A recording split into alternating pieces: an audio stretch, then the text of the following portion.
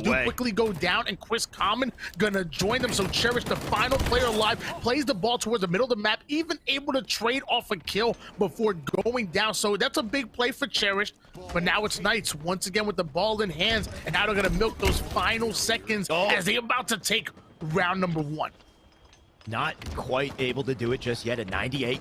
Atso with an opportunity there, though. He's snuffed out by a red player. You can see he did get stopped. So ball going to get rotated right back into Pipes. I think the biggest question here, at this point, you do expect Knights to find an opportunity and close it out. But can Oxygen adapt? That's the real key, right? A massive pace, or very, very high-speed pace that Knights have set, but there's still time to adapt here. Well, as you say that, Drift and Tapping Buds do end up getting back-to-back kills. Gambino puts the third one down, and that's going to put it out of reach for Oxygen Esports, at least in round number 1. Your Pittsburgh Knights looking good. Right, so here's the question for Oxygen, right? Round 2, they got kind of snuffed out. Round 1, they could not break the setup. They can't let that happen to them in round 2, so where's the adaptation? Can they put it together off the opening strat? Of course, on board with Cherished. They're going to drop a nade down below to join his teammate up top for an A-side push. Got a battle going down in Attic as well. Looks like Haynes does lose that one. Because of that, you can see PK going to bounce out with Camo and the ball. Ball in the hands of Drift. Once again, your Knights in their setup already. Atso gets the kill on Cherish, and Gambino still with the camouflage in hands. Oxygen Esports are having a real tough time with your number 1 team coming out of Latin America. This is rough. You see him spawning in long haul. You got tapping buttons with a mangler in the back pocket, so you know if somebody gets to that doorway, he's in trouble. That's a shock rifle as well, and I'm pretty sure Drift would be the one to have it. Might have been Atso. Looks like he does die to nades. Maybe this is an opening here for Oxygen. You can see they're starting to push. Tapping gets a big kill over on A side. The shock in the hands of Cherish. And Cherish, he needs to pop off. He can't do it. And if Drift got that kill, Drift might be the one with the shock, and you got to watch out for this man. 34-0 in favor of your Knights roster, but they did momentarily go 2 down, and we're going to see if Oxygen Esports can simply take advantage of that, as Drift getting right into the face ends up taking down Haynes. Name going to join him. Atso across the map watching the cross, but finally Oxygen Esports looking good in the Slays department. As I say that, they quickly go 2 down, and Knights once again going to take advantage. Knights just finding these full slay opportunities, and like you said, taking full advantage of the ball time gained off it. Now they got to set up an A side, and Oxygen going to try once again to push. You got Cherish coming in from down low. Common in a big 1v1. He can't win it, so Drift's gonna get a little more time. Thankfully, I think Cherish might have been able to pick up the kill. Is it enough? They'll bounce the ball out through center map just to bait it. Camo spawning as well, though, so everybody does need to be in the center to pick that up. Atso the first one to go down, so Oxygen Esports need to take advantage of some of these numbers. Drift gonna answer right back. Haynes somehow gets the cleanup on Gambino. Meanwhile, on screen, off the screen, Drift takes down Names. So a killing spree being earned by young Matthew, having the ball in hands. He's 7-4, has the ball in hands. Haynes is really gonna take this game into his own hands. That's the kind of stat line you need to see out of Haynes here, right? He drops a double kill, third kill shortly after, man with a spree, and like you said, 7-4. Name, unfortunately, 0-6. Does have 3 assists to his name, but they got to start slaying. They got to win the fight here, because you can see PK heavily in advantage in their slays, and they've got this setup once again because of a Gambino with a mangler. There's a nice little stick. That'll allow them to break through the doors a bit, but you can see they're getting ready to play the ball out. Big fight going down in A there. Haynes not worried about it, though. He'll take his fight in center map, the grapple as well, and maybe Oxygen got a setup here. And Haynes getting ready to grapple that shock rifle over towards himself. Meanwhile, Common providing some cover fire here right underneath them. Beautifully played by Oxygen Esports, but the air is being sucked out of the room. Knights are getting the slays that they need to break the setup. That ball ends up being played towards the middle of the map as PK are repulsing and nading and shooting and gets the double kill. Does Atso. Beautifully played by Knights. 3 down. Go Oxygen Esports. PK are looking ruthless. You see them take that fight in A. Thankfully, we get some big plays coming out of Common bottom mid just to lead a couple players, get the ball back out to center. But as we say it, Tapping, he's got angles. And look at the shots cross map. Thankfully, they back Tapping down. And that's a step 1, right? If you can back a main slayer on a team down in a fight like that, you might be able to whittle the resources. Though, as I say it, 2 die, and things looking rough for Oxygen once again. Yeah, that's the one thing about PKs. They play so lights out when it comes to that teamwork and collapsing together. They play an unselfish brand of Halo, but when it comes to this individual gunfights, they can win those as well. And that's the reason why they're up in the series right now. 75-33 lead in favor of Knights, and no sign of slowing down whatsoever. What a setup they got too. Positioning an Addict. Drift with a big flank right there, and he stayed alive. Because Drift lived, he's looking for more. That ball still up at Addict. Looks like it did go down, so Knight or Oxygen might be able to get some sort of a hold on it. But they are down resources somewhat. You can see Haynes going to back out, bring it back-to-back pipes here. They got to play perfect, though, once again. 87 on the board here for Knights. One good setup. That's Curtains. Well, I love the fact that Haynes quickly rotates the ball from the gold side of the map over towards his spawning teammates here over towards the elevator. You never want to be in a perimeter with the ball. You want to get that ball towards the middle of two perimeter players on your team, as they're actually really rotating that away from the spawning Knights, who actually spawned all the way towards the gold side, so making this as long as possible for them to have to rotate over. But Gambino laying down the law with the Mangler. He's going to be taken down. Yeah, thankfully for Oxygen, they managed to shut Gambino down early on there. That could have been rough. You see him repulsing out there, going up and down, such a nuisance.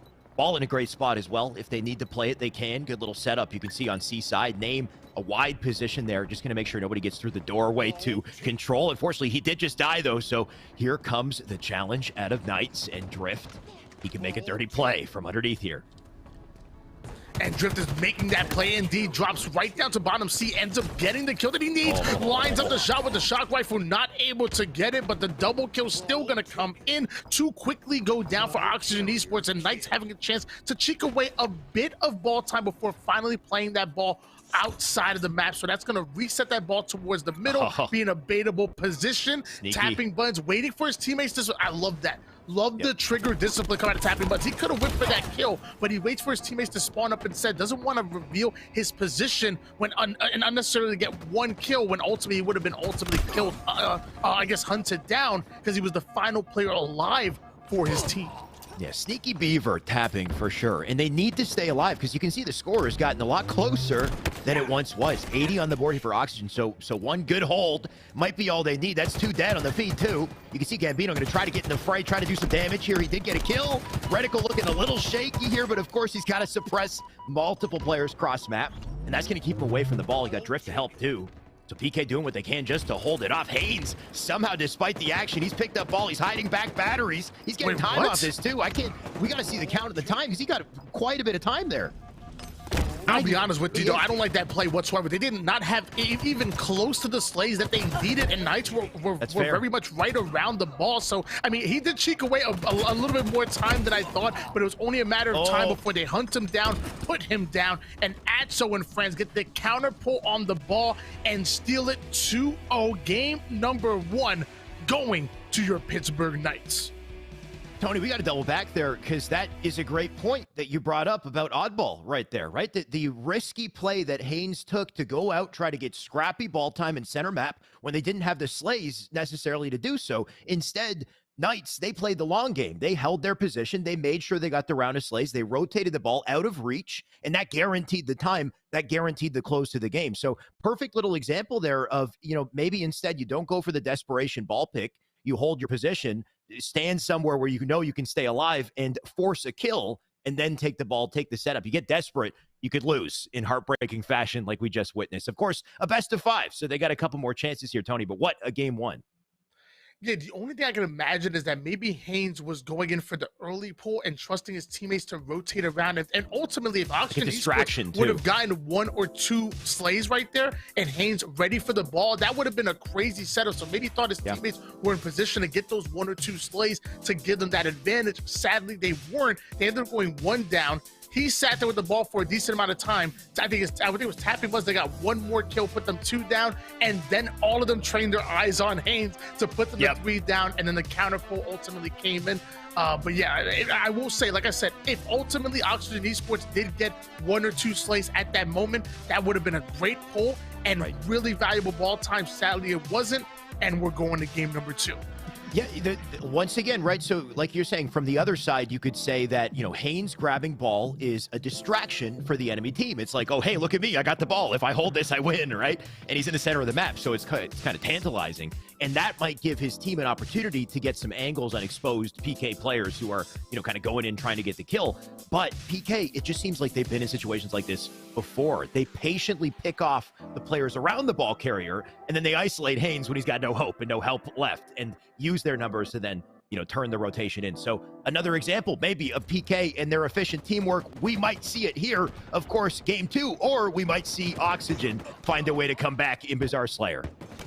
Well, speaking of isolating gunfights, this is definitely a map that's going to require both of these teams to do just that. It's a really wide open map, so you have to force those isolation plays and get those ISO kills for yourself. Otherwise, you can be on any side of the map and really get a nice bird's eye view on anybody. So usually it's a high damage for everybody here. And we're going to see who can ultimately get those 1v1 gunfights and then apply that pressure and control the spawns. Gambino doing a great job of putting down the shots over towards the Rocket side. Off-screen, Common takes down tapping buttons, and Knights go 3 down, and that's going to be a 4-kill lead here for Oxygen Esports. That's the exact answer that Oxygen was looking for off the opening. Now it's just a matter of how they play the opening they've been given.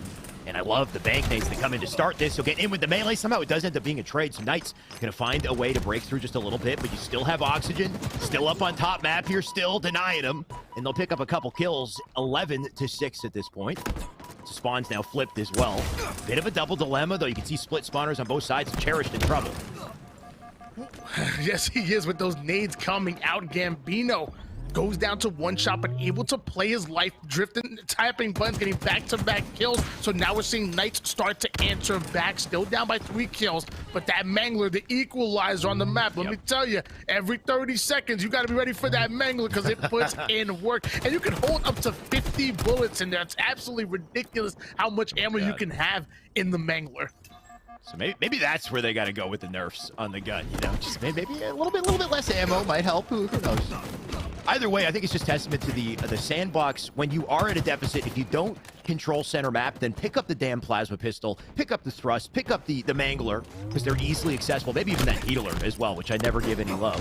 But there's always an opportunity for these weapons. If you earn back center, you can control the game. And right now, no team has an opportunity to control. You can see it's very close. But that OS is going to be up shortly. Actually, it's up. It looks like Name has it.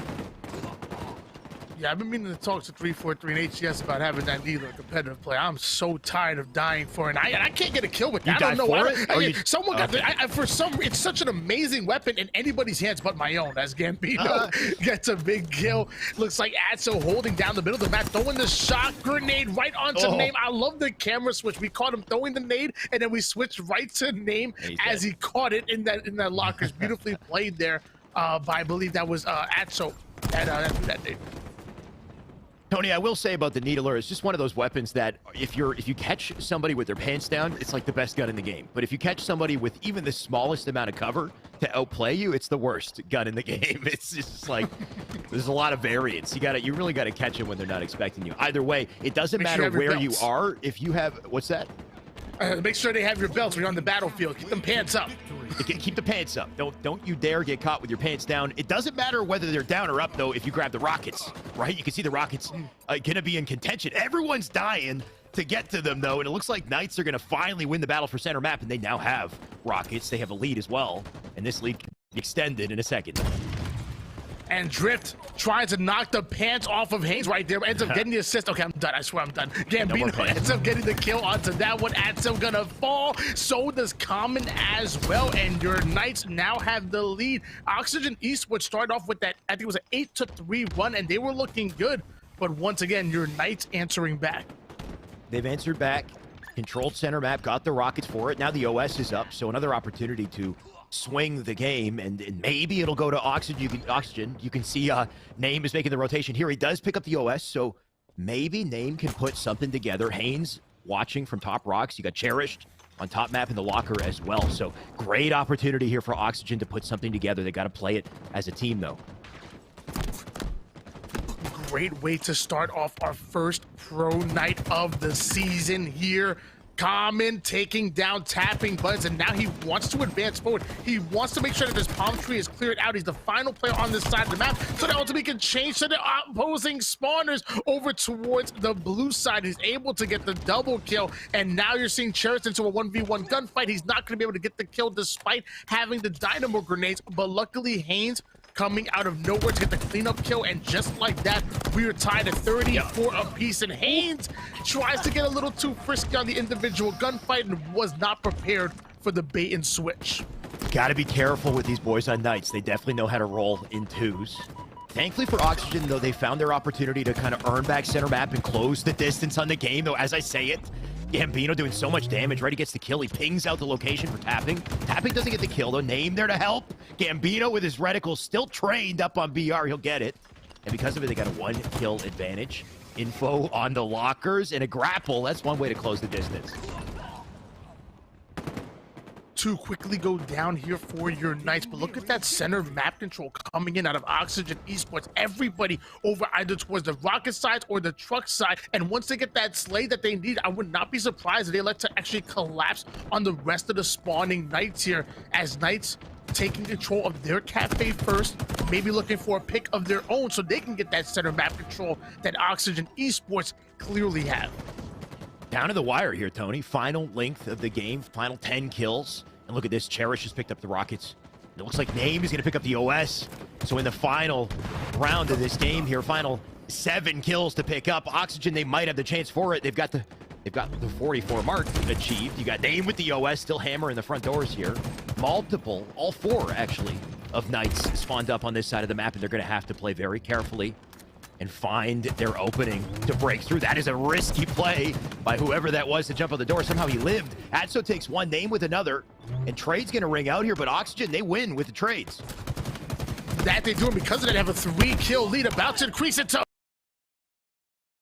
4, but the clutch comes out. Trades go in, but still the trade ultimately going in favor of Oxygen Esports, holding on to that 3-kill lead. Haynes going in for the challenge onto the pillar side. Adso gonna put him down, but luckily Name coming in for that cleanup. Cherish ends up taking down 1. The last one goes down, and it's a 50-46 win for Oxygen Esports. We're tied up in the series.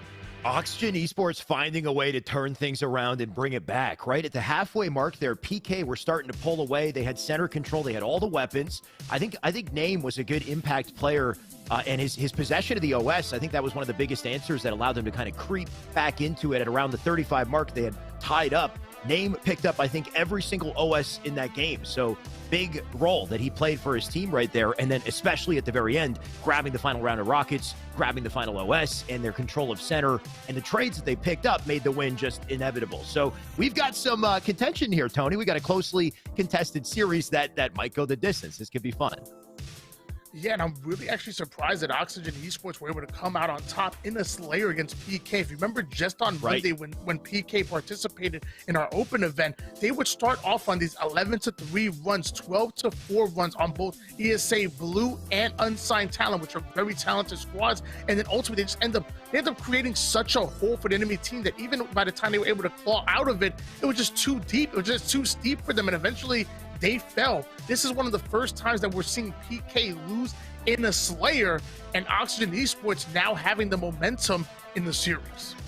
Tony, I remember you told me back in Halo 5, PK Slayer was one of their weaknesses for PK. That was very different on Monday, right? On Monday they popped off, but like you said, all of a sudden, Bizarre Slayer, they couldn't hang with Oxygen. Oxygen clutched up. I think the biggest difference maker, I think usually the maps that PK tend to excel are the maps with the sniper. If we get a Slayer on like a recharge or a Slayer on live fire and you give that to Drift, the man is a machine. Or Tapping Buttons, they're a machine with those weapons. Slayer on Bizarre, very different. And then Street Strongholds, I mean, who knows?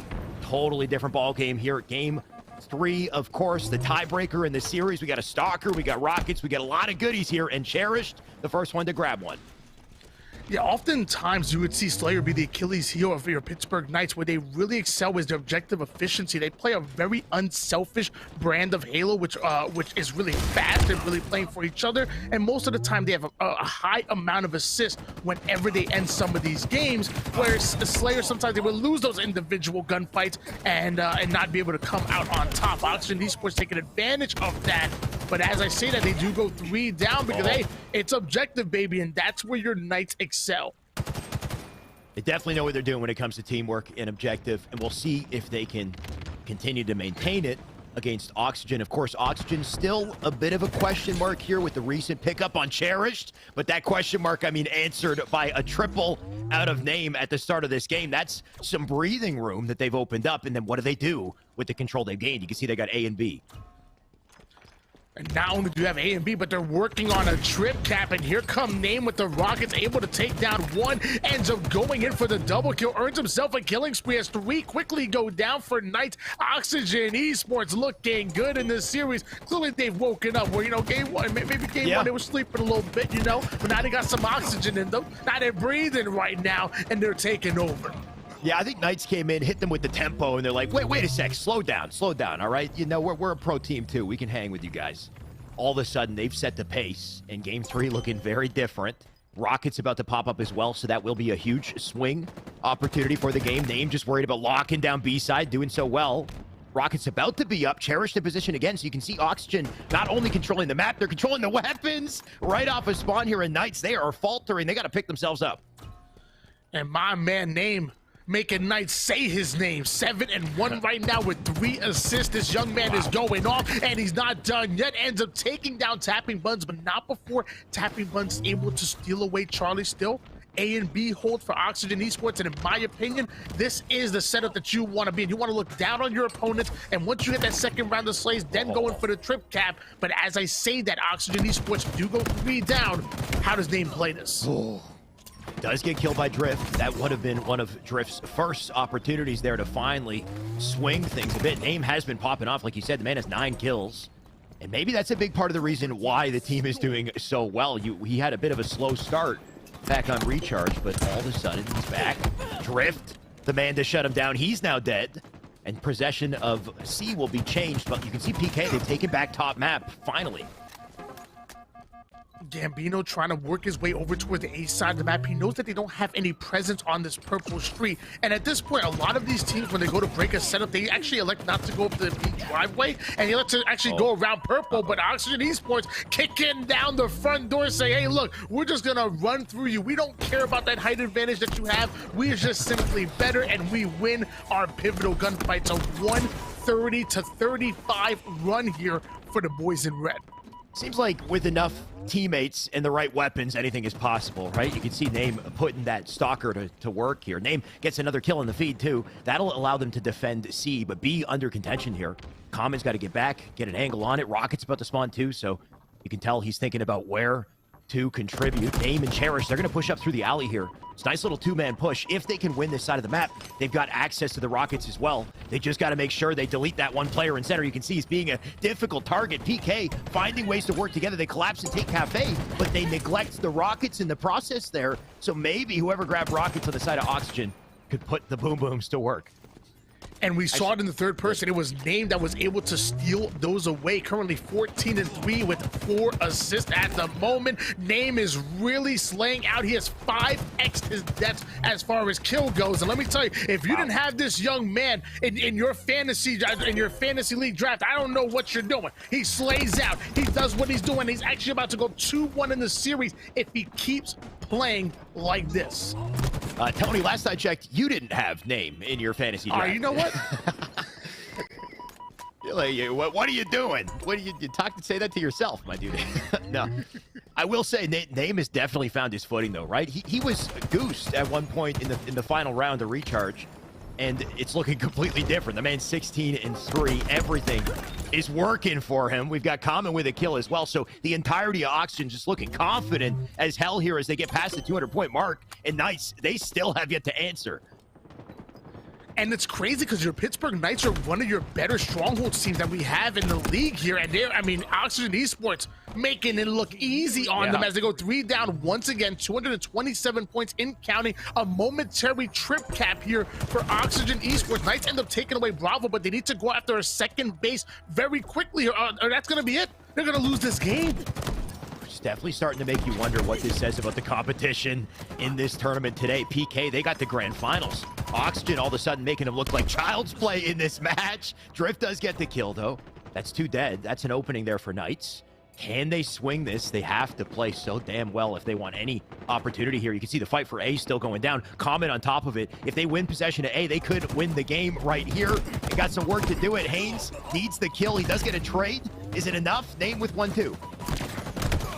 Name clearing out Alpha, but it looks like he is going to be dropped quickly. But another 3 down, go Knights. You see Cherish starts to advance forward over towards Tires, and Haynes is going to be right behind him. Cherish laying down the law with the Rockets. All right, hey, Oxygen, I'm just saying. I'm just saying. I know you guys are looking for your fourth. Cherish is on. You guys are running games, but I hit Rockets and my DMs are open. Name, you already know. I passed you the host today. Slide into them DMs. I'm just saying. I'll take a little Oxygen money and cast at the same time. I could do it.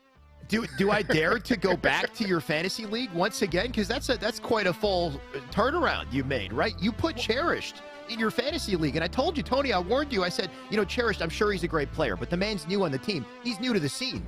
You can't just put him in your fantasy if he hasn't proven himself multiple times over. And in that game, in my opinion, I mean, he didn't need to prove himself because Oxygen still dominated, but Name ran the show. I would have gone with tried and true players in my fantasy. That's all I'm saying.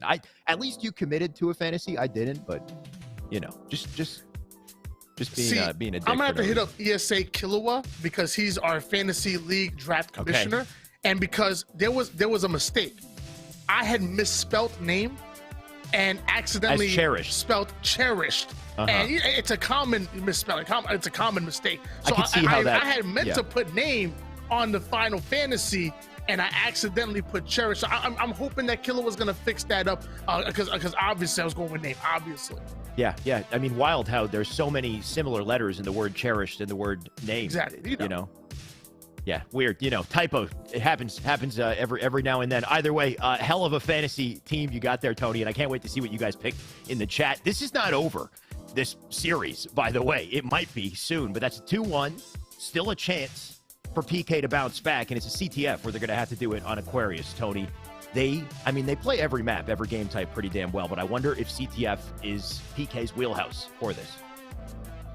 I mean, it is a capture the flag. It is an objective, so it's supposed to go in favor of your Pittsburgh Knights. I mean, they did ultimately win oddball, but I'm not going to lie to you. I mean, they got manhandled here on Strongholds, and that's a game type that Knights really, it's kind of their specialty. The Knights almost remind me similar to like a KCP roster, always playing very fast, always playing for each other, and when they get into those individual gunfights, they can usually hold their own. But Oxygen Esports just playing at a whole nother level that, quite frankly, I haven't seen before. Don't get me wrong, I think Swish was excellent on this roster, but maybe Cherished plays a little bit faster, like a different brand of Halo that ultimately Oxygen Esports wants to play going forward. I mean, on top of that, the point is, in the end of the day, it takes time to build chemistry with your team, whereas a team like Knights, they got plenty of chemistry. It looks like they've lost a little bit of that chemistry, though. One player did drop out temporarily. They're going to come right back in. We're going to reset it once again. I've been thinking, of course, we've watched PK over the last, I want to say, it feels like several years, but it's only been, what, like two years maybe, that we've watched PK play Halo 5. Out of all the maps and game types that play most like Halo 5, I think this is it right here, Aqua CTF. You got thrusts on the map. It's just all BR gun, kind of like Halo 5, which is just all Magnum, right? You get a couple weapons here and there, but it's mostly just the Magnum. And then your thrust, Halo 5 movement, 101. Very fast-paced flag map too. So we'll see. Like you said, this is PK's their chance to really win it and bring it back.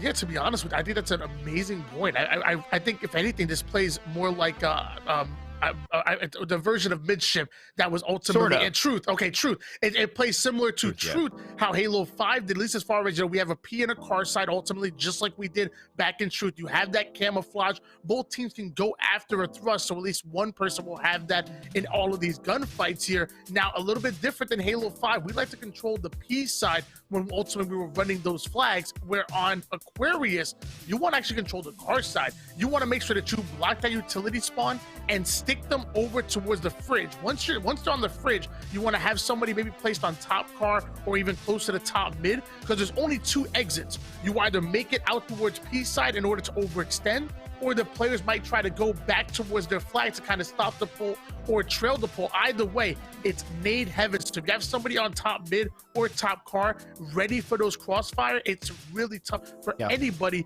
to fight off of those fridge spawns. I mean, that top mid pink 2 position is a beautiful spot though, right? Because if you do force the fridge spawn, they have no choice but to either go back to base or to go up the stairs. If they're coming up the stairs, you're that guy on top mid. That's bank nade opportunity, right? Hit that nade off the floor, have it blow up on the staircase. You can pick up an easy kill as they try to escape or try to get through P1. You're that first line of defense who has the awareness, has the info. So very important to have that coverage, I'd say, up to P2, but whether or not you go down the stairs, typically you come out to the center instead of going down the stairs, leave the fridge open, let the enemy spawn there, let them get stuck there, right? So we'll see. It's typically a strategy that most teams will opt to set up or look for, but whether or not they get that kind of setup depends on their teamwork, their slaying power. So let's see it right here in our little reset of our game 3 or 4. And also, we talked about that car control, and I actually almost forgot to mention the dynamo grenades and how strong those can be. I mean, the value you get out of the nades, they do tons of damage. They slow down your opponent and give you an audio cue when they're actually hitting somebody with a audible tick, which, let me tell you, once I start hearing those ticks, I start flying. That means somebody's one shot. I need to get in there as Haynes advancing forward with the sidekick in hands. Another weapon that I'm starting to add to my repertoire. I used to ignore the sidekick for a bit, but let me tell you, the TTK is really fast if you can hit those shots. Sidekick is nasty, man. You can just spam it, especially close range, too. Even with the bloom, if you're just spamming away, you're going to drop those shields so damn quickly. So you will see players take advantage of it, especially on these flag runs in defense. We got a run coming through as well, right through util. Drift with a great line of defense, too, going to help escort this flag. Overextension already coming through, though, so Oxygen getting ready to, at the very least, try to get a touch here. You can see they are in position back base. They might need to curb slide it out. Flag does go through. Drift in the back of the base to make sure they delete them. As long as PK get the slays here, they will get access for the return, but Oxygen doing what they can to try to make it tricky, though they do die. And let me tell you, your Knights are really winning out the Slays battle, and that's the reason why they're able to put the first cap on the board here. 1-0 lead for your Pittsburgh Knights. Cherish, the newest member of Oxygen Esports, now advancing forward over towards the flag, has to dodge a couple of grenades as he's running. Goes down to half shields and able to get it all the way towards utility, but he hasn't got his shields back just yet. Still elected to go down the ramp. Don't think he's actually died yet. I know camouflage is coming up very soon, so Oxygen Esports having an opportunity to answer back. Oh, he's got it right there. No PK, they're on top of the flag though. Last second, PK managed to get the defense they needed to get back onto the flag and stop the counter cap opportunity. They are committed to the base. You can see multiple there getting ready to pick up the flag though. Camo is up. Center map as we say it though. Gambino, look at this. He's already in position. So PK, not only do they have the attention to detail to put on the pressure, stop the flag, get a pull of their own, you've got Gambino who's positioned in top mid with the camo. I mean, he's fumbled a little. Oh no, okay, he got a trade. Is that enough though, right? That slowed their roll a little bit, and Cherish got a huge kill. Utility name is there for Re, so maybe Oxygen they turned that around. His name might be Chris Common, but that was a super rare play right there, putting Gambino down despite Gambino having the camouflage. Wow. But missing that melee was crucial for him. Meanwhile, Name hits his melees, gets himself a double kill, listening towards his teammates, and nets him another kill onto Atso, takes down 3 out of 4 members by himself, and is distracting the enemy team spawning over towards the fridge as that flag is over. Again, this is what we talked about before, forcing the spawns over toward the fridge and immediately applying pressure. However, Oxygen Esports have gone 3 down. Man, slight mistakes are a death sentence in pro play, though, Tony. That little mistake at a Gambino, they lost their flag opportunity, and they might end up losing this this point as well. You can see Haynes right in position to slide it in. He just manages to make it, and because of it, they now tied up the game. But you always have to be ready for the threat of a counter cap. Look at the position in Gambino. Top mid, once again, getting ready for the pink side overextension. Flag already out through car. So Knights, what a beautiful answer. They immediately collected the flag. Multiple gonna die, those 3 dead. Flag almost there, so Oxygen, maybe last second, they can break hearts here. Well, maybe that's why you accidentally called them gamble. That was a high-risk, high-reward play, and sadly did not work out in favor of Knights. Cherish ends up holding down P-side, but he's going to be hunted down by Drift, and looks like Haynes, the final player alive. Aldo gets the trade, ultimately 4 down go Oxygen Esports, and Knights having an opportunity to answer back of their own. So defense now turns to offense. Gambino takes down Name. That's the initial pick that they need to start to get aggressive. So far, we've seen a couple great opportunities out of PK that they haven't quite been able to succeed with. Maybe this is the 3rd time and the charm here for the team, because 3 just died. Name's still up. Somehow gets a kill in utility. And this is where things get difficult, is can they get that clean pull? As you see, they're now dropping like flies in the feed. Gambino, he will take 1, but that is only a trade. That's not enough to get back the map. And now all of a sudden, Oxygen, they got utility. They got an opportunity for a push here.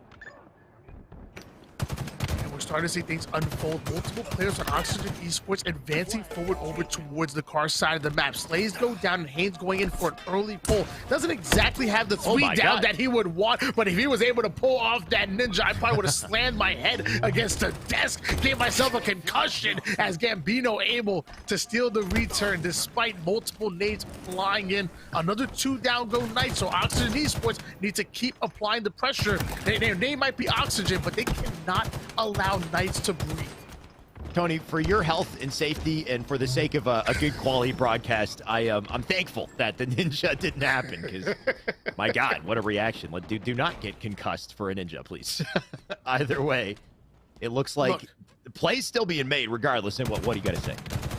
As a professional caster, I'm ready to die for an amazing a good play. Okay? For an amazing play. I want to die in the casting booth. Okay, if you're gonna die in the casting booth on the main stage on land with hundreds of thousands. Well, I mean, you'd be immortalized for it, but you know, at least you made it, my dude. Either way, we'll see who makes it by the end of this exhibition today, because what a close match we witnessed. Camo is up in center. All tantalizing. Who's going to grab it, though? Haynes with quite a little flank here. He picks up a kill because of it. Look at the pressure he's now putting on the Knights. Haynes doing a great job of putting damage on multiple targets. He ends up going down, but the damage has been done. They momentarily went 3 down. Atso, the lone survivor here of Knights, defending the base well, but Cherish making plays with the camouflage. I'm liking what I see here. Quickly 2 down go Knights, and Cherish ends up getting the assist on the 3rd one. The flag not pulled yet. It looks like there's a player in the back of blue chasing down a 1-shot, and then tapping Buzz, the player that was being chased, comes out the front door and gets the slay on the flag runner, but it looks like it is going to be relayed here, Alex, and that flag makes it towards the 50% portion of the map and beyond. Oh, yeah, looks like Knights managed to get that flag just far enough to be collected and planted in. Finally, we got a 2-1 as someone breaks the tie on the side of PK, but how long does that last? You can see Gambino looking to extend the lead, right? So somehow they fought off the count. Actually, no, I take it back. Gambino looking to tie things up. This is the issue here, right? Is the counter potential. And as I talk about that counter potential, there's an overextension happening from Oxygen, who are looking to stop the counter and get another flag of their own.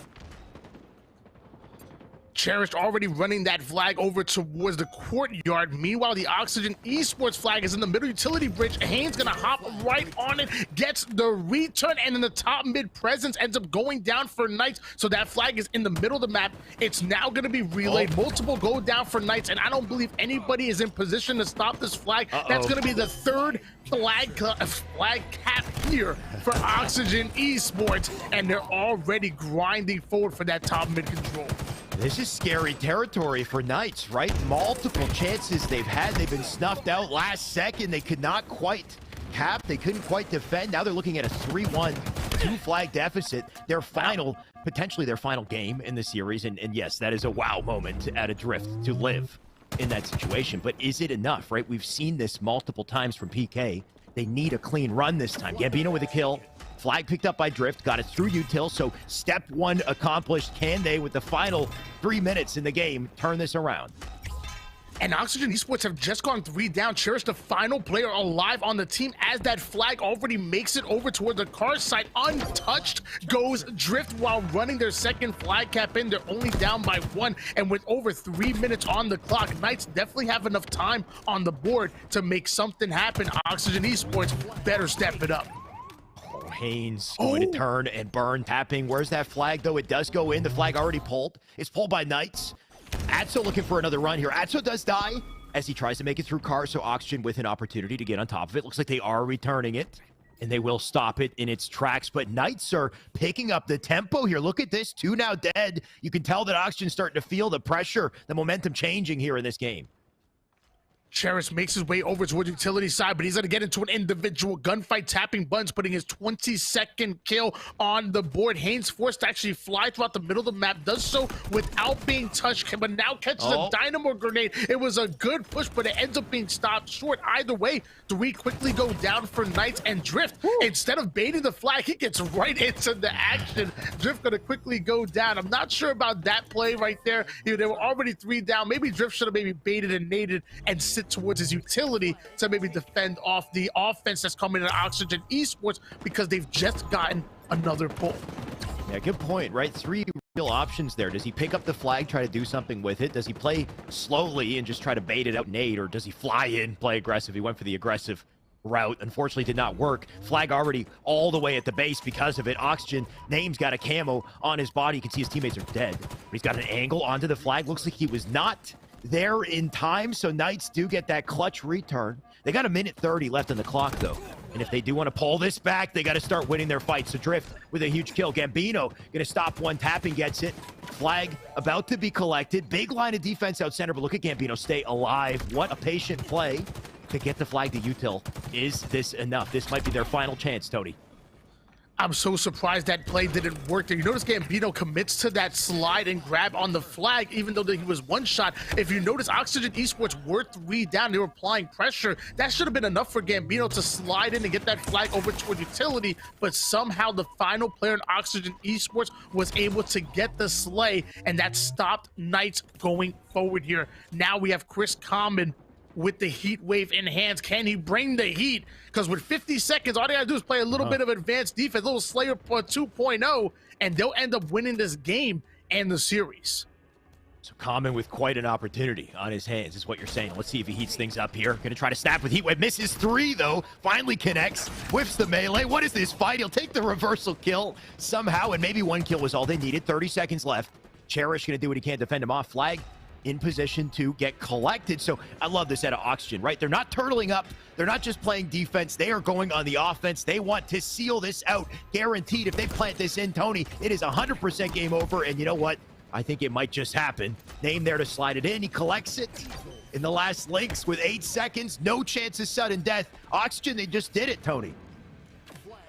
That they did. Oxygen Esports win the game and the series, and it's single elimination. I apologize, Knights. We're happy you showed up, but it looks like you're going home. Oxygen Esports already making it into the finals, and we'll wait for the matchup between, I believe it's ESA Blue and Team Exit. What a match to start, Tony. PK, a grand finalist in our tournament on Monday. They didn't get to face Oxygen. Oxygen, a big question mark, right? Especially considering they have a bit of a different roster this time. Swish, no longer on the team. We've got Cherished. Cherished, I don't know who this is. Tony, you might know him, but this is a new blood, I'd say, in the mix, and a very talented player at that. And all of a sudden, Oxygen come in and surprise us and take down PK. So PK maybe didn't expect to go down as early as they did, but that's just, I guess, how the cookie crumbles in our exhibition. Tony, one team a step closer to 500 in their pockets. But now, like you said, it's up to the matchup between ESA and XSET. I wonder how that's going.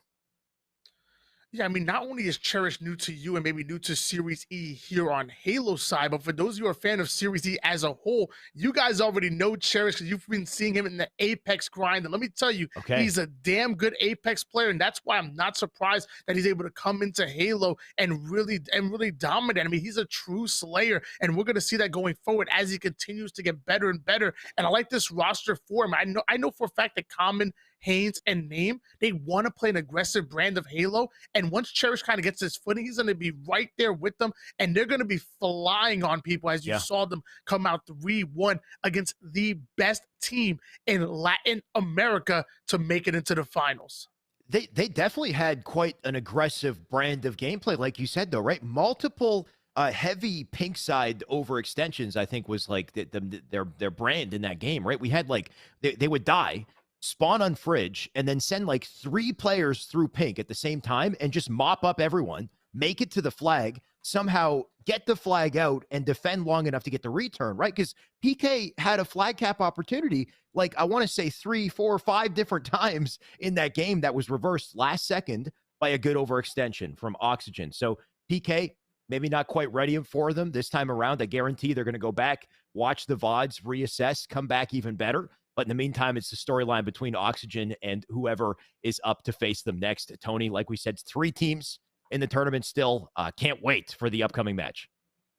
Yeah, I decided to make my camera blurry so you can see how fast the Knights got knocked out of this tournament. It was quick. Very I mean, they made it to the grand finals literally just a couple of days ago in our open event, and then quick, in a blur, in a flash, they're ultimately gone from our tournament here. And Oxygen Esports stamped their ticket in the finals.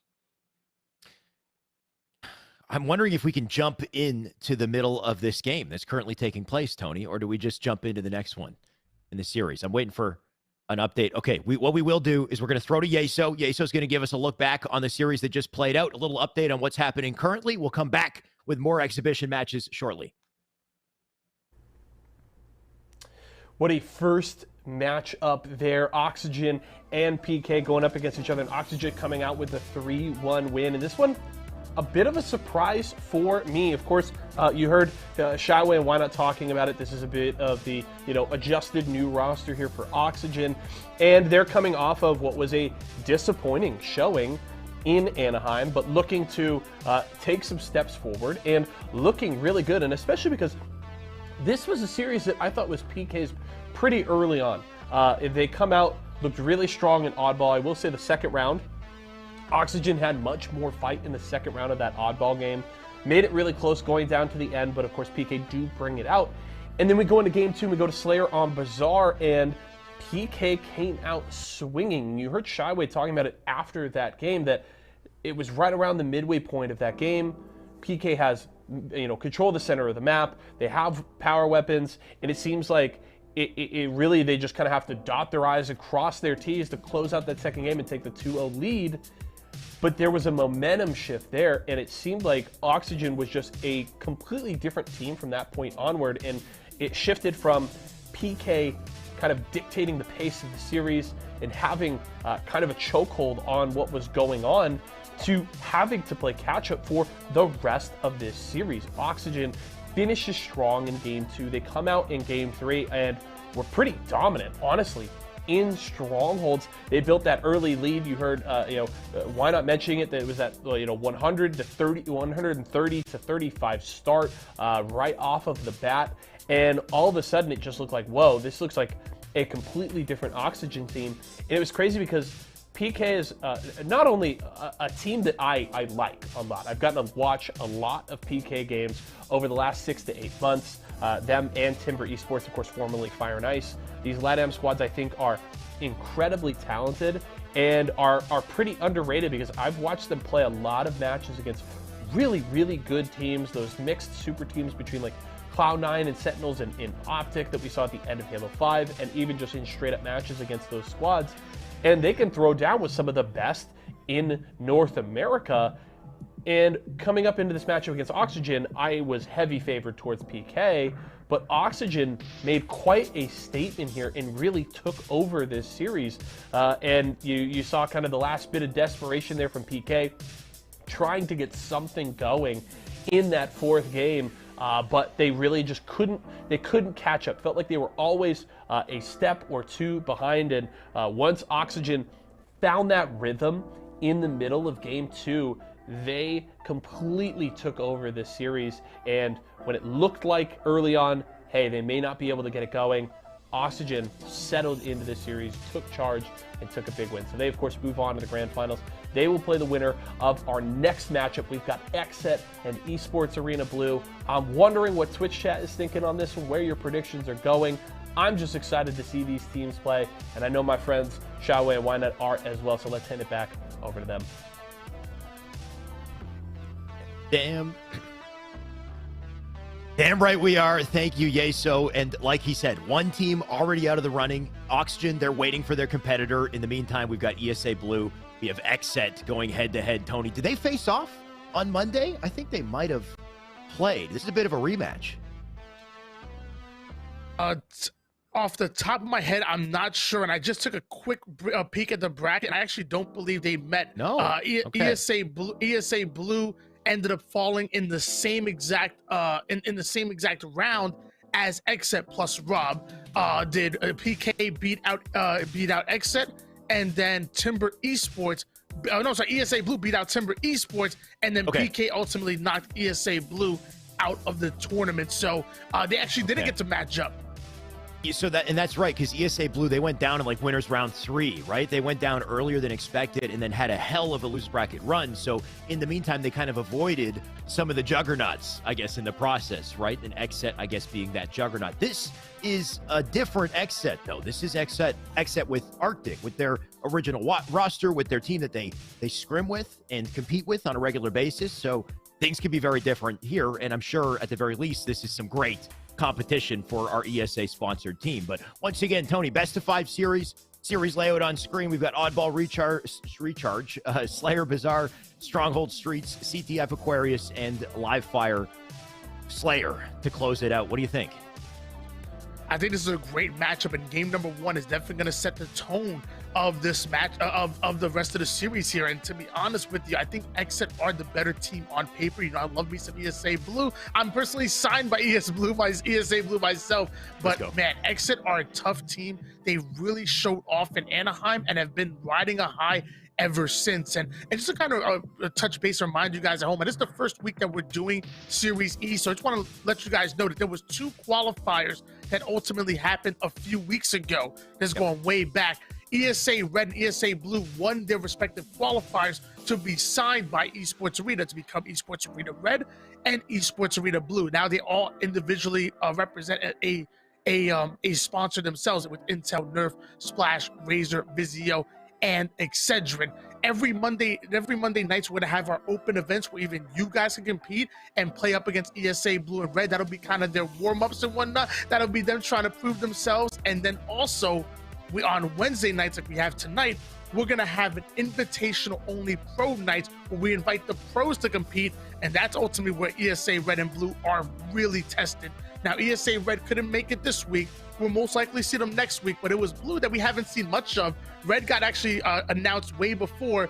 Blue was on the next week, so we got to see what ESA Blue's all about. This is their week right here.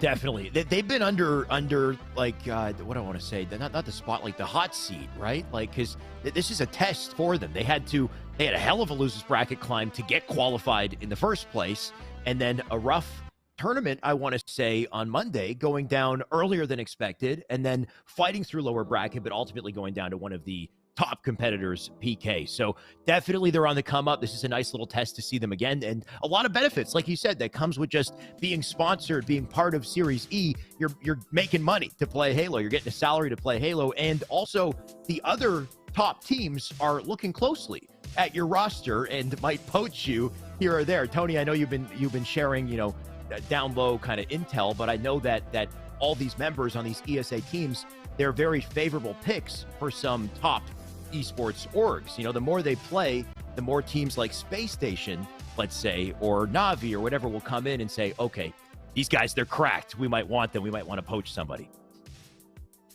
Navi's a European No, I just team. no. Man, I know exactly what you meant. I'm totally joking. Yeah, but yes, I mean it's I'm happened. sure Navi is very comfortable the way they are, for the record. I know, You didn't but get any intel from me. like you alluded to, I mean, this has happened before over in Series E, over on the Apex side. Literally, Right. the number one team from Series E ended up being signed by Esports Arena themselves. Velhurst, the ends up getting taken to TSM when Snipe Down leaves Apex, comes back to Halo. Thank goodness we missed you. So Velhurst gets poached from that team. Then they get a new third. Then that entire new third gets poached by an entirely new org. So then they have to come up with a whole new team. And they ultimately, Esports Arena did do so, and they're doing very good. I think they placed third place in the last big playoffs that Apex had. So yeah, I mean, Esports Arena is a semi-professional league, but at the same time, you know, you bring your talent to us. We give you a spotlight to show off, and hey, you might get signed or you might get poached. Either way, Esports Arena wants the best for you. So if you guys are competitors, come on in on the Monday nights, show up on the Wednesday nights, Right. and scout out your talent, and make sure you play in these qualifiers so ultimately you can get sponsored and paid to play. You gotta love it, Tony. ESA just making legends, right? Like, you know, way down in the future, you take some of these players that continue to level up, get poached by a top team. ESA, you know, they hit them up, say, "We made you." By the way, just, you know, send them one of those DMs. No, I'm kidding. Either way, it's just great to see so much new talent on the come up. Thankfully, due to the opportunities that ESA is giving them with these tournaments. Of course, speaking of opportunities, we still got our show, Tony. We still got our exhibition match. I guarantee it is almost ready to go. And as soon as it is, we are going to jump in a best of 5 series, a single elimination series as well. Whoever wins, they move on to grand finals. Whoever wins gets the entire prize pool too. And in the meantime, looks like we completely changed the series layout as well. Let's get a whole new layout, Okay. Tony. I'm okay with that. New maps, new game types. And out with the old, in with the new. We got CTF Bizarre, Slayer, Aqua, and Oddball Live Fire as the first 3. Yeah, I will say, although Bazaar is not my favorite map for game number 1, we're going right into Aquarius, which is one of my favorites, then into Live Fire and Recharge and Street. So I think I like this layout a little bit better than the last one, minus CTF Bazaar. Not my exact favorite, to be honest with you. Sure. But the rest of it, really, really good. And mind you, for this pro night, you know, we carefully picked these teams. We did them for a reason. Number one, PK not only has been with Esports Arena for so long, even going back to Halo 5, but they really showed off on Monday night, making it all the way to the grand final. So that was kind of a no-brainer to invite them here to Pro Night, the number 1 Latin American team. Then Right. we went over to Exit. Now, Exit literally ripped house in Anaheim, has been placing back-to-back amazing placing. They actually won the Open before, and I believe they're going to try to go back-to-back as far as wins with tomorrow's top 8 of the Open that started on Sunday. So that's going to be huge for them, hopefully. So we had to invite Exit as well because they've really been on a roll.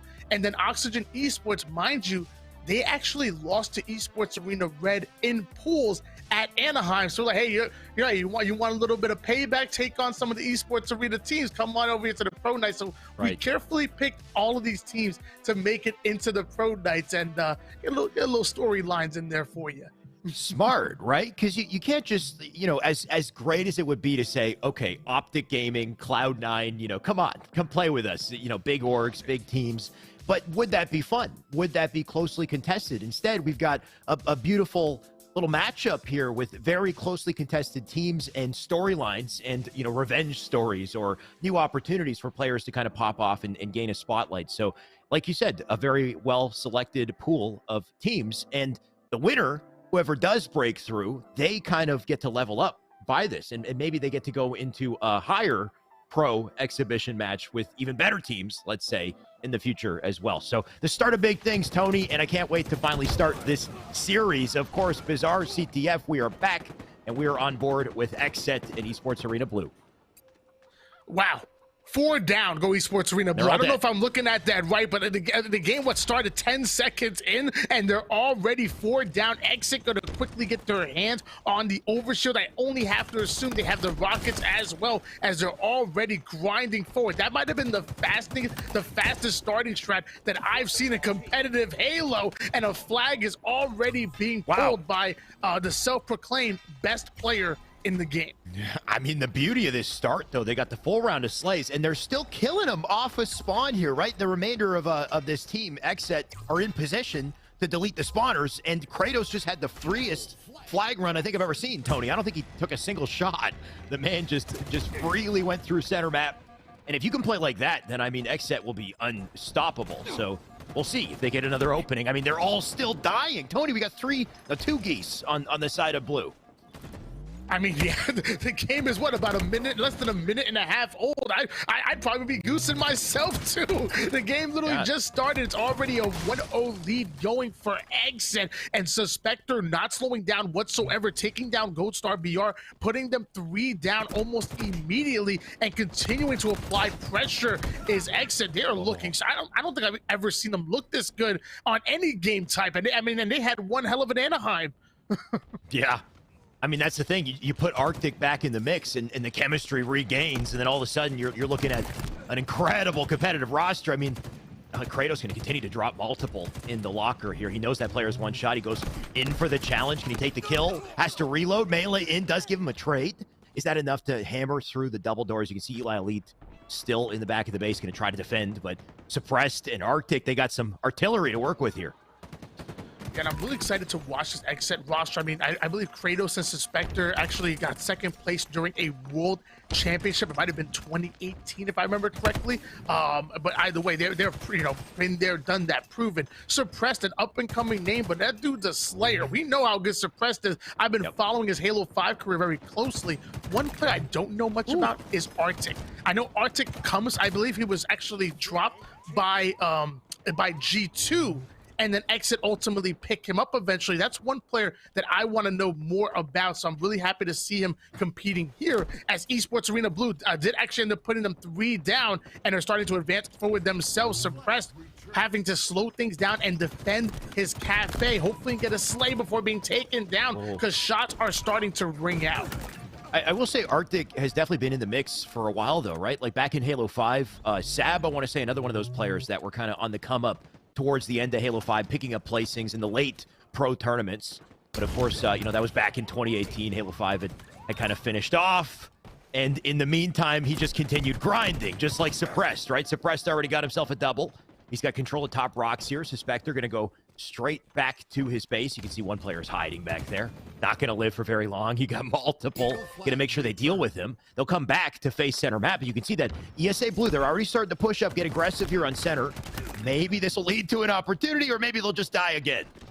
Ooh. Suspector tell him to hold this, gets the double count to Jan, and look at that, quickly grappling up and already upping the tempo once again. That's the one thing that always impressed me by these professional players. There was no timing loss whatsoever. Suppressed, putting the Bulldog to work. Suspector making sure the palm trees are cleared out, as we're seeing another run coming in out of Xset. On top of that, Xset got another OS. They got a grapple as well. Unfortunate that the grapple didn't quite work there. So Suspector still had to run down the stairs, grab the flag. Thankfully, it looks like he didn't lose too much time. Kratos does get a kill on Eli Elite as well. And the flag of the double doors. If he gets through that doorway, it might be curtains, but a nade comes out of almost nowhere. They're going to deny him. Suppressed with a kill on the JK, though. Big defensive play. And Kratos is still sitting up in BR. So not too much that ESA Blue can do to stop this flag in a 2-0 already. Suspector starting to advance forward over toward the locker sides, ends up having 2 players staring down the barrel all the way from Cafe. I don't know how he dodged all 18,000 of those nades, but finally the Dynamo is going to put him down. Arctic now going to chase a player over towards the market. Excellent movement coming out of Arctic. Make sure you eat those fruit. It might keep you alive here, as Arctic being hunted ends up finally being taken down thanks to Goldstar BR. And here comes Goldstar BR advancing forward towards the opposing Cafe. You can tell he probably grabbed the banana for the extra potassium or something, right? The man's looking pretty focused. Got a whole barrel of bananas down there to pick up at any point, really. You know, they got to refuel. They got the opportunity. We'll see if they do it either way. Eli Elite just slowing things down. You got Arctic out in the front doors. He doesn't know Eli is here. Can Eli make a play, though? Arctic does get the Dynamos for free, though. And that's what you don't want to see if you're on ESA Blue. Look at him just throwing them up into the base here. Still have yet to see Eli. Eli now dead on the feet, so not really sure what his game plan was there, but it didn't quite work out. Yeah, I'm going to assume it wasn't to die immediately. Probably Thanks not. to Suppress. Beautiful double kill. Suppressed 23 and 6 at the moment. Really going off. Meanwhile, Suspector starting to up the tempo. Already in the enemy's team base, but he's currently one shot, so he's not going to be able to pull the flag. Eli Elite eventually hunting him down with that brute grenade. And here come Esports Arena Blue. They have Grapple. the opening that they need, and they want the rockets and the overshield. Eli Lee going to pick up grapple, pick up OS with it immediately. What about the Rockets, though? Under contention, you can see Furiously is near it. Looks like somehow Exit managed to get to the Rockets. At least Eli Elite has this, though. He will rotate directly into BR. Should be a big pickup. Oh. Is weak, but another kill in the feed already, so good opportunity here for ESA Blue. They might need to slay again with this timing. Definitely going to have to stop the overextensions. You can see Eli's already looking for it. Nade into locker. Grapple across the map. He might be able to cut someone off here. You can see he got that info, too. So this is big for Eli. Oh, but he's dead. It was big, but he ends up finding 3 players over towards the rocket ramp. Not looking good for them as Exit are already overextending over towards the opposing blue side of the map. Flag is already pulled over towards the palm tree. Arctic is trying to clear out the cafe, and Exit now have a counter pull. Things were looking very good for Esports Arena Blue, but Exit overextend, get the pull, get the slays, and now they're about to get yet another tap, Alex. And just unfortunate timing, though, right? Because ESA Blue got a full round of slays. They had an opportunity to pull that flag, but nobody was really in position to get ready for spawns as that flag went out, right? You had Eli Elite kind of in BR. Wasn't sure if he would go to the flag or go back to the spawn location. And by the time he finally made the decision, the enemy team had already rotated to back alley. They already had a player, positioned hiding in the locker. So you got to be so quick with that decision-making and be ready to stop the spawners if you have the opportunity, or else that flag's not going to go anywhere, and a counter cap might come in again. So like we said, it's a 3-0 already here. 4 minutes, 20 seconds left on the board. And, if there was any time to get cracked, the time is now, Tony. Oh. And Suppress definitely cracked. He gets a beautiful kill from across the map. The BR shots are hitting. The nade ends up taking down JK, putting Esports Arena Blue 3 down once again. I'm looking at the stat line. Alex, there's a reason why I picked up Suppress. The young man is the real deal. And he might be one of the newest faces on the scene when it comes to this Exit roster, but he is certainly not the least. He's definitely up there when it comes, especially when it comes to that slaying ability. His BR shot is so smooth, and he puts in that work. We're on board now with Kratos, the emotional leader of this team. Let me tell you, he knows that he gets loud, he gets proud, and his teammates feed off of his energy. Oh, they definitely do. I mean, 25 and 10. Suppress, he's feeding off something, Tony. I don't know what it is, but the man's popping off. And if he's not popping off, then Suspector's popping off, right? So it's just a team full of slayers at this point, and ESA Blue, they got to find their footing. They got to earn a couple kills themselves. Goldstar will attempt to do that. Big fight out front here. Can he take it? He cannot. He's going to go down, and Kratos going to bounce out. And another opportunity to get back to center. But can they get back in time to stop the Rockets? This might be an opening for ESA Blue. Look at this. The push and multiple dead. ESA Blue have to make something out of this. They're flourishing, getting the double kill with the melee, just getting right up into everybody's face, laying down the law. JK off the screen, able to take down Arctic. We have Goldstar, BR Esports Arena Blue, almost getting the beautiful 4 shot, just barely missing that last one. Meanwhile, Flurry is still punching people in the head, as Suspector going to be the next one to go down, comes right off the spawn, and immediately makes his presence known. That tells you the advanced movement of Halo Infinite is in there. He must have maybe hit a couple curb slides to get already into the action as quickly as he did. 3 down, go Exit, and now a flag being pulled for Esports Arena Blue. Yeah, if those shots ain't hitting, you just got to try the melee sometimes, Tony. Just thrust, close the distance, screw aim. We don't need that. Just fisticuffs will do the trick. This might be the opening, though. 2 minutes left. Finally, the flag going through the double doors. He does make it. Does die. 2 die as well. So that flag going to sit down past the doorway. Good spot to have it, but are they safe? Suppressed with another kill onto Eli. Counter flag already pulled out center, so even if they do get the flag back, on top of the fact that they are still being hammered on defense, that counter cap and the standoff imminent. Look at this at a Suspector, too. He is just locking down Treehouse. He can't find him as he jumps up, doesn't see Suspector. Suspector going to take advantage. And one thing I will say that I like about Capture the Flag Bizarre is that usually we almost always see 12 minutes worth of gameplay. It usually goes the distance, as we've already down to the 1 minute and 30-second mark in the game. Both of these teams must be warmed up right now, but Exit look very good in this matchup. Kratos catching the backside of Eli. It looks like there's a player on Esports Arena Blue that's already extended it, watching the cross, but he's quickly gonna go down, and Kratos is not gonna be stopped. That's gonna be at the 5th and final flag cap being punched in by Kratos and Exit that go up 1-0 in the series. That is a big in this series, Tony, for ESA Blue. A Bizarre CTF that went to 5 caps, which we don't usually see, right? Bizarre CTF is typically like tied 0-0 till overtime. Maybe we get 1-2 caps as an advantage to win, but a 5-0 in a Bizarre CTF, what does that mean, Tony, right? I mean, on one hand, it means that they got outslayed, right? Suppressed, he must have been, what, around 30 kills by the end of that. Suspector popping off at the end too, his control of Treehouse, getting kills left and right. They didn't let them get away with a single flag. And with an opening like that, how does ESA Blue answer? Well, I mean, luckily for them, we're going into a Slayer, and Slayer's always been that change of pace game mode for any team. So I mean, maybe they could throw off Exit's timing. Obviously, it's Aquarius, so it's a very small map, so if they can get going, go on these runs, it can kind of snowball from there. The bad part about it is that could work totally against them. Exit are very good Slayers in their own right, and the moment either one of these teams go 2 or 3 down, I promise you the opposing team is going to take advantage. They're going to get aggressive, and they're going to attack those spawns. It definitely will. Like you said, Aquarius Slayer is a good bounce back opportunity. They can pick up an opening and snowball the game off of it if they get around a slice, even off the opening strat, like we've seen so many times in Aquarius Slayer. One good opening, easy spawn trap, and you got a heat wave, you got dynamos for the spawn trap as well. So much you could put together. They need the opening, and they need it early on, Tony, especially off of the hammering that they took in game 1. And a big part of that was due to the opening strat. Remember the opening of the game? They all died. It was a 4-0 to start, and then it was like a 6-0 afterwards because the flag went out, and then the spawn control at an exit, they were in position, they were ready. So I guarantee, based off of what we saw in Bizarre CTF, if they can create the same round of slays, we're going to see a similar kind of setup and snowball. ESA Blue, they need to set the pace. They got to set the precedent, or else they're in trouble. I don't know if we'll ever see anything like that. I mean, 4 down in like 15 seconds is really crazy to see.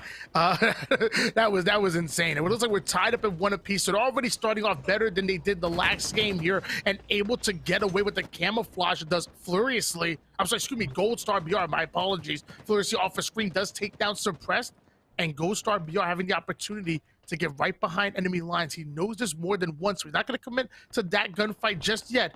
He wants to scout things out and get that information first.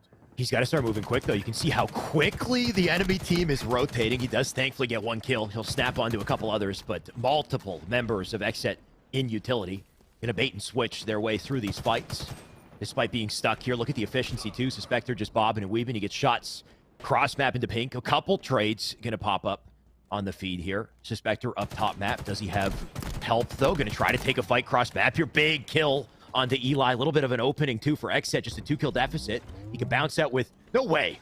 Okay, for a second, they can use the, what is it? The lack of player collision to hide inside each other and maybe make a 2-man push. Without them even knowing it.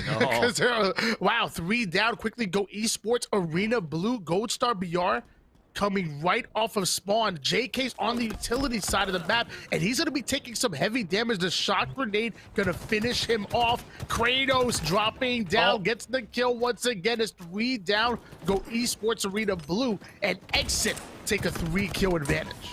Man, ESA Blue had the start they needed. They got the camo. They had resources and a slight advantage in slays, but it just wasn't enough. Exit, the moment they get control, they are damn deadly. Look at this. Dynamo's in. Suspector going to try to do... Or nail 2 birds with 1 stone there. Doesn't quite get either. Camo now up. 2 big kills at Exit as well, so an opportunity to get the camo. JK needs to live, needs a kill to trade it. Suppress does knock down Eli, and the camo's nowhere to be found. So you know that it's on the body of somebody on Exit, and they got the heat wave as well. Goldstar BR forced to back down. He wants to push with his teammates as opposed to committing to an individual gunfight over towards the P side of the map. Furiously now with them on the car side, but Furiously goes down courtesy of Arctic and the Heat Wave. Arctic currently bringing the heat. Suspector advances forward, drops the dynamo grenade, does a bit of damage here, but Esports Arena Blue are getting the slays. Okay, they did shut Arctic down. Was wondering if this man was going to continue to get kills, and thankfully they stopped him before he did. That's a 4-kill deficit to come back from on the side of ESA Blue, and you can see Goldstar has quite an opportunity to bring things back if he times his approach carefully. You can see he's got teammates above him. Arctic and Suppress and Suspector are going to pick up 3 kills back to back, though. Kratos going to bounce out of a fight too, so all of a sudden ESA Blue, they can't quite find their footing here. Now a 6-kill deficit.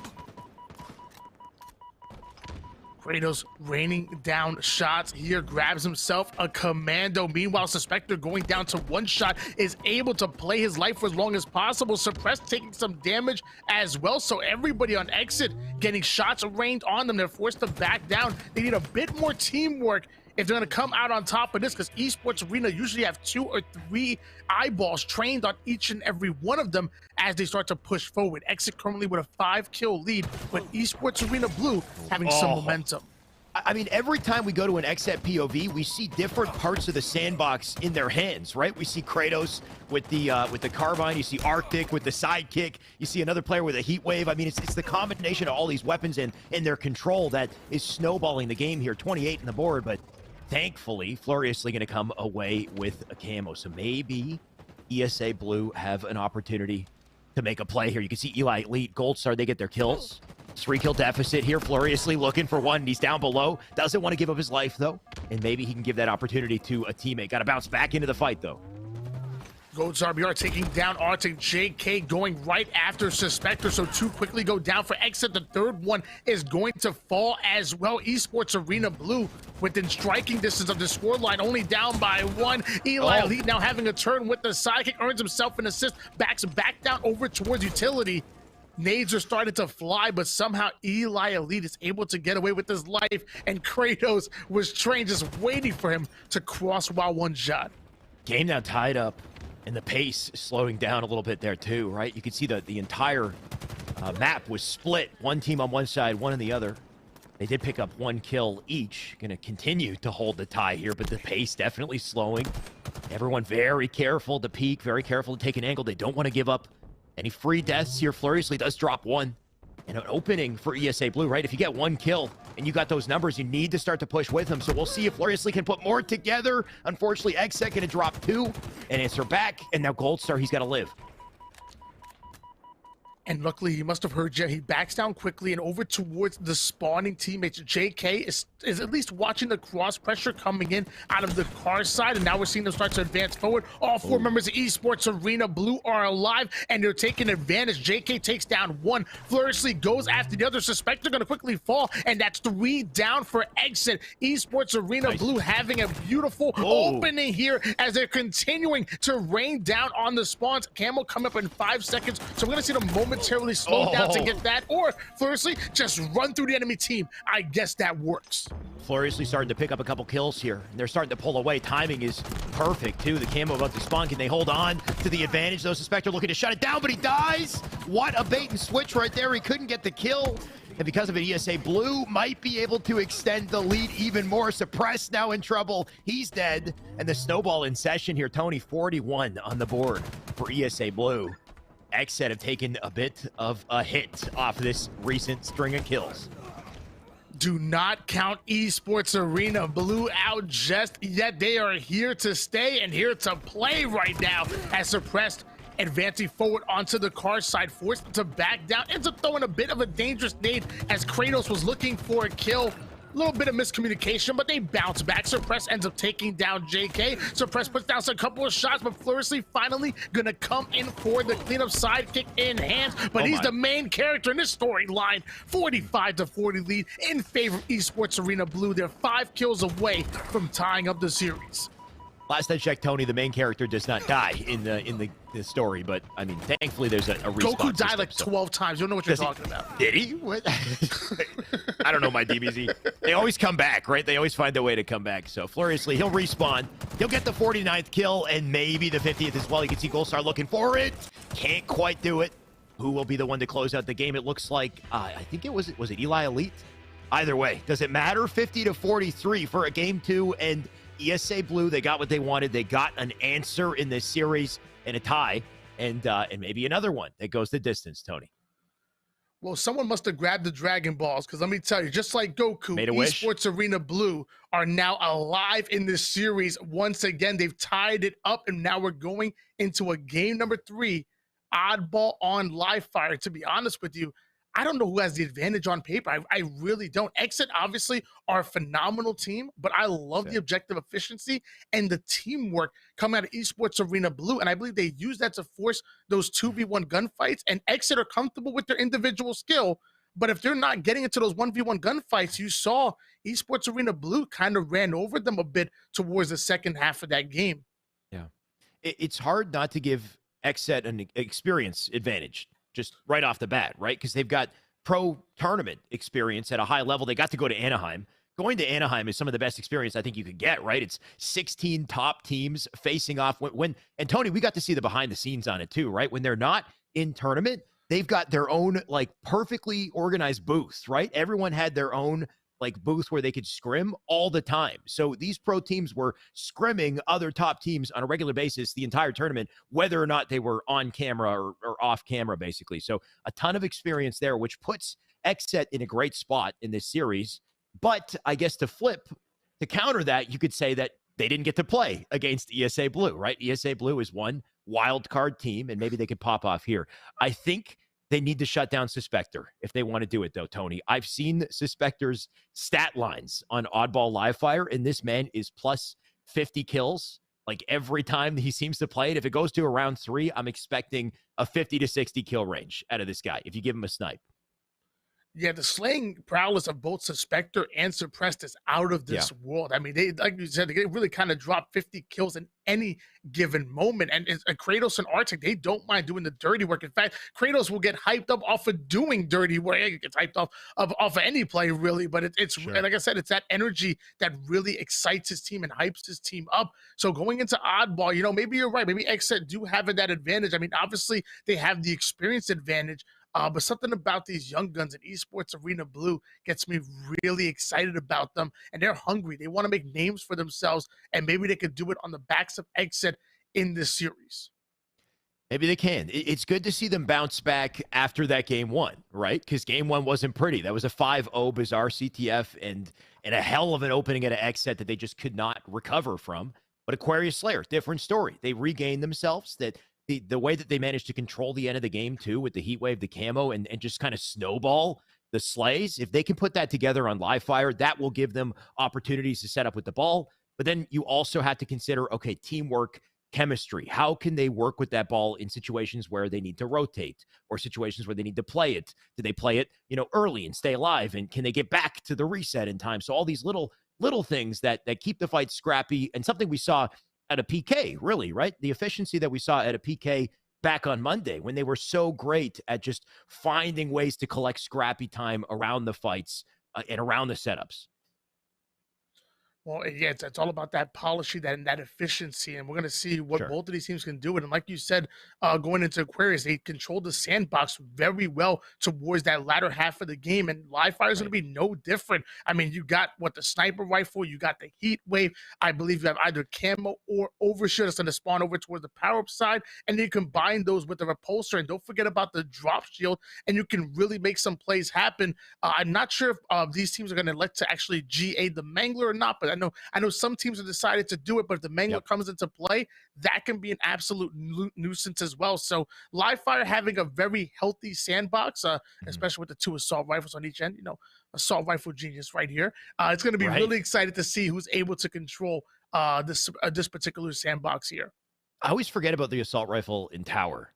I don't know why. I just never go up and pick it up, right? Because it's a position when you're in tower, you're shooting across the map. You're not usually thinking about the assault rifle, right? So it's just like you said, though, there's so much to work with here, and we'll see what they like to grab and how they control it, especially with this map and the way that it's designed. where the tower side, you've got like all these high ground positions and you can lock down and hold a setup. If you have the weapons holding a setup, like we've seen this with E United multiple times, right? Like they have no fear or no shame in picking up Mangler and crouching behind high ground and just kind of waiting for their fight, waiting for things to get close, making sure they get the kill. Same with the Heatwave with the sniper. You're locking down top map with the ball and those weapons, and it's a very difficult setup to break. Ladies and gentlemen at home, if you didn't know that Shyway is an absolute stat when he plays matchmaking, you now know it now. He literally said he's never over in tower side, so obviously you never have the ball in your hands because most likely going to be on tower. I don't pick and up the the first AR thing you do, I never pick up the assault. Yeah, you pick up the assault rifle when you have the ball in hands in case things get a little close quarters action. Yeah, absolutely. You never touch the ball. You know, admit it. I'll be honest. Admit it, you don't touch the ball. Okay, that's fair. Unless my teammates aren't touching it, then I will pick up the ball if I have to. If I got to get in there and get dirty, then I will. But I only pick up like the sniper in the BR pretty much. Like I will dodge the Mangler off this. I should not be doing it. I should be using the Mangler. I should be using the assault rifle. I don't feel good about an assault rifle kill. I feel good about a snipe kill. You know, I feel good about a BR kill, and I'm sure Gold Star can agree with me. It's just more satisfying. Well, his name is Gold Star BR.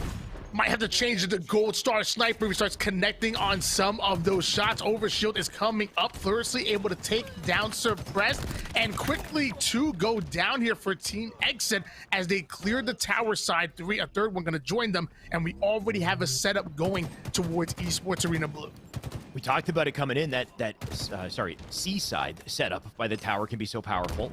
If you've got the weapons, if you've got the position for it. Of course, they don't have all the weapons. Suspect they're going to come in with a Mangler and try to assault the tower here. Big nade into Gold Star. Does clean up one, and the melee and the red bar to stay alive with the double kill as well. So now Xset, they have flipped things, the setup in their favor, and Suspector, look at this. He could just hang out in the middle of the map with the Mangler.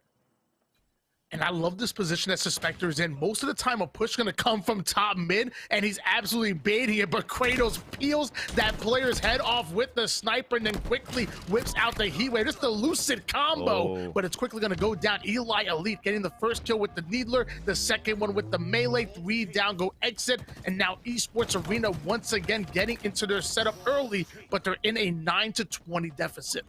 Great work out of ESA Blue, though, right? We saw a perfect setup out of Xset. We had that position, like we said, with the Mangler out center map. We had the snipe and the Heatwave all in the hands of Xset, but despite it, only 20 seconds went over to Xset. So ESA Blue very quickly weathered the storm, and JK getting a little tricky up and down back tower. They finally deal with him. The power-up about to spawn too, and the entire team about to die. They all went down. The ball going to be back in the hands of Xset, and maybe the resources too.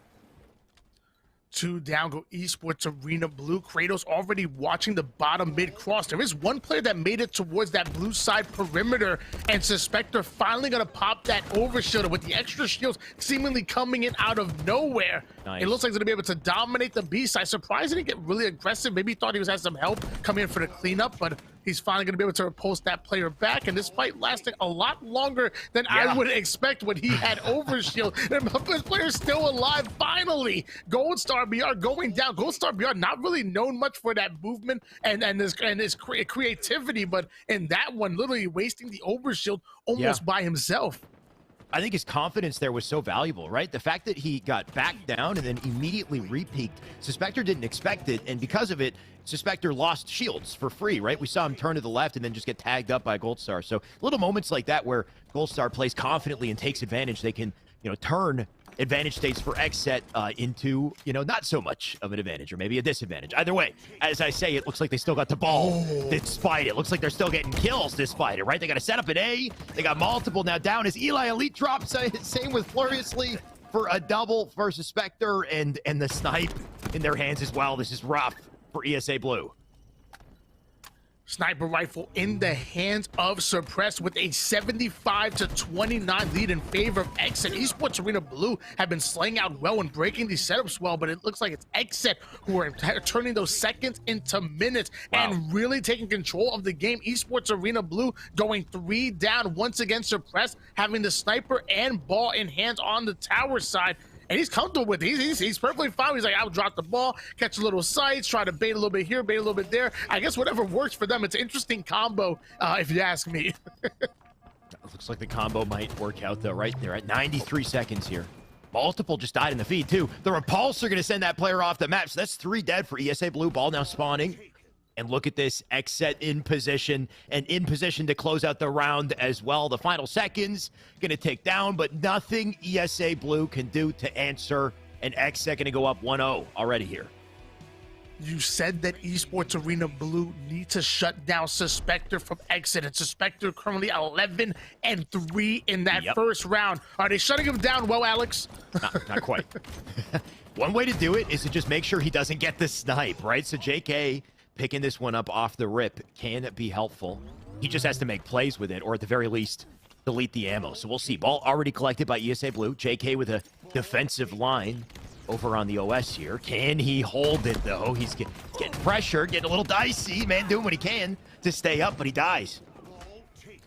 JK just got rolled, and now the overshield in the hands of Exit. 2 quickly go down for Esports Arena Blue, so most likely to see that ball played very early. The overshoot actually somehow wasn't popped, and Goldstar BR picks it up and then turns away to strong side his way onto grabbing that overshield. Beautifully played by Goldstar BR. 3 down go Exit, and Esports Arena Blue better take advantage of these numbers with a setup of their own.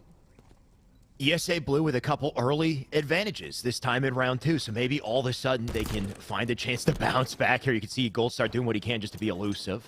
In the meantime, Arctic fighting ghosts. Nobody seems to be nearby here. Suspector does die. Bottom mid. Ball still held on top tower here. Suppressed looking to win his fight, and he does. Maybe an opening for Xset is Suppressed. Now drops 2. Looking for the third. That third will die, and the ball did not get played. So Xset, with all the resources here, Xset might turn this right around.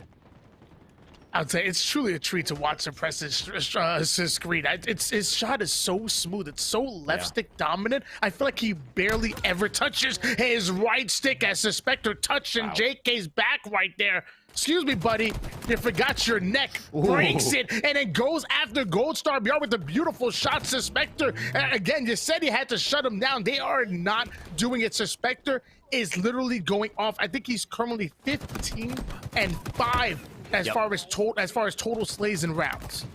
I mean, the only thing stopping this man from hitting a 50 bomb is just how quickly they're winning the rounds, right? They won that first round so quick that he only managed to get 11. But I mean, even with that, is a hell of a stat line, and I'm sure it will continue if ESA Blue don't do something about it. Thankfully, Goldstar does have the OS. They do have top map control. Ball still not in possession, though, right? Multiple dying here, so Goldstar got to get in the fray. He picks up Suspector, going to drop in for a double. Doesn't quite get it, and he gets knocked off the map as well, though thankfully his teammates will get the kills, but the efficiency at an Xset there.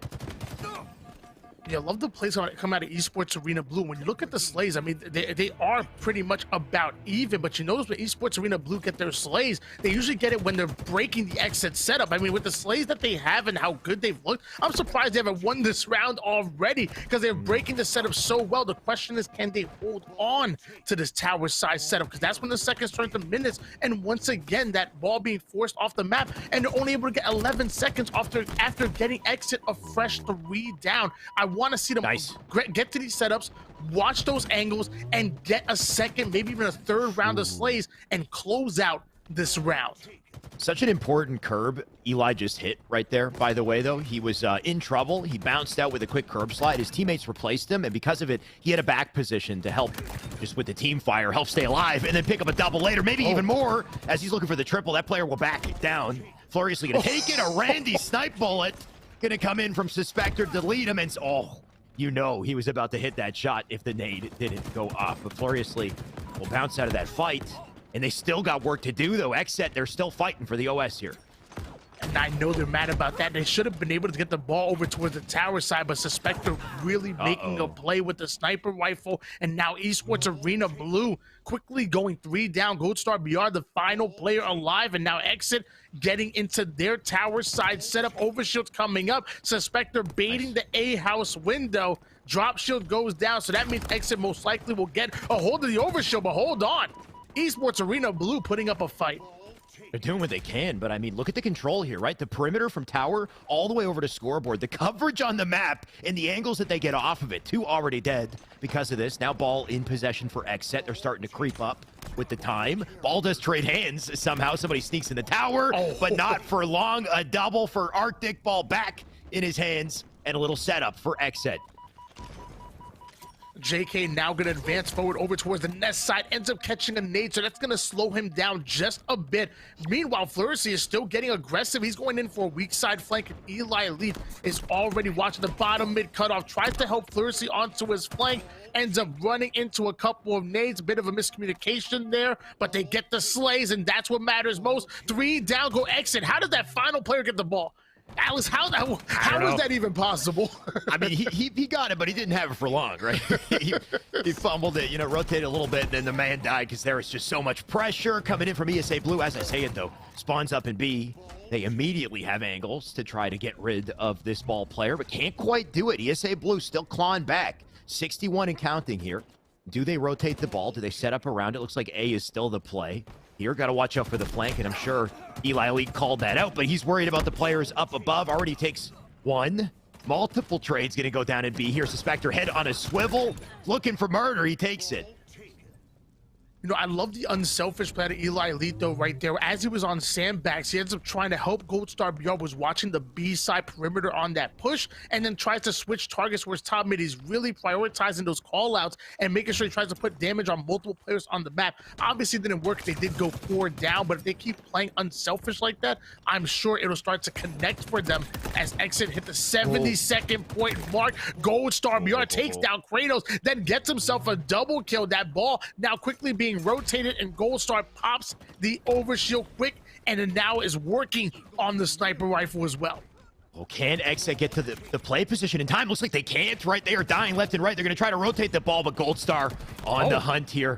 Going to snap onto 1. Doesn't quite hit the snipe. Somehow Xset are continuing to rotate this ball despite dying left and right here, but this is the opening that ESA Blue were looking for.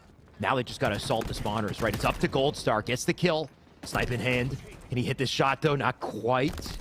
Gotta watch out for these players on pillars. As long as he is milking in B, they gotta deal with him, and they do.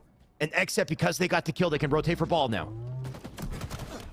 84-78 lead in favor of Exit, earning himself a wingman medal. Does suppressed, already working on the players over toward the sandbag side. It's Exit has the setup here. They're putting some good ball time on the board, and more importantly, they're getting the slays that they need as they rotate the ball once again. Esports Arena Blue can't even compete with the ball movement. I'm not even sure if Kratos had to drop the ball as they're 5 seconds away from coming out with the win, and the trades go down. But looks like Suspector finally going to put the final seconds in, but he's going to be needed as well. Bit of a fumble there for sure, but it just seems inevitable at this point. But ESA Blue are doing everything they can to defend it. They're still getting kills. JK does get his kill. Furiously rotates the ball back to A. This is possible, Tony. There's less than a minute on the clock, but the timer is frozen. 2 died, though. They need to win their fight. Suppressed with a massive double. Goldstar got to come in. He's got to win, but he's flailing and he can't quite hit the shot. And now all of a sudden, Furiously alone with the ball. I think he repulsed it out as far as he could, but he could not stop Xset from pushing on through, collecting it, and collecting a stylish close to that game as well. You got to love the team shots, but man, Xset, the clutch in the end there. I'm not going to lie to you, Alex. I was actually a little afraid in that matchup. You notice how Kratos had the ball in hands. It was at the extra, like the 94-second mark. Now, normally you have the ball in hands, and especially in the pro-level gameplay, you're going to see them often drop the ball and assist their teammates like he did over towards that play on the sandbag side. Sure. However, I don't think those shots were actually necessary. If he would have just held on to the ball and then stay over towards top mid, towards that angle on vent, if he started to get pressure, he could have just dropped down bottom mid and got the last 6 seconds worth of ball time. Him dropping the ball and helping his teammate out to put the shots in, delayed the ball a bit, and then eventually that ball ends up going to hands of Suspector. Suspector then rotates it towards green. He dies as well, and then Esports Arena Blue get into their setup. I think if Kratos actually would have just played a little bit more of a selfish game right there and actually just held on to the ball, they would have closed it out a lot earlier than expected. But we know Kratos, he isn't selfish. He's a very selfless player and always trying to help his teammates out as much as possible. Fair enough, right? And maybe that's part of the reason why there was an opening created for ESA Blue to counter, and they almost did it. The end of that game, kind of beautiful, right? There's a lot of different little components that came into play there. Suppressed, we didn't get to see it. You got a massive game-changing double, right? If he gets those 2 slays, Furiously is holding the ball. Goldstar had just come off a spawn, so they're down numbers. Furiously, I think he gets a big kill on Suppressed, but Goldstar had a pivotal 1v1, right? That's a potentially game-saving 1v1 if he wins that fight. And when all the pressure is up against you, it can be kind of tough in those situations. Goldstar, I think he went for an early jump in the gunfight, right? If you go for an early jump and your opponent is hitting the crouch like a fiend and the strafe, it can be so damn difficult to deal with that player. And unfortunately, he missed the shots and the opportunity was missed. And here we are in game 4, a 2-1 in this series for Xset. If they take this Strongholds game, they take the series. ESA Blue, they need to find a way to answer back. Keep those feet planted as much as possible in those individual gunfights, and most likely you'll end up winning more of them. Xset starting things off, already going for a trip cap, taking away A and C, halfway done with B. However, Arctic goes down quick. Still looking good for Xset, because now they can funnel the spawns over towards back gold, and that's quite nade heaven if you ask me. Suspector off the screen taking down Eli Elite. Suspector then taking down Furiously as well, and now they're going in for the finish on Bravo. A trip cap already on the board, a 27-0 lead for Team Xset. You can tell Xset are feeling themselves at this point, taking the momentum from the last 2 wins they picked up, and Suspector starting to hit all the movements. Man gets a double comboed with the repulsor, and he is only just getting started as well. He's got the Seaside Cap shots into JK to pick up another kill, and a trip cap in session once again. Tony, what is happening? ESA Blue, they can't find the moment to breathe, and now the sword is in this man's hands too. Jeez. I was hoping we could see how the game plays with no sword and no mega. I was hoping the GAs would come in, but nah, ain't no gentlemen here. They out here for the win. Xset versus Esports Arena Blue, 80-0 lead in favor of Xset, who are 1 game away from knocking Esports Arena Blue out of the tournament. Arctic now having the shock rifle in hands. We've seen this be the difference maker in any pro's hands. They all seem to know how to use it to its fullest and make plays with it. He not even having to make plays. The players around him doing it. As 3 down go Esports Arena Blue. Goldstar BR, the final player alive. And how is nobody putting any pressure on Goldstar BR when they were 3 down? What are we looking at, Xset? Xset, please tell me what we're looking at. I mean, look, you can't really go against Xset here, though. Look at the slays on the board. Like Suspector's 10-0. He hasn't died. He's on a frenzy right now. The dude's popping off, right? Like they're getting kills left and right. So I think what they did is instead of they said, screw Goldstar. We don't care about B. We want A. We're gonna take the A hold, take the C hold, and then come back to B when we got the numbers, the resources, and a guaranteed cap as well. So JK now dead. ESA Blue just trying to find their footing here, but they are getting snuffed out by Xset. I hate to go against it. I still think it's a moment. A professional team, love the way they're playing lights out, but still, that was a moment for them to at least apply pressure. They already had a double cap. They had them 3 down. You can't allow one person to steal away a base by themselves. Either way, double cap now in favor of Esports Arena Blue. Off screen, Kratos taking down JK. Goldstar and Eli Elite gonna answer back with back-to-back kills, and Goldstar is sitting top gold to watch the cross. Eli Elite gets the information that the weak suppress is up on the top control room, takes down 1, but there's 2 flying at him. Eli Elite doesn't like that math, so he's gonna get out of dodge. And it's a good thing he did, right? He managed to bounce out, stay alive. He can milk his life, and by doing so, maybe they can hold a bit more of this map control that they have. You can see they finally got 3 caps. Arctic going to pick up C, but this A-B hold, so helpful for ESA Blue. They got coverage on A side. They got high angles over an attic. They just need to win their fights now, which has been difficult in this game so far, but maybe a chance here. Look at the trades on the feed. 2v2 now. Arctic, he's going to get bounced back into the wall. Mangler comes out. Arctic still hitting the shots. The confidence out of this man, he won't back down. And because of it, look at this, Kratos won his fight. They're inching back into a setup here. Shots starting to ring out. B is going to quickly go in the hands of Team Xset. Kratos now having that Mangler out, goes in for the 1-shot melee, ends up getting the second one. And it's so satisfying actually getting a kill with the Mangler. Normally, it's a 2-shot, to the BR or a 1-shot melee, but getting an actual kill with it on its own is really satisfying. And so is the shock rifle in the hands of the vocal leader, Kratos. I was about to say the only thing more satisfying is a shock headshot. So, you know, I'd rather see that. Let's see if Kratos can put it together, though. I think he's trying to shoot the Stronghold platform, right? He wants to electrocute this man in any way possible. Looks like he can't quite do it. Instead, Goldstar going to try to hold Pipes down. They do have B. Presence on the C as well. Looks like they're trying to take a temporary BC hold here, but Furiously in trouble. He does die. Eli Elite like Batman. The man's going to fly through center map, trying to live, but he can't quite do it. And now that he's dead, that is bane for ESA Blue. They don't have the resources to take back the caps here. And I love the creativity coming out of Kratos right there. For those of you guys who don't know at home, if you use any of the electricity-based weapons, such as the disruptor and the shock rifle, you can actually shoot weapon pads or objective pads, and if you shoot them with an electric-based weapon, the bullets will bounce off of the pad and then find the nearest opponent. It's so insane. If you have a disruptor, you can literally 10-shot somebody by literally shooting the weapon pad. So if you ever have a disruptor in hands and somebody's taking B and you don't know exactly where they are, shoot the pad, get that damage and that information in. It's so beautiful to do. I feel like electricity has to be the coolest new thing in Halo Infinite, right? We haven't seen that in a Halo game before. So they went all out with it. They're like, okay, we're not just going to make guns that kill people. We're going to have, little extra benefits, right? They short-circuit vehicles as well. But I guess, thankfully we don't see any vehicles here in competition. Either way, we do see Manglers, right? The Mangler comes out, going to get that trade.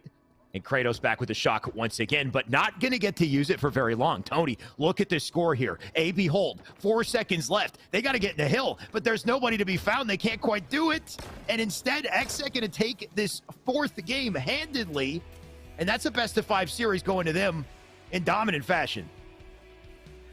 That it was. Xset go up 3-1 in the series, and I know Eli Elite wasn't happy with that one because I don't think he lagged out towards the end. I think he just simply left the game as Xset were putting in the final seconds there. 3-1. Strongholds recharge, really kind of dominant in favor of Team Xset, and they're going to the finals where they're actually going to go up against Oxygen Esports. I'm really excited to watch this one come out.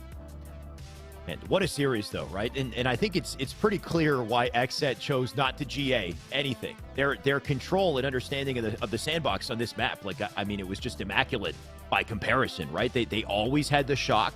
They had the sword a couple times as well. They got the Manglers. Like, they're taking full advantage of the sandbox, and in turn, they're winning their fights, and they're winning their map because of it. And you know what? I think this is perfect, Tony, because what happened in our last series? PK, they got 3-1'd as well, right? So we have 2 3-1s that took place back-to-back. I think it's only fitting that these two teams now face off in our grand finals, and we can find out who deserves the $500 today, Tony. Yeah, to be honest with you, I'm not sure if Xset and Oxygen Esports have met up since. I don't think they met up in Anaheim, and even the Open Series afterwards. I know Xset actually won that one, but I'm not sure if they ended up running into Oxygen Esports. But I know for sure they haven't run into the new look one, because again, now we have Cherished filling in for Oxygen Esports, and he plays a very fast brand that Halo gets in your opponent's face, and ultimately Oxygen Esports are trying to play a little bit of a different pace, a little bit of a different style, and we're going to see if that comes out on top here in the finals. This is a great test for them and Cherished. Meanwhile, Xset, they want to continue their reign of terror. They had an amazing placing in Anaheim. They won one of the Opens. They can possibly win the next Open tomorrow, where they actually play for the top 8. Xset can continue running things, which they've been doing since Anaheim. I love it, Tony. You've teed it up nicely. Now all that's left is to watch the match and see how it goes, of course. First, let's send it back to Yeso, see what he thought about the previous series as we get ready for this final match.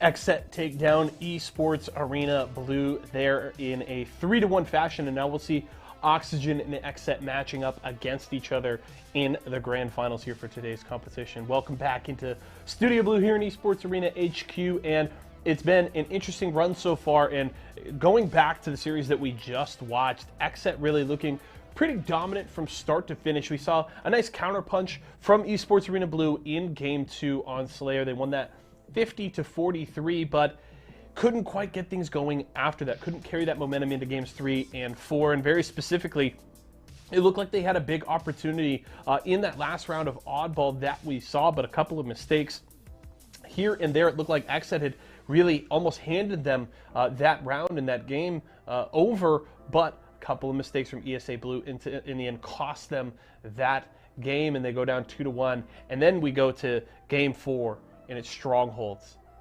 And we talked about a dominant Strongholds game in the first series from Oxygen, but Xset topped them here, coming out of the gate, getting a 129-0 lead to kick off that final game. And you just saw Esports Arena Blue could not recover in any way, shape, or form. They did at least put some points on the board. I believe they finished with 65 overall in that Stronghold game, but immediately going down 129 points. I mean, that's Xset hitting the halfway mark for a Strongholds win right off of the bat. That is not what you need to happen if you're trying to tie that series up and force a game 5. That's not the kind of start you want to have, especially against a team with the kind of talent that Xset has. So Esports Arena Blue, you know, they wrap up their first week of competition here in Series E, and they've got some good things and some tough lessons to learn. Looking back to Monday, of course, they had quite a few good sets, ultimately losing to PK in losers semifinals Monday night. That is a series that I think they can learn a lot from, and I hope they can do the same here against Xset. Of course, regardless, experience against this caliber of team is important and a very valuable opportunity for this team. You know, of course, Series E is about bringing in the talent that maybe hasn't had that opportunity to take the step to the next level, get the opportunity to focus and get that practice. You get to play against these really good teams, learn and grow from the experience, and hopefully take the step to the next level. And it's very early on in the season, so I wouldn't be, you know, hitting the panic button here or whatever. But at the very least, I think if you're Esports Arena Blue, you look at that PK series, you look at this one against Xset, and you're probably walking away saying, hey, we can play better than that. What went wrong, and how can we make changes here and there to flop the results of these series? Because I think ESA Blue can compete with these teams, but needs to sort some things out if they want to take that next step. But at the very least, congratulations to Xset. They look pretty strong start to finish. Even in the Slayer game, they were pretty competitive there, and of course ESA Blue came out on top in that one. But other than that, Xset pretty dominant start to finish in that series, and now they'll match up against Oxygen, which is a really interesting matchup here. Of course, Oxygen came in, started slow against PK, but really crushed those final 3 games, and now they'll match up against Xset, and I think this should be a pretty close series here. I think I favor Xset just a little bit, but if you go back to that first series for Oxygen, especially Name, looks like they are on really great form here today. Was pretty dominant all throughout that series, popping off back and forth in those 4 games. And if Name can bring that same form into this final best of 5, I think that is quite a boon for Oxygen, and definitely will benefit them in trying to take the series. But I would say I'm favoring Xset in this matchup, but at the very least, I think we're going to get a very tight, exciting, and fun best of 5. I think the first 2 have definitely delivered and been interesting, but I think this is the one that maybe can go the full 5 games and really see both of these teams trading blows back and forth consistently throughout the series, and I'm very, very excited to see. So let me know in Twitch chat what you guys are thinking. Would love to hear what your predictions are, and do want to remind you folks, of course, I know we do have Pro Night for Series E Apex Legends coming up. As soon as we are done here with Halo, we will jump right in to the Apex action, so do not worry about that whatsoever. We will get that going as soon as we're done here. But we're focusing on Halo right now, on closing out the first week of play, and we will have this best of 5 between Xset and Oxygen Esports coming up very soon, and I'm very much looking forward to it. Production, of course, will let me know when we're ready to go into that next matchup and what's going on, but I'm very excited about it, and they're telling me we're ready to go right now, so I'm going to hand it back over to Shyway and Wynot to hear their thoughts on this series. Thank you, Yeso. Good to be back. Of course, our exhibition nearing its close, Tony. We had 4 teams in total today, 500 on the line, but single elim. That's it. You get 1 shot, 1 best of 5. Don't miss your chance, right? Make it happen. This is it right here. Both of these teams, they 3-1'd their opponents to get to this matchup. So this is the ultimate test, I think, for Xset and for Oxygen. Can't wait to see it. Yeah, I'm right there with you. I mean, I on paper, I think I have to go with Xset, but you know me. Okay. I like to follow my heart. And What's your for heart tell you? some reason, my heart's telling me that Oxygen Esports are going to pull off the upset. And I'm really upset by this because I got 2 players on Exit in my fantasy. I need Exit to go off. Yeah, Tony, I don't trust your heart this time. I don't agree with you. I gotta say, I think it's Exet that will take this, just off of EXP, off of the fact that they are a full 4 team that have chemistry, that have stuck together for a while, whereas, you know, we don't have that on the other side. We've got Oxygen, which have Cherished on the roster in place for Swish. Swish is a big pair of shoes to fill. I think he's a large human too. So there's you know, like, good Halo experience there that, you know, I wonder if Cherished is going to be able to kind of replicate on the team. I guess we're going to have to see, but I'm going to bet Exet, Tony. I'm going to go Exet. Feel free to follow your heart on that one. Oh, wow, you're going with the favorites. Oh, wow. I'm going with the favorite. I mean, I'm going with who's going to win. Way to go I'm out there make a on smart that one, decision. Alex. God bless. I'm sick of you. Strongholds Live Fire coming up first. Expect to see some high octane action here. I want to see them fighting over the sniper rifle because anybody in this lobby can make some plays. I know you said you love seeing Suspected with the sniper rifle in hands. Yep. You know, I don't know. When Suppress has that sniper, people start to go down. Either way, anybody in this lobby can absolutely go off, but it's not just about the sniper. You have that overshield. You have the heat wave. You can repulse somebody off the map with a little bit of something like that and knock somebody off the map. That doesn't look like that. Looks like that to me. It does. I mean, that's how I would do it. I would put my arm up like that. Either way, you know, conveniently, you said, you know, Suspector pops off with the snipe, Suppressed pops off with the snipe. They're both on Exet, Tony. So we'll see if Exet pops off with the snipe in this game. That's for sure. They will start with 2 caps, though, just 1 point. Very quickly, that will turn. But here we go, Tony. Our best of 5 series live fire strongholds underway. And I like that Kratos is using that like HCS skin on his BR because that's like it's the black and red, just like the actual Exit colors. Who knows? Maybe Exit will be one of our partner teams going into season 2. Get themselves some skins. I'd buy some Exit skins. I definitely would. I'd buy some Oxygen skins too. Their swag, their merch was sick, right? Back in Anaheim, they had like the full shooter sleeve as well, right? They had some sick merch. So I mean, if they can take that creativity, apply it to a team skin, then yeah, I'm all for it. Well, Kratos sitting over towards top tower, having the skin on his assault rifle too. I saw that Suspector now advancing towards bottom mid with the heat wave. They're currently holding on to a trip cap, but Oxygen Esports finally putting at least 1 plot on the board, but they're gonna need some more slaves. They're gonna need to out-rotate Exit because Exit are still putting points on. Except being pretty cheeky though, right? Like all the different POVs we just swapped to, everyone was hiding in a corner. Now, 2 of them did die. Suspector managed to stay alive, and because of it, this man is trying to play the heat wave. I think he does get a bank shot kill. He put himself in position to maybe drop the weapon off the map, but couldn't quite do it. And now Oxygen with their first map control opportunity. You can see A, B, and C accounted for. Haynes not going to worry about C.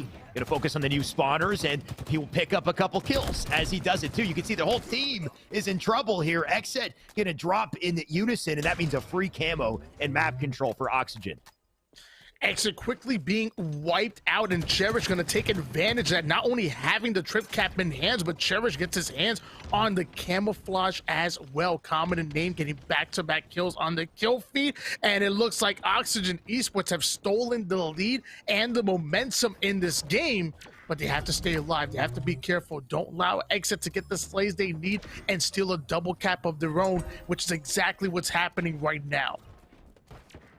We saw Suspector with the heat wave early on, Tony, and he's got it again. So I'm witnessing a trend here. It seems like the man knows exactly what to do to control this weapon, and we'll see if he can pick up kills with it, or if he even needs it. He'll pick up one with a BR, tries to get a second, can't quite do it. That'll drop the heat wave, and Oxygen gonna drop a couple bodies here. Suppressed in position to trade it, though, so it's not gonna hurt them too badly. He tries to do more, but Haynes with the shutdown, and good timing, too. Look at this. Common in position to defend snipe. Chris Common watching the pillar side flank. Meanwhile, Haynes sees the pressure coming in towards Charlie. Kratos and Arctic getting back-to-back kills on the feed. Looks like Suppress gonna add the third one as well. Common tries to back down towards bottom mid, but he's gonna be shut down. A full squad wipe for Oxygen Esports hitting the black screen. Another double cap going into effect, but they're working on the trip cap onto Alpha as well. Wait a sec. If you get stuck and you repulse, the stick doesn't come off you, right? No. It looked like, I mean, it looked like he tried to repulse, because he already got stuck, but he still hit the repulsor, you know, just in case, maybe. But that would be wild if you could reverse a stick. Anyway, something to try for the, what's that YouTube channel? I think it's Beyond, or what is like it? Mythbusters or something? Yeah, Halo. Yeah, there you go, Halo Mythbusters. Perfect little opportunity there. Either way, no myth behind Suspector's skill with the snipe. Let's see what he does. Kratos having the Mangler, having somebody, a challenger appears. The repulsor comes in, but Arctic luckily gonna knock into the wall instead of off the map. Because we all know Spartans cannot swim. Suspector taking down Haynes off the screen. Chris Common does as well.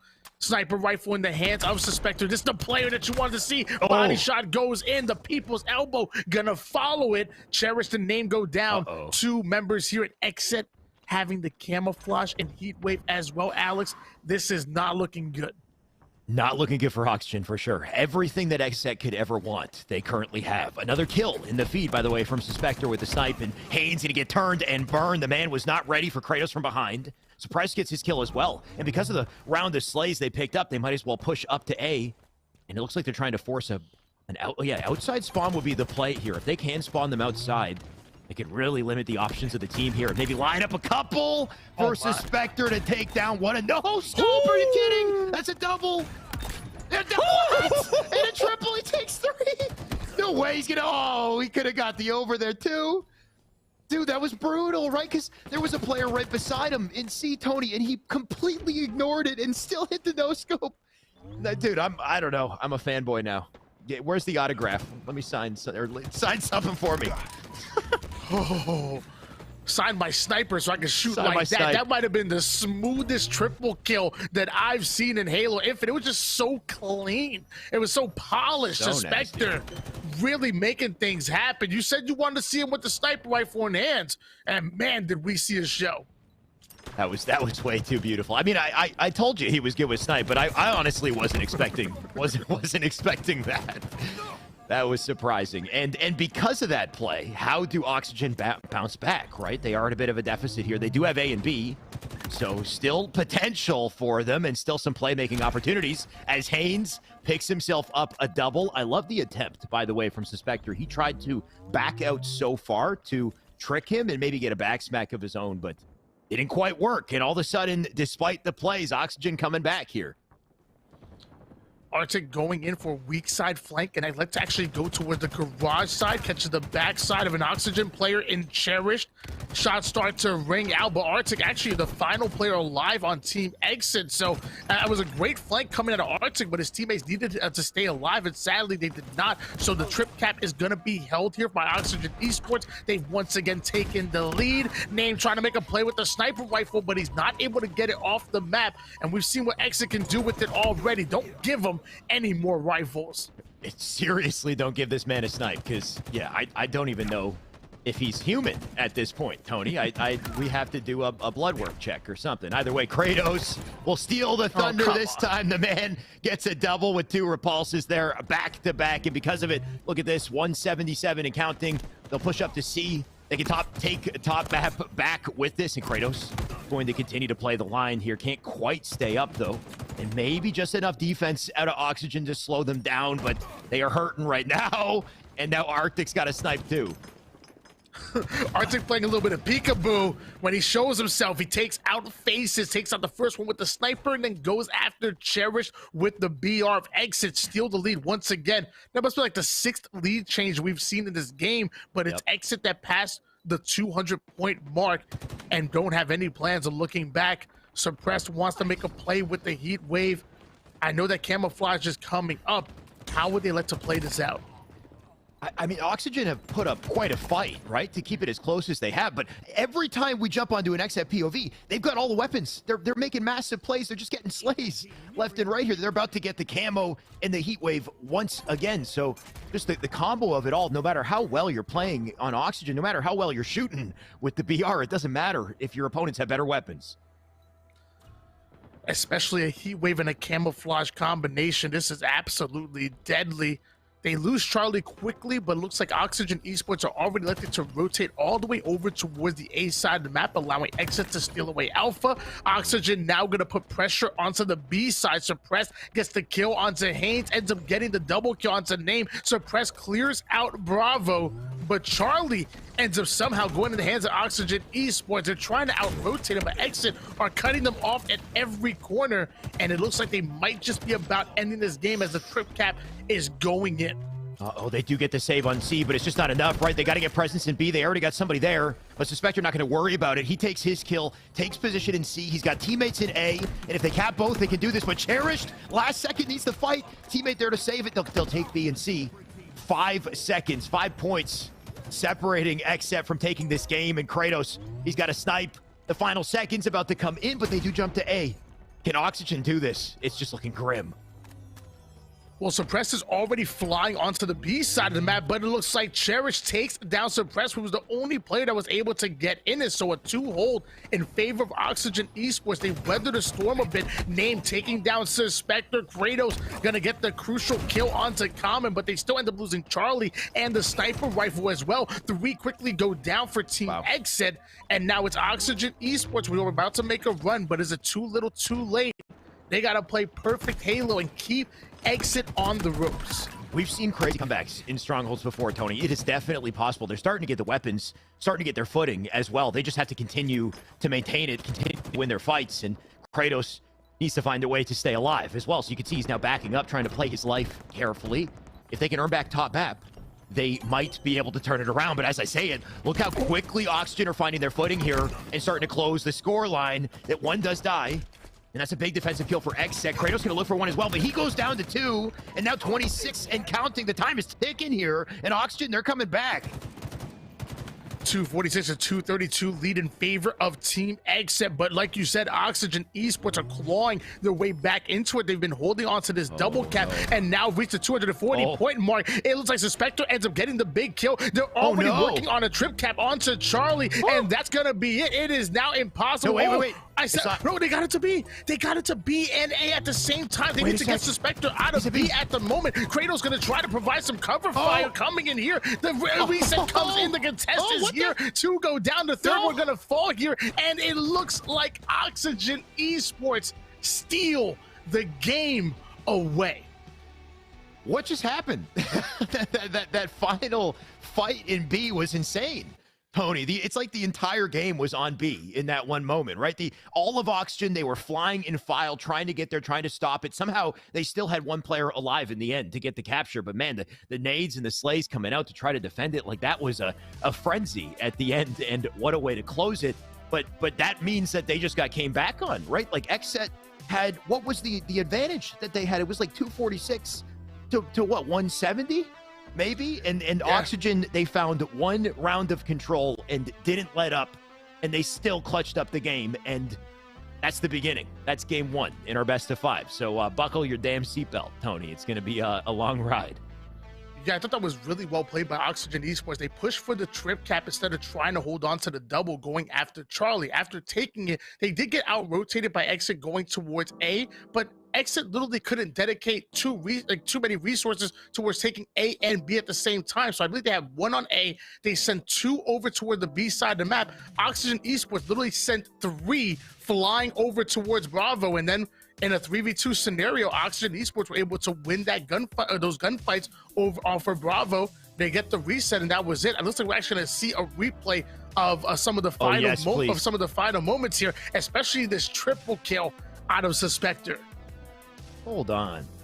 Oh my God. This was insane. I'm going to watch this a few times on my own time, Tony, because this was insane. Go to sleep to it. I'm going to make it my ringtone. Imagine, dude, imagine you got that over So clotheslines the first guy. In no scope, he's going to set up. How the heck does he go from spotting to setting up that headshot? And then, like, the recognition and follow through is just insane. I wish he hit that final shot, though. Oh, he missed the final BR shot. That would have been it. That would have been so sick. Oh my gosh. Oh, man, the pacing, too. Like, his timing comes out with the peak and comes right back behind the wall. Like, he doesn't waste any time. So that's it. They take Charlie, and Exit already rotate over towards A. But look, they have to have people in A in order to obviously capture it. And then Oxygen East was literally sending 3 over there. Kratos comes in to provide some fire. They get 1 slay. Wait, Suppress is trying to dive in as well. But then it came out to some crazy nades and some crazy action. There's someone hiding in the bottom. Right. So they sent the whole team there. They literally like, okay, we're all rotating B. We're going to win this. Kratos dropped 1. It looked like an advantage, right? Because Kratos Suppressed had an opportunity to just 2v1 that guy sitting in B, and they did. They got the kill, and then there was 1 more player hiding in the bottom of B. So, I mean, just the resilience out of Oxygen to not go down without a fight despite the deficit and to hold on to the lead, or to hold on to the advantage that they had. They closed it out. If they have that kind of energy, that kind of clutch factor the whole series, then maybe they could take this, and maybe you were right to predict them, Tony. So, I mean, I just can't wait to see how it goes. Slayer Recharge up next. Yeah, this is really good for us fantasy league players, because, you know, the longer this goes, you know, the better for us, because they can put more points on the board. That's exactly what we want to see. Going into Slayer Recharge, man, we talk about it all the time, man. The shock rifle, the sniper might be absolutely disgusting in this game, but the shock rifle, man, the no-scope capability and plays you can make from it are absolutely insane. I dare I say it, I might be blasphemous on this, but I think I like the shock rifle a little bit more than the sniper in Halo Infinite. Damn, that's actually a tough call, right? Because the shock is satisfying as hell when you get that headshot. Like, it's a clean kill, and you've got a bit of an aim assist advantage, I want to say, too, so you can more confidently line it up. But if you don't get the headshot, the shock kind of sucks, right? Like, I mean, unless you get the interlinked or you hit like a pad or like a weapon pad or something. But like, I just find that if you hit body with that thing, it feels like almost irritatingly weak. So it's like the difference. It's the difference between being cracked and hitting head all the time, or if you hit body, it's like, you might as well use a BR. Yeah, it definitely, I guess, a high-risk, high-reward weapon, but looks like it ends up working out for Suppress right there, who gets the kill. Suspector now advancing, putting down the good shots onto bottom control room, already throwing a denial nade over towards the towards the long haul side, and gets himself a sword as well. So we have a 12-4 lead in favor of Exit. And with the sword, they can definitely increase it, especially with that kind of awareness and communication coming out of Exit.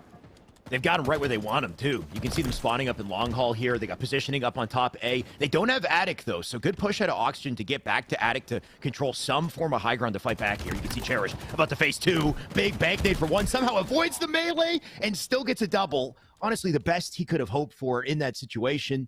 And because of it, Haynes has some time to breathe and some time to make a play with a shock as well. He spots 1, too. And to remind you guys at home, this is your finals. Oxygen are up 1-0 and are 2 wins away from becoming your champions here. Meanwhile, Exit started off the game real hot. Oxygen now clawing the way back in it, but they still have about a 3-kill and make that a 5-kill advantage now, as Suspector really going off on the feed. That advantage could change, though, with Cherished and the camo. You can see he's got that Mangler to use as well. Surprise going to come up center map.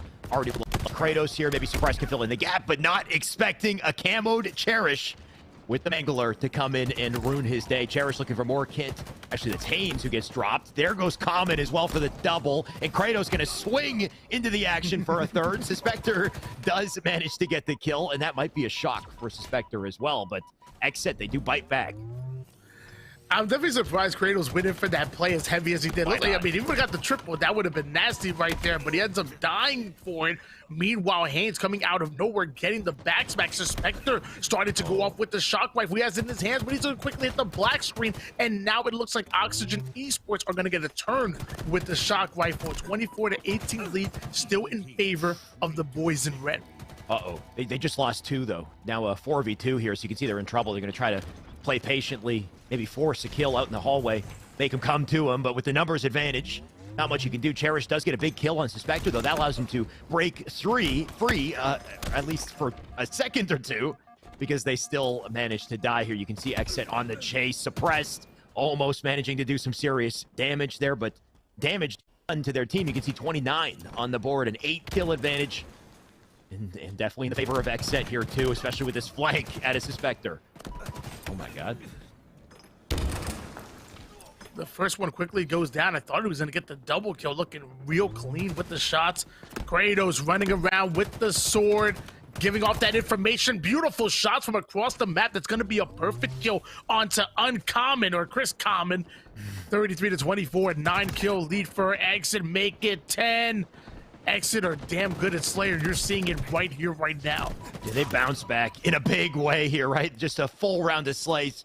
Coming in once again, Cherished does manage to get his kill, but 3 dead in quick succession. Not a good look for Oxygen, especially with Suspector on the hunt here. Drops a couple nades behind. Thankfully for Oxygen, he does not get a kill. Suppress going to continue to offer some suppressing fire. I like the attention to detail here to try to get rid of Cherish, but Cherish still manages to survive, but they didn't account for Arctic in the camo. Ooh. Arctic not only with the camouflage, but running house with the Mangler as well. Love how he's shooting over towards the right side, the pre-firing right to force that player onto the left angle, and then just communicates that to his teammate. Hey, I'll shoot right, you watch left, and an easy collapse coming in out of Xset. Cherish coming out of Oxygen Esports, rotating onto the C side of the map. It feels like it's only a matter of time, especially when shots like that are putting you onto the black screen. You can tell that when you see the light from the shock for more than like 2 seconds, you are in big trouble. You got to get out of the line of fire. 45 on the board here. Suspector looking to make it 46. If he can line up a victim, Name does get a kill. But with a deficit like this, it just seems like the win is inevitable here. 4 kills left to close it. Suspector looking to chase him down. Oxygen going to fight to their last breath here, I imagine. But what can they do with this advantage? Uh-oh. Ooh, Kratos on the kill feed. Remote detonation kill, throwing, I guess, blowing up nades either on the pad or on the ground. Either way, a beautiful kill coming out of Kratos, I'm sure. Common taking down Suppress. Arctic whipping out the sword, looking for the final kill, but it's Suspector who steals it for him. 50-32 dominant win for Xset as we're tied up in the series. Both of these teams needing 2 more games in order to become your champions. This time, Xset, they lock it out, Tony, which I think is a bit of a scary precedent to set for the series, right? Because game 1, when we witnessed game 1, we would have, I think you would have agreed with me in saying Xset probably should have won that based off of the advantage they had, right? They had a Slay advantage. They had coverage over the whole map for the majority of the game. The moment they let up, Oxygen definitely played, they deserved the win. When Oxygen, took their advantage, they took forward, or they took advantage and made a big play, but it was up to Oxygen to clutch up to do it. Xset, they set the pace and they just didn't close out. This time, they not only set the pace, they closed out. They did their job this time. They made sure to close things off and almost got a stake in the process. So if they play their game like this, they continue to, it's, the ball's back in the court for Xset, and it's up to Oxygen to find a way to regain. We'll see. Yeah, I would definitely agree with you in this, in the point that, Xset controlled the game mostly in game number 1 and obviously in game number 2, and, literally 1 nano mistake away from stealing away that game number 1. But now they bounce back game 2. They do so dominantly in that one, so really putting the nail in the coffin, and now going into capture the flag Aquarius, which is a very good game type for Xset. They already have momentum, and I would not be surprised if they go up 2-1 in the series. Oxygen Esports are going to have to dig deep to ultimately kind of heat check them a little bit, because as of right now, Xset are about on fire. They're at least warming up. Oh, they're warm. They're on a roll for sure, and they're going to carry that right into CTF Aqua. This is a big game here, Tony. A tie-breaking game in our best of 5. Whoever takes this is in a great position to win the series, and Suspector wants a piece of that. Unfortunately, 2 players want a piece of him, so they'll drop him quickly. Flagged out, and Oxygen looking to make an early play. Wow. Quickly play. What a starting track coming in to already have that flag out as 3 quickly go down for Xset. Cherish now advancing the flag forward.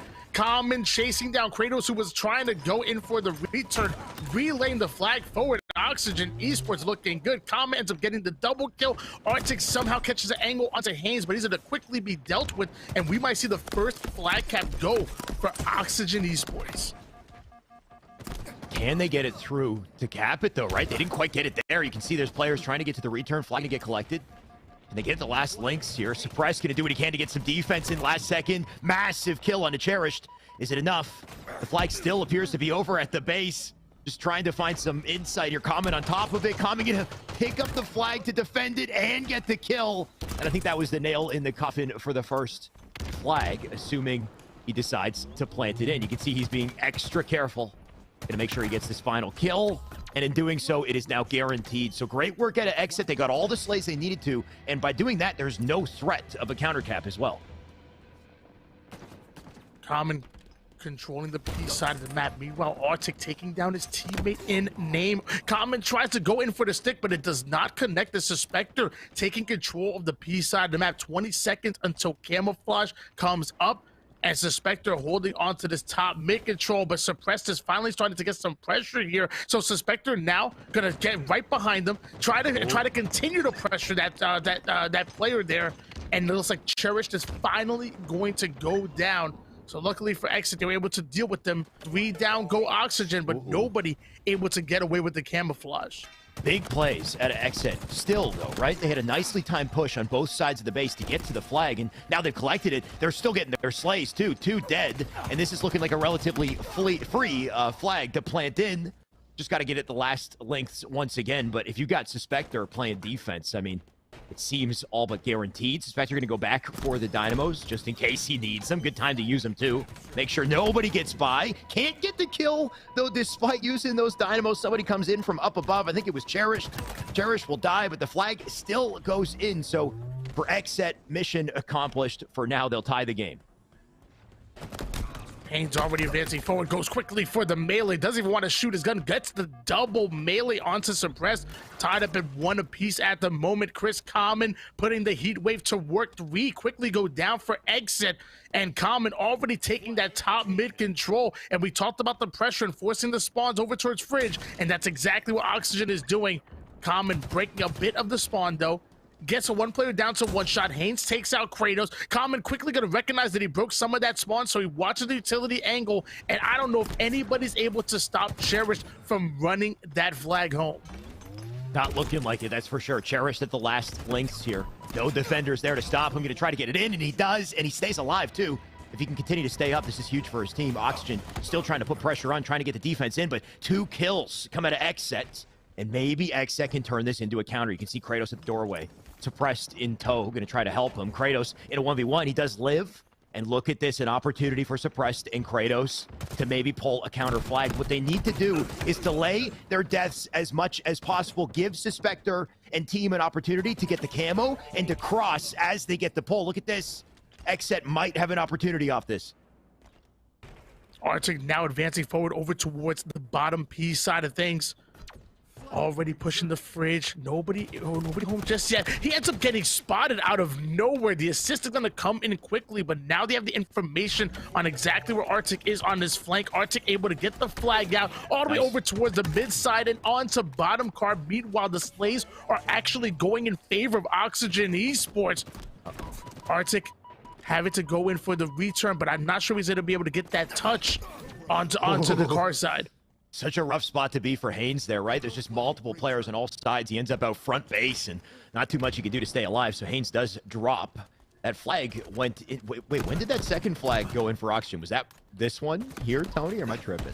I mean, either way, it's a 2-1. 2-1 lead for Oxygen Esports. Don't worry, no, you're not tripping. Hey, this is a fast-paced game. It's hard to keep up with. Common dropping a couple of dynamo grenades. Meanwhile, name off a screen, taking down Arctic. Cherished going up and then down and up and down and down again. Now has the P control, does Cherish. Haynes gets a slay onto Suppressed as well. So Oxygen Esports are quickly getting the slays they need, and it looks like the flag has actually already been started. Cherish takes down another one onto the B side. There's one more trying to slide into his DMs. He's gonna go down as well. So 3 down for Exit and Oxygen Esports Oh, never mind. I was was like, should be able enough, to get no. the relay, but Suppress gets the return. I'm sorry. Dropping Cherished in that situation was massive, right? Cherished almost stayed alive. Had he stayed alive, they might have still had a chance there. And then Haynes, unfortunately, had no help, so he did die shortly after. They got the return. On top of that, they got some aggression coming in as well. You can see Suspector trying to stay up here. Knows the player's above. Arctic's dealt with him. Camo about to spawn. A little bit of a double dilemma, though. He's going to double back. Make sure he gets rid of this player down below in Util. He's got the advantage in the fight, but can't quite get the kill. That one player going to be a nuisance for him. Cherish now dead. And because of it, Suspector can get to the return. But that milk on his life has made things difficult for Exit. They don't have center map. 2-1 lead going What in do they do now? favor of Oxygen Esports. I was sorry, of Exit, who is actually starting to push forward here and actually started to create some offense onto the utility side. Suspector not able to find one just yet, but getting the information that he needs. The first one is gonna go down. Suspector ends up taking down the second one as well. It's gonna be a double kill. As 3 down, make that a fourth, a triple kill going for Suspector, who's gonna run it towards bottom car, but with all 4 members down, he gets the mid angle, and we're about to be tied up at 2 apiece. If you didn't put this man in your fantasy draft, what are you doing, right? Like, this is probably the first player I think I would have put in my fantasy. Absolutely. He's the playmaker on this team right now, and the playmaker in this exhibition. Tony, he was the one who put the snipe work together, right? Almost getting the over. On top of that, he gets the triple and plants the flag in with that beautiful run, too, using the slides to maintain momentum. I mean, it's safe to say momentum was gained for Xset, though, as we say it. Look at this out of Oxygen. They dropped 3. They got the flag out to center. Cherish is going to collect it with the relay as well. So maybe that little advantage won't last long for Xset. Maybe you're right, because Cherish already gets the flag toward the home base, and Exit are actually still 3 down. So somehow Oxygen Esports not only able to cap the flag, but also stop the counter cap from coming in out of Exit, which they're so good at. 4 minutes and 19 seconds on the clock.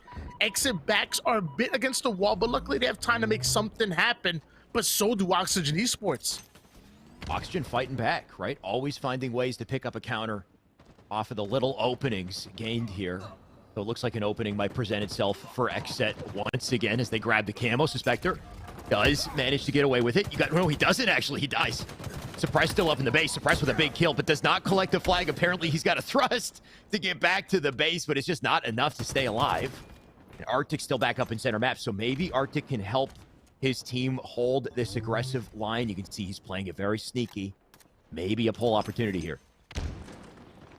Chris Common going down to half shield here, still with 3-2 lead for Oxygen Esports as a player onto mid-car who's being a bit annoying here for Common. Luckily, Cherish gets the 4-shot kill from across the map onto Donnie.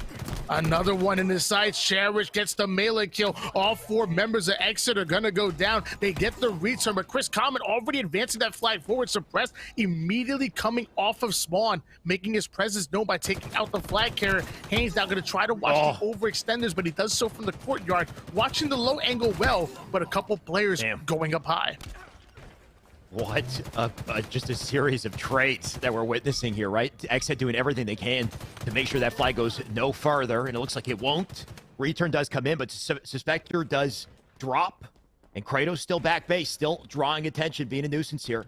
He is alone, though. Looks like he does not want to commit to the flag. Instead, he's going to get a perfect somehow from that position. Some nice shots out of the BR. He does drop, though, and because of it, that positioning now lost for Xset.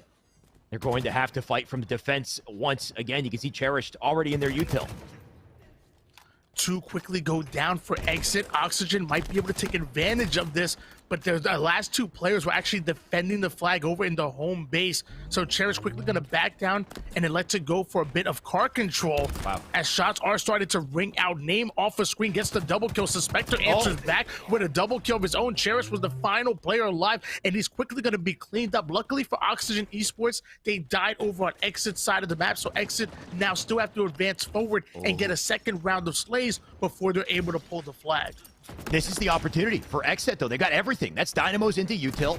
That's a heat wave on the body of Suspector, who dies, unfortunately. They do have the camo. They do need this push, though. Tony, we got a minute 40 left on the clock to make an impact here. Suppressed needs to be the man to do it. Big pickup. Shots into bottom mid. He's got to stay up, though. Look at this as he's just bobbing and weaving. All while it happens, though, Oxygen taking full advantage. What a kill that he gets. He's still sitting up in the back of the base. Great positioning and shot, like accuracy at a suppress to hold on, because Oxygen, they tried to do a little more there, right? Oxygen tried to defend and get a pull at the same time, but because they didn't succeed, because suppress got away, look at the opportunity Xset has.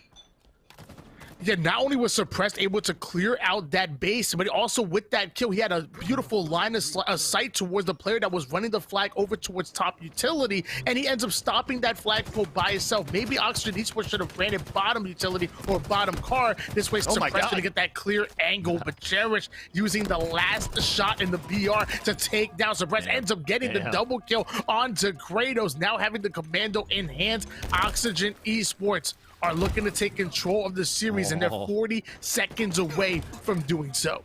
You said it, Tony. Sub 40 seconds in this game. All the defensive slaying power coming out of Oxygen as they slide straight out of the base to try to stop them. Can they hold the line, though? 20 seconds to do it. Camo about to pop as well, but they can't worry about Camo. They got to touch a flag, and maybe Suspector could do it. Suspector going to clean up one curb slide and doesn't hit the slide. Interesting, he's going for a pink side run. His teammates are on pink side, and honestly, this might work. It's a little unorthodox, but if they can stay up and keep the flag in play, they might be able to make this work. He'll hit the drop, or doesn't hit the drop slide. A little slow for the run. Need to make sure they get rid of the players in the base still, though. So they're still in trouble. Exit, they got to play perfect. Yeah, the key to capture the flag is watching a perimeter, running the flag over towards the perimeter. That's exactly what Exit do, but Oxygen Esports answering back with the slays that they need, and now they're going to fly in for the reach. So there's one more player diving in. The double kill for Haynes, almost able to get the triple kill, but it looks like the damage has been done. That's a 3-2 win for Oxygen Esports, and now they're up 2-1 in this best of 5 series. What a beautiful pinch out of Oxygen at the end, though, right? Common had such an important role to play for his team to stay alive in the back of the base. He just had to draw attention and had to live, and that's it. And as long as he does that, Haynes on top mid has the freedom to collect camo and the freedom to take angles and get kills. He got a double with it. Common came back into the fight, secured his kill, and it was over from there, right? He had the opening they needed, and they got the return. We got some replays as well, so we can look back and reminisce on it just a little bit. But what a back and forth out of these teams. And honestly, Tony, I mean, I'm a little surprised by this, because you know my prediction coming into this. I thought I was taking a safe prediction, and turns out I'm the idiot. I'm the idiot, right? I was wrong.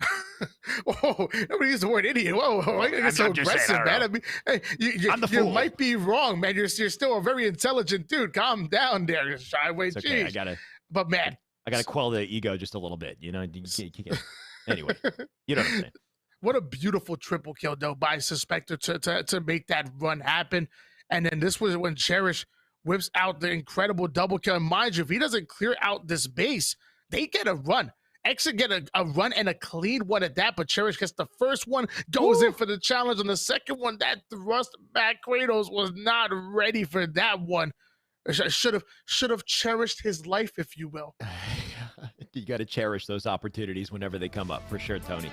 I will say, as somebody who was a big Halo 5 fan, still am, and I love the thrust. It was amazing in H5. There was so much depth behind it, too. I do think there's something beautiful about having the thrust as a pickup in Aquarius, though, as well, right? There's that extra mind game that comes with just having it in the back pocket, because you don't see it as much. So that the moments that you do have it, it's that much more important. You can really make a sick outplay. And you can kind of tell some of the players that have that Halo 5 experience in the way they move, right? Cherished with the sprint slide one direction, jump thrust the other, right? Those quick little tricky movements, very similar to what you see in H5, but all the more meaningful, I think, in Infinite when you don't have those opportunities as often. Anyway, not too many more opportunities to save the series for Xset, right? They got one more game to lose, and if they lose it, that's it. That's 500 for Oxygen. They walk away with our first exhibition win. So, Tony, we got 2 matches in this tournament potentially left. We've got Oddball Streets and Slayer on Bazaar. Oddball Streets, this is the kicker right here. What are you expecting? Well, I will say the key word to that is potentially 2 more matches, because Oxygen Esports are 1 win away from becoming your champions going here to the streets. And to answer your question, I apologize, but I want to see here.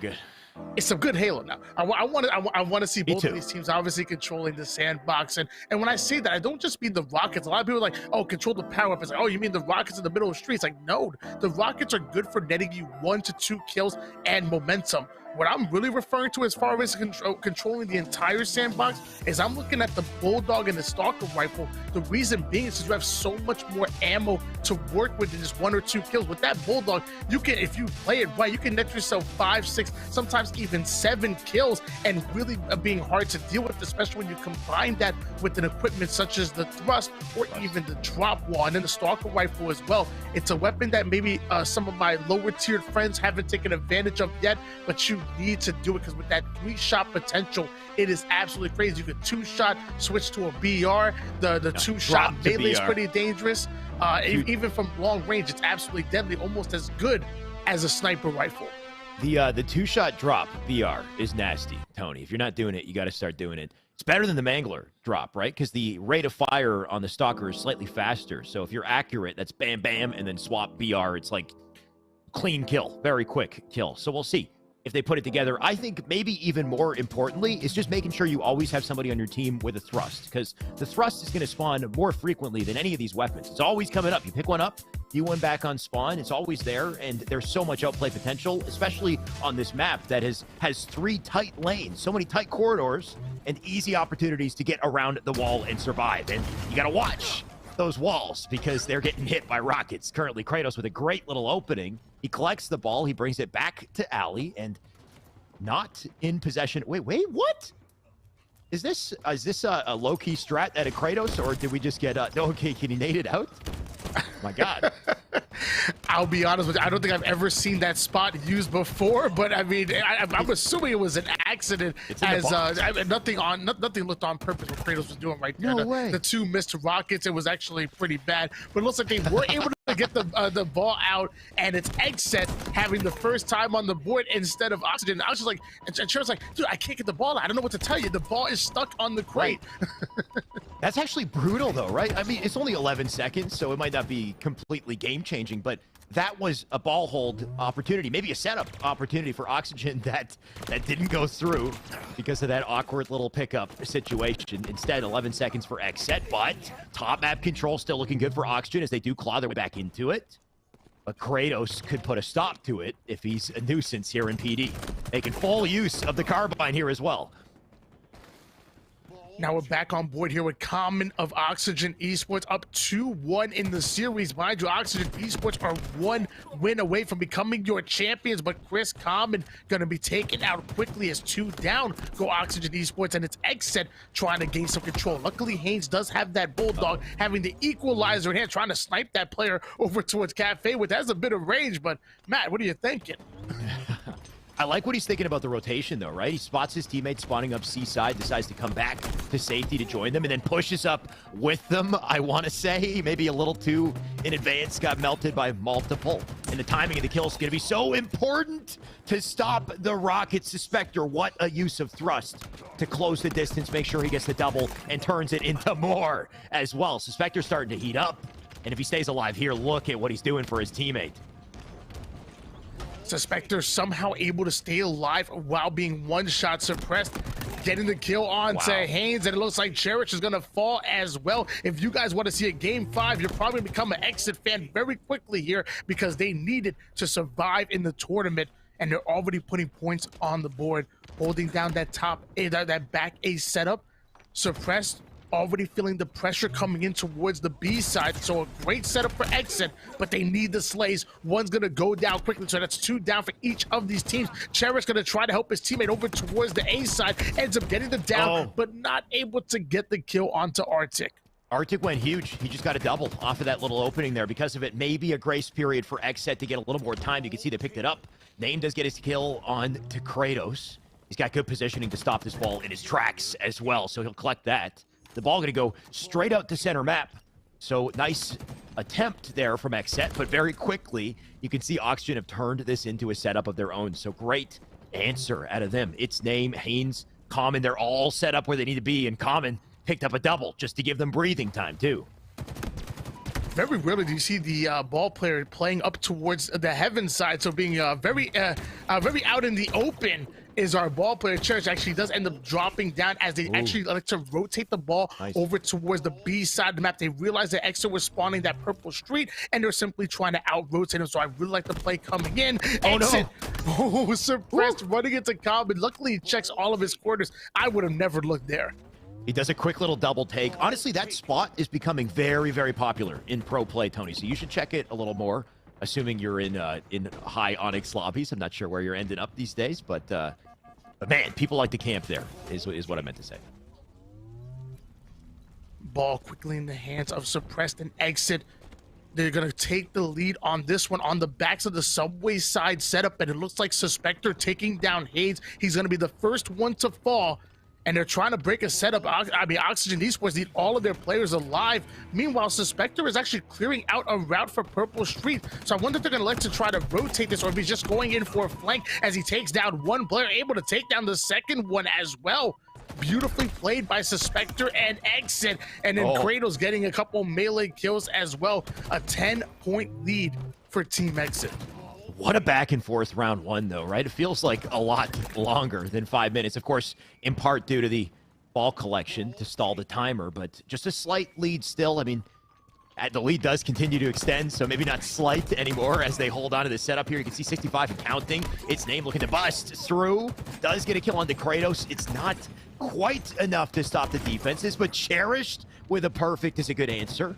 They'll put the ball down, so no more time ticking against them, but they got to make the rotation in. Common going to try to stay up. Going to try to get the ball here. Just got a couple more defenders to worry about. Kratos off the screen, able to take down Haynes. Common now going to slow things down. He wants to hold on to the Subway setup. Beautiful back smack coming out of Chris Common. That's going to net them a bit of ball time in a 3v3 scenario, though, because Name is going to be the first one to fall. Luckily, Haynes answers back by taking down Arctic, and Common is going to join him on the black screen as Kratos starting to up the tempo, trying to get the ball out of Oxygen Esports' hand because they are quickly putting good points on the board.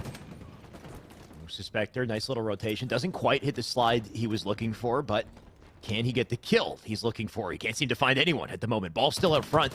Rockets up as well, so quite the dilemma here for Suspector that he could answer with what? How did the nade blow up so quick, though? Did it get shot?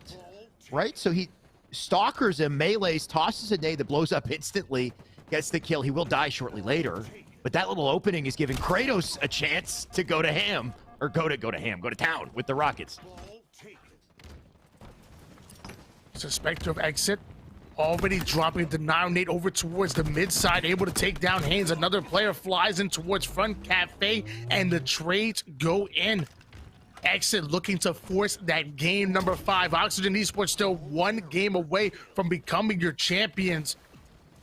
And now we have Arctic with the Bulldog. So I'm liking Exit's position right now. A couple of slays go in, and that's going to be some good ball time to quickly go down. Go Oxygen, that's exactly what I was referring to. Exit already on the ball and getting it towards their A-side setup.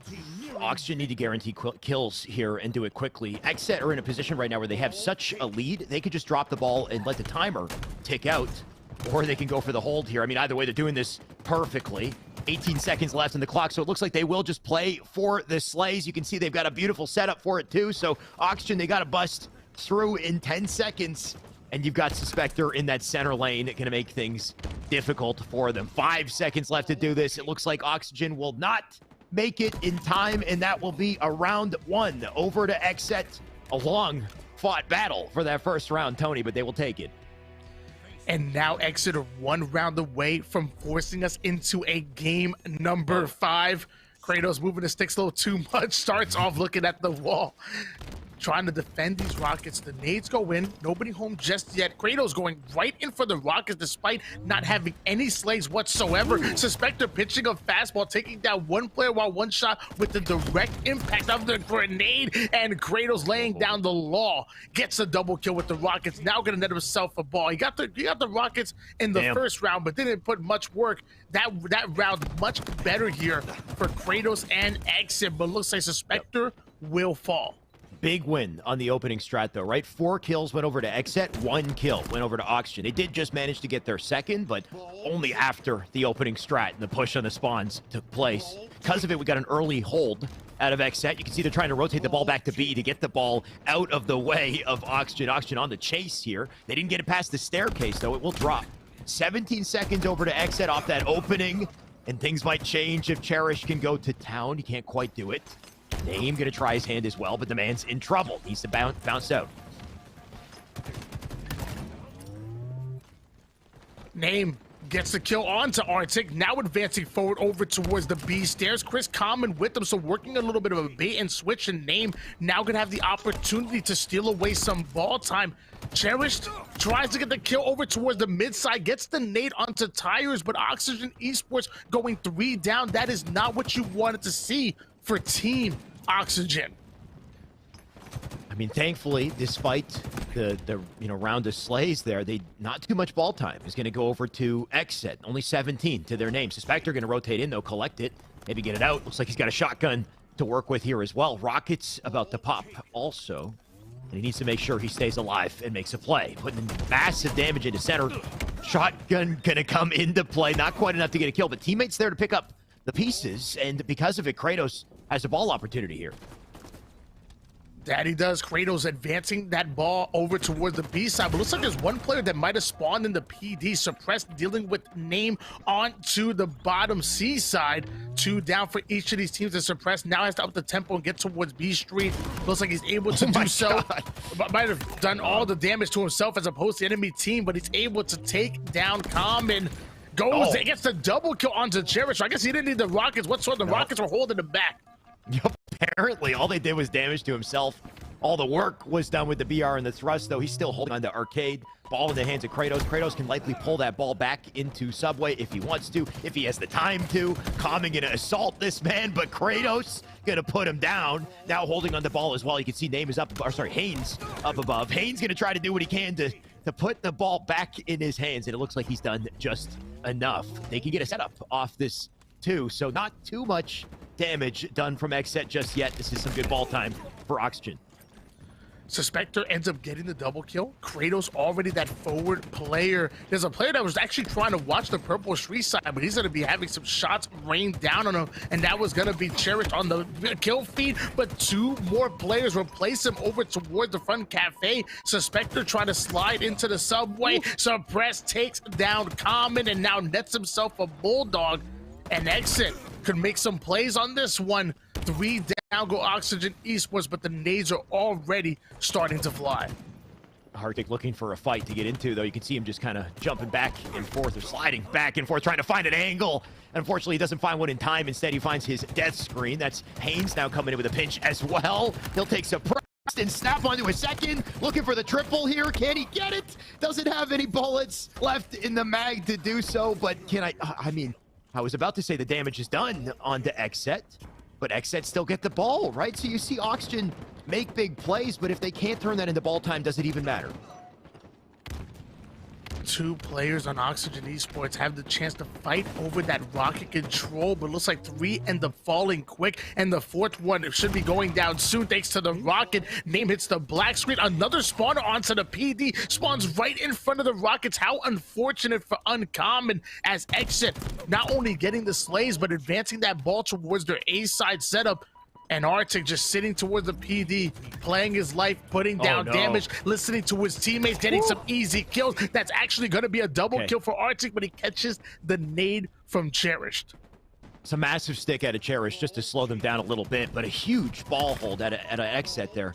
55 points off of it now, too, so Suspector going to try to rotate back, stop Oxygen from getting a hold of their own. Somehow passes by this man in the alley as he does so. Doesn't see him, too. He'll pick up a clean kill for it. Gonna continue on the chase here, too. Stalker in play. He's got to hit the shots, though. Suspector gonna try to stay up. As long as he's alive and being a nuisance back here, Oxygen have to respect him. But can he get into the middle of all of this and survive? Look at this as he's just trying to stay up. Oxygen putting it together, though. A big double out of Name to keep the ball in their side. If I'm Oxygen Esports, I do not want to see a game number 5. They need to take this round number 2, force a round 3, and end it right here, right now. Easier said than done when you're going up against the likes of Exit. Haynes already watching that middle angle, but Suppressed coming out of nowhere with the nade. Now we're seeing Cherish try to advance forward, but he goes down to 1 shot as well. Luckily, the nade onto bottom A. Cherish having a chance to make a play, gets his shields back, goes in for the No challenge, way. but he's finally going to be hunted down, and two quickly go down for Oxygen Esports. The milk out of Exit there. I could feel Cherished pain in that situation where he uses his final nade and can't get the kill, right? He's waiting for the opportunity to get the angle, but the player's not moving, and the longer he waits there, the longer the more likely he runs out of options, right? Somebody comes in, gets a pinch, and ruins his day, and because of it, Exit have held onto a setup here too, and held onto resources that they'll then burn. Arctic gonna drop with the Rockets, take a kill with them. Kratos gonna drop the ball and try to get a perimeter at the same time, but they got 75 to their name. There's less than a minute on the clock here too, so a lot of pressure onto Oxygen to try to find an opening.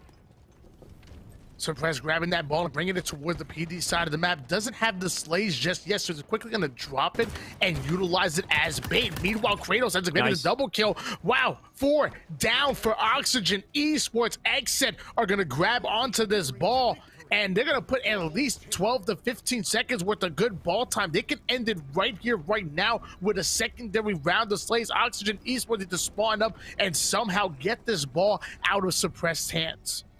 Unless Oxygen do something beautiful in the next few seconds, which they very well might. This might be going to a game 5. We'll see. 30 seconds on the board here. And the final fight to get the ball as well. You can see Common, a line of defense, needs to win his fight. Needs to win this 1v1 challenge. The slide comes in. He does kill Kratos. Can't get to the ball. 3 members of Oxygen still up, still looking at the ball. They got 15 seconds to do it, though. They got to step on it, so they will pick it up. The timer going to freeze as long as that ball is held. They can rotate it back to C, but this needs to be a perfect C-side hold. And we'll see if they can hold on to it. Rockets, I believe, are still coming up. So if Cherished makes a huge play and gets the Rockets, maybe they can turn this around. I was gonna say the Exit have the luxury of being able to slow things down and wait for them to push as a team, but they quickly go 4 down. So another round of slays going in favor of Oxygen Esports. They're still holding on to their setup, and now it's Exit who are up against the ropes. And luckily, Kratos takes down Common. Suspector going right after Name. The nades are already starting to fly, and Oxygen Esports tries to throw the ball in the middle of the map here. Suppressed ends up getting that ball into hands, and it looks like Exit are taking round number 2, and we're going to a game 5. Oh man, what a heartbreaker for Oxygen at the end there, right? They almost turned that game around and clutched it up, and you got to love the attempt with the setup though too. They had players hiding in all the areas of the map, right? You had the one player with a shotgun over on the alley, just in crouched position, like ready to get somebody as they come by. Ball in the back of Subway, had a player on the right side perimeter as well, but the Rockets will draw their attention to center. Rockets were spawning, and they had to win the fight from Rockets, but they're fighting from Rockets from low ground, and that's just kind of the risk that comes with playing with having a ball hold on the C side. They didn't have options, though, too. They had to take that fight from low ground, so unfortunate. They lost 2, and when you lose your numbers, not too much the ball holder can do to continue to collect time, but very close game, Tony, and very close series as well. This one has gone the distance in a big way. Game 5 coming up next. Tony, I think originally this was supposed to go till, what, 4 o'clock, I think, PST. We're in Apex time now. I know we got a couple Apex viewers in the chat, so welcome. Hopefully you guys enjoy some Halo also, but this will be done with this last game. Yeah, only one more game, and it's, 12 minutes on the clock, if it even goes to that, and then we'll be watching some Apex literally right after this. So it's going to be an exciting day for all of esports. I'm ready for this as we're going into a bizarre Slayer. This is an interesting map when it comes to Halo. A lot slower of a map than some of the other ones that we have in our circuit here. You have the rockets, you have the grapple, and you even have the dynamo grenades, which can kind of speed things up, but it's wide open. Like, you can really sit on the cafes, sit on your rocket side, or even in lockers, and kind of you have to kind of crossfire a little bit and get that damage control before you're able to get aggressive on the enemy team. And you need to get that crossfire going, right? The biggest open sightlines on this map than any map. Just a massive, wide open center, low ground in it's bottom mid. There's no top mid, right? Just the low ground to work with on the bottom. But even bottom mid is a power position in a way too, if you're controlling the dynamos, right? The dynamos are constantly spawning in the bottom of the map. You got the grapple spawning in the bottom of the map as well. And as long as you have a grapple on top of the aggressive power that comes with it, you can pull weapons like the rockets or like the OS to you. So ton of playmaking potential. All of it comes from the center of the map, though. So you need to control it, need to lock down spawns on either side, and whoever holds it can hold the game. We'll see. But one thing's for sure, Tony, I think both myself and you and ESA starting to realize that with Halo games, Halo tournaments, they just go the distance, right? Monday, we're here till what? 3 a.m.? We're commentating till 3 a.m. This time, this is, 3 matches of Halo, but it's a long story to tell, apparently. Yeah, especially when you have, equal competition like we're seeing right here, right now. Close X and contest, Oxygen Esports going all the way to a Game 5. We actually didn't see any 3-0 sweeps in either one of our games that we had. I think the first 2 semifinals matchups ended in a 3-1, so they both went to Game 4. And now we have this one right here, right now, going to a Game 5, which is already on the way. Xset going up against Oxygen Esports, and Arctic starting off with a double kill. This is it, the final match, winner take all, and I can see who wants to win it pretty damn badly right now, Tony. A 4-0 to start the game. You could not have asked for a more perfect start for Xset. They got all of them spawning in their original spawn here in the back of the base. What do Oxygen do? They have limited resources, right? They got a Mangler that I think they might have already collected. There's a Thrust that spawns on the opposite side. But they need to find a way to guarantee a kill and slow them down, because look at this. The full team is collapsing. That it is. Suspector going down to 1 shot. I thought he fired a rocket right there. I have no idea what that rocket went, but 2 quickly go down for Exit. Suppress going to equalize the situation by getting a double kill as 3 down go Oxygen Esports, and Suspector whiffs just a bit on that rocket, but he having the grapple. Looks like an 8-3 lead here for Team Exit. Kratos with no health to speak of whatsoever, by the way. Man's trying to do what he can to milk in the locker. He forced the player to go up there and deal with him, and just by staying alive like he did, he's given Arctic a playmaking opportunity. Arctic picks up 2 kills, and maybe a little more. Look at the cheeky angle cross map here, trying to help Suppress stay alive. And because Suppress now lived, all 4 up in center map, and Arctic still being such a nuisance. Finally, they put him down. Haynes now going to try to advance forward over towards bottom Bulldog. The nades start to fly, but looks like a player's going to drop down right on him and put him down. Too quickly going down for Oxygen Esports. Cherish going to slow things down, taking this perimeter side as his teammates are starting to spawn up. They're currently down by 10 kills, so they really need this overshield. Yeah, they cannot afford to not contest this, right? They got to be here for this OS. You can see Cherish brought himself to bottom mid, but brought himself to the center of the action by doing so. Suspector got a kill as well. They got the OS. They have 18 kills to their name, so not a single kill was returned by Oxygen on that push, and they're continuing to die. 19-5 here, and a nightmare scenario for for Oxygen. They're running out of oxygen, Tony, is about all I could say. I'm running out of oxygen trying to cast this. And things are going from bad to worse. Literally, we're seeing a 7-2 run going towards Exit when they already had a 10-kill lead. At this point, they've now approached the halfway point in their and as far as in the game here. And Oxygen Esports haven't even made double digits. Exit are playing lights out in this game. Number 5, Kratos ripping apart another player, going down to 1 shot, but they cannot put this man down. You see Kratos grab the combo right before he leaves, too. Like he's strong-sided, getting out of the fight. Makes sure to get the combo, so you've got that extra firepower. Unfortunately, does not quite work out, and that's because Common has the grapple. The battle of the sandbox here, just to take advantage, and the only real advantage opportunity we've seen for Oxygen, right? They get a couple kills, but it's just not enough. Exit, they find a way to bounce back, rotate back to center map. Here in Kratos, just a defensive line in the back of the map. Look, he can line up angles and just deal damage and let his teammates push up and take the kills.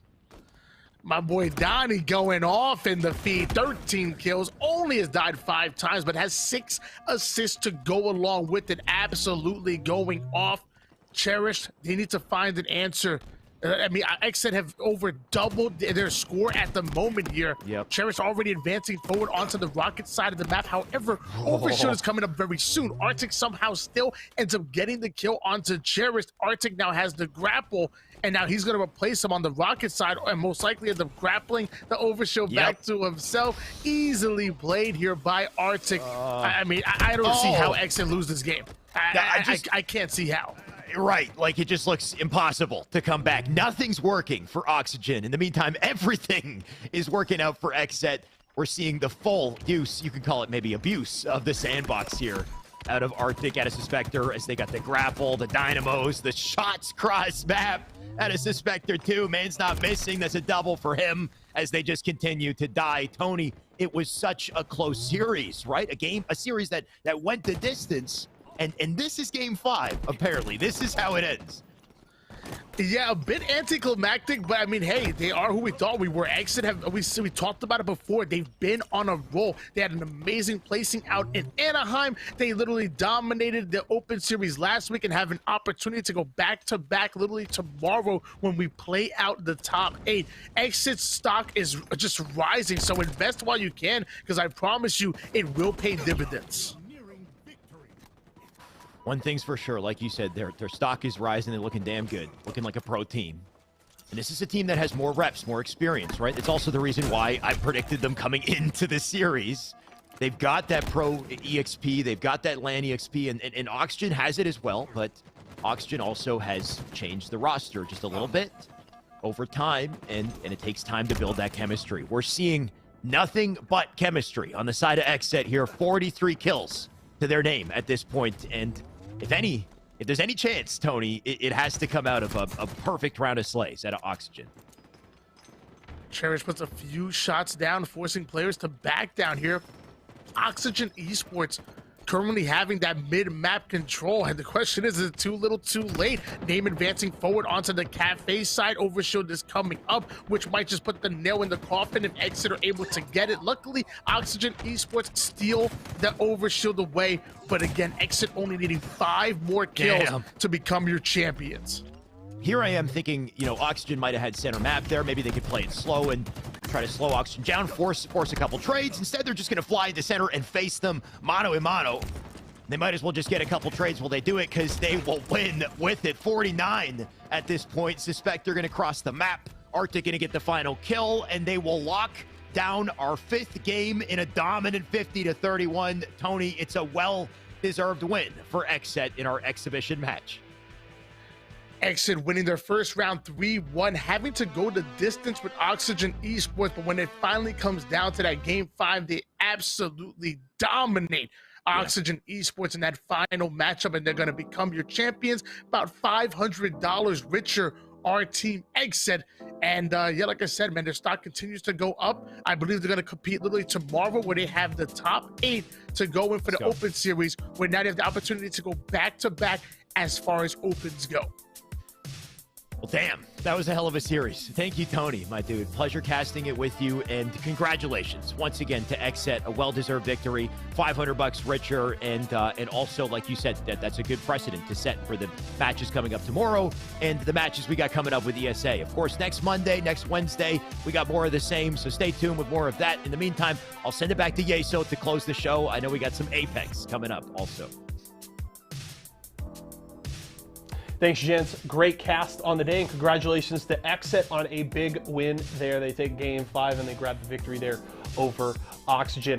We hate to wrap things up quickly, but of course the day continues. We got plenty more action here, and we're right up against it for Series E Apex Legends Pro Night. So right now we're going to go to a quick break, but when we come back, we'll be jumping right into the action. So don't go far, or we'll return in a few.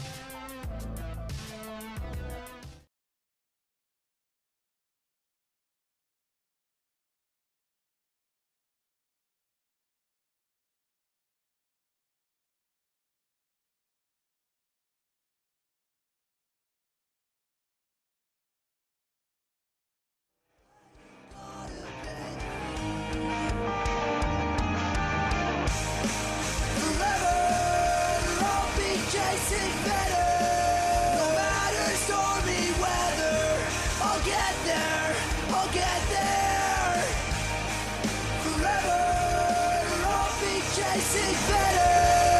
I know I can get better. I'll get there. I'll get there. And tell yourself there's no way that this could happen again. Never have I ever felt so disappointed. It's this cycle that breaks me down. I want a chance. I'm burning out. Nothing is free for me. Gotta play, gotta play.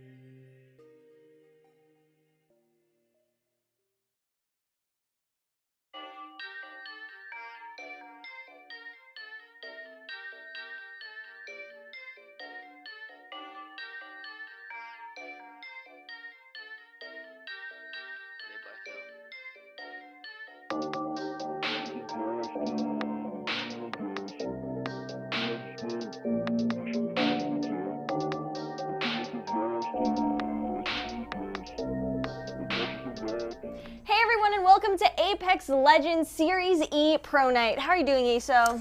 I'm good. We just finished up the action with Halo Pro Night, which was really fun to watch. Xset grabbed the win there, but now it's all Apex here, and I know for sure their Apex Legends counterparts didn't quite have the start that they were hoping for because Xset Apex didn't quite get things going in game number 1, but to update everybody on kind of what has gone on, because of course the tournament has started. Start a Fight did win the first game. That's a bunch of Series E veterans there, and Team Esports Arena came in second place. They got third party by Start a Fight there at the end to lose that one. So that one's unfortunate, but the action is well underway. And of course we're on the heels of an Oxygen victory last night, a night in which they won no games, but were really consistent. Got a lot of kills, put consistent points on the board, and ended up eking out a 1-point victory over Vizio last night. We'll have to see if they can do more of the same here tonight. And it seems like Oxygen's already doing pretty well in Apex Legends tonight, so we're going to see who comes out on top. We're in the middle of game 2, so we're super excited to get into it. Yeah, I'm psyched. As soon as production says we're ready to go, we'll jump right into the action and hand it off to the casters. And they said they're ready to go right now, so let's get into it. We'll kick it off. 1 game down and 5 more to go. Let's go. Series E Apex Legends Pro Night. Let's go! Series E. Series E. Series E. Series E. Series E. Apex Legends. Apex Legends. Series E. Apex Legends starts right now. And now we're seeing it once again, just like game 2, slowed down, but Fury won. Time and time again, and Cheez It, if they think they're winning it, chances are they're winning it. So it gets thirsted by Zera Tricky as Hakula is going to come around the corner with the spray, and now it's just one player alive over here, and this was... All right, welcome guys to Series E. Now we did have a little bit of a late start, but we're getting ready for game number 2 of our Pro Night here for Series E. I'm Jamerson, joined once again by Tom T Squared Taylor, and we are getting ready for Pro Night. Last week we saw Team Esports Arena walk away with the victory, but it was a very close one up against CLG, and I believe they were tied with quite possibly Team Vizio, if I'm remembering correctly. It was a pretty fun night, and we're starting to see the slow exploration of the meta, Tom, on Stormpoint. We got to play Stormpoint. That was super exciting to see. Yeah, Stormpoint is really fun because everyone's sitting there learning with us, and it's a nice opportunity to see exactly what the players are going through in terms of the end circles, the rotations, everything that's going on with the chokes. And obviously, Valkyrie is huge in the meta right now. We're getting a chance to see not only how they're playing it, but also which team compositions are coming along. Yeah, so let's go ahead and talk about the format for tonight. Like we said, we have 6 matches that'll be played. We've already played 1 map on World's Edge, so we have 2 more World's Edge maps, and then we have 3 storm points in the second half. Of course, we have $500 on the line as well, and then it's all about who scores highest, the top 2 scorers that'll be walking away with the victory today, and that prize money. You get points by placements and, of course, kills. But let's go ahead and talk about the teams that are competing this week around. We've got G2 back on the table, so I'm really excited to see what they've got in store for us on Stormpoint. Yeah, G2 absolutely nasty with it. Gentrifying's playing out of his mind, but Results and Designful always playing really well. But also keep in mind, like we talked about last week, the new teams that are coming through. Renegades was looking pretty solid with a win that they got over on Stormpoint, Madness, Pow, and Saucer. We have obviously TSM, who's going to be really fun to go and watch. And then you have the new Liquid roster too. So we're going to get ready into game number 2 already. I believe we're pretty far into after game number 1, just like Aso was saying. We did have a win, and now we're moving into which I believe could be our potentially 3rd game, if I'm not mistaken. But speaking of game 2, okay, excuse me. Speaking of Team Liquid, look at it. They're fighting over towards the side of Lava Fisher for one of the premier buildings here. Everyone knows on World's Edge, this is one of the best buildings that you could potentially get. However, when you're on the outside looking in, that is not a vibe. So Liquid's going to have to make a move here soon.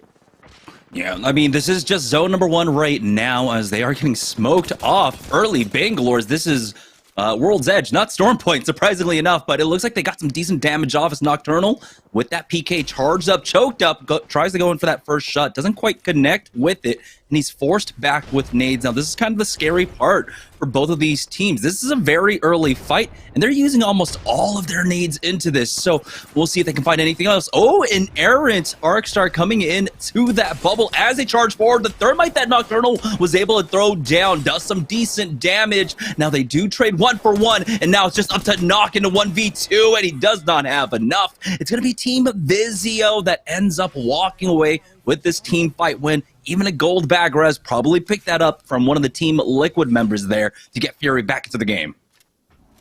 It's tough. That's what 1 or 2 missed PK shots will do for you. Everything was looking great, but now Complexity's flying in. They're looking for the third party, and this building is going to be hot. So, well, you think Liquid, maybe if they would have survived, it could have been A-okay. It basically just looks like a giant creep on this building from all of the teams, and Vizio is the first team in there. And this is tough when you're not in the Caustic meta to go and hold this from so many different players and so many different skilled teams coming in. It's just an absolute bloodbath. And what do you know? Another team's coming through. Yeah, another team shows up. That's going to be G2 a little bit earlier on their rotates than we're typically seeing out of them. But you can see they want to get aggressive. They really want to find these early kill points. And in the night where G2 ends up finding early kill points, that's a scary sign for the rest of the lobby. We're already down to 15 squads.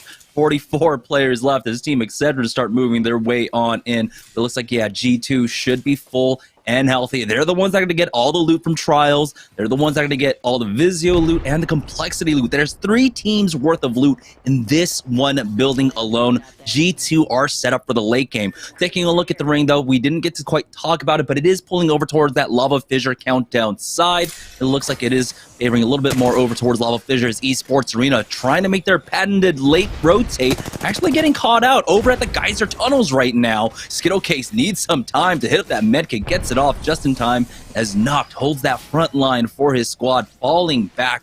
Both teams really just disengaging from this one. Esports Arena, they still have that Valkyrie in play, so they don't have to commit to this. This is one of their more popular rotations coming through. Like you said, late rotation coming on over towards the Geyser side, landing over towards Lava City.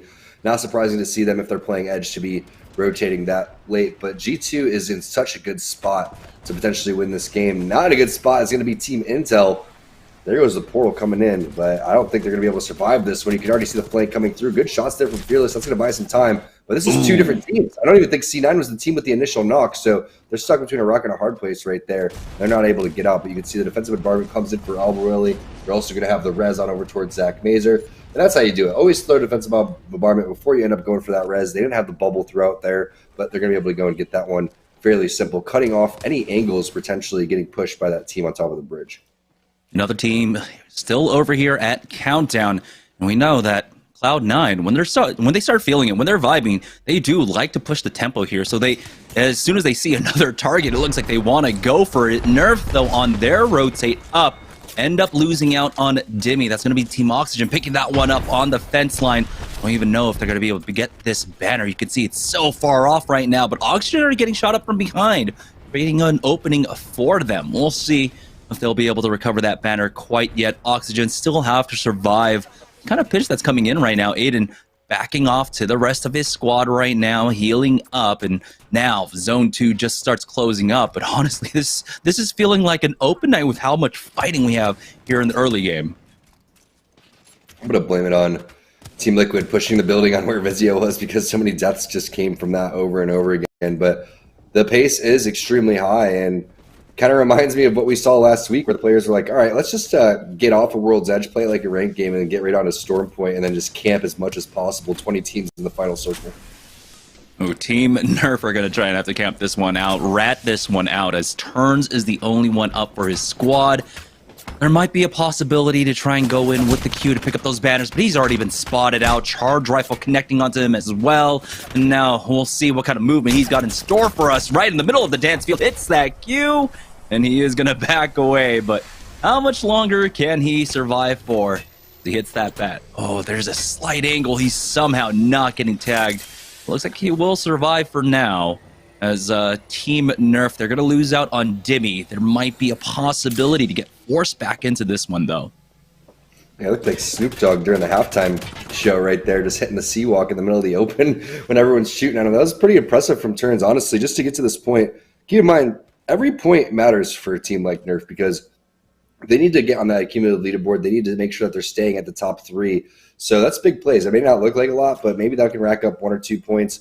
Maybe something a little bit further, since the pace has really picked up. But who knows what happens. At least they already got the 1 placement point coming inside the top 15. And we're not going to have any gooses like we saw previously. That was a tough pill to swallow. But start a fight, this is a team to watch out for. I mean, I believe this is a completely different roster than they had previously. They were rocking Matt Pickett. Well, and Crummy's also changed off of Wraith and got over to Loba too. So a handful of different changes over here, but it's still a very viable team composition and something that we're starting to see become more and more popular. Yeah, you can see the strength of that Loba. Just it's free loot. I mean, in the past, right? It used to be the Wraith that would set up a lot of the easy looting for you. You would use that port, get onto a death box or a few bins, check that out, and then go back. But now it's just so free, as G2 might be able to find a free fight here. Tether going in. They've already got some decent damage off with the nade. See, Designful is trying to set this one up. Wingman Volt is going to be a setup for him here as G2 aren't going to go ahead and pull the trigger here. Team Esports Arena find themselves in trouble, though, as Noct gets the kill onto Vatro. Traded back by Mamba, though, and it's all up to Skittlecakes. He might have to try and just fight this one out. Only traded for that one, so there's a possibility here as he does back away for him to maybe hit that medkit, tossing out those barrels, but he gets peeked on the left, another coming from the right, and now he is getting sandwiched in, and it's actually coming from above. CLG end up taking out Team Esports Arena, but now the third party coming in, Vatro ends up getting thirsted, and so CLG will have to back away. Now maybe Mamba can go back in and hit that bracelet to try and get Vatro back in. Never seen a bracelet bounce off the wall and then recaught, so the Loba doesn't even use the Q right there. Mamba pretty fortunate to get that one back, but that was a really nice play from everybody in that entire round. I mean, Skittlecakes is tossing out barrels left and right. The player on the ground is holding down the knockdown shield to try to avoid the grenades, and then CLG comes through with the smart angle, taking up the high ground, which this is the one spot that Skittlecakes was completely worried about because he knew that he was most vulnerable because of the barrels that were on the ground. So really nice execution from all of the teams, but you're down one player right now. A team's definitely going to be camping those banners, and round 3 is closing with the banner not inside of the zone. So unfortunately, Loba is not able to grab the banners out of the black market because then that would be OP. Oh, just wait. We'll see. G2, though, finding themselves on the southwest side of the map, and they are getting naded down inside of this car. Result, it doesn't have his bubble for another 24 seconds, but it looks like they will be safe inside that car. Renegades, though, as Madness creeps up, get some decent damage off, but it looks like they're going to back away. A defensive bombardment going down. So they missed out on the window to try and take out G2, and they have to be careful about G2 just turning on them from this side. We'll see how long Renegades maintain this offensive posture up against this squad. It looks like with that ring pulling away, north side staging in between landslide as well. A lot of the bridge in for ring number 5. Haven't seen a ring quite like that in some time. What's interesting is Madness has been in this situation a million times as an entry fragger. You see 3 people in there, you know that they're weak, but he backs off, and that was just so smart because no matter how much damage you do to those players, you're just so far from your team that it doesn't even matter. So it's not worth the reward. And he just goes and plays to his Evo shield, gets that thing out over towards purple, and they're going to reset towards the zone, knowing that G2 is going to be in a tough spot when they go in and they make their blind rotation. So they do have the advantage no matter what, especially if you're able to keep your entire team healthy. So comes a knock up really somehow with the, I think, R301 under Protectful. It has to be the team inside of the bubble, but there's multiple teams surrounding them. Oh, Missile Storm coming in, but Naughty's going to go ahead and dodge that answer for his own as Zach Mazer pushes up. Almost get that first knock, forcing out the enemy bubble here. And now Cloud9 starting to advance on their prey. They do back away, though, as that bubble does go down. Now Zach Mazer once again trying to find that left side angle. We do have the gravity lift being used to set up that black hole. They are trapped inside the car right now. Naughty, unfortunately, not able to get that knock, and Zach is the first one to go down. It's going to be Kimchi Lee picking that one up, and Cloud9, end up in a really tough spot and end up going down here. Excedrin controlling the bridge side on the north as they will look to try and gatekeep here, but Kimchi Lee is taking a lot of damage. He's going to be forced back. No bubble here, so they can no longer defend that truck. They'll just go ahead and back away to the tractor all the way to the back of the middle of the bridge. Unfortunate timing right there for C9. I mean, it was looking like with the damage that Zach Mazer did with the devotion that they were going to send it into the bubble.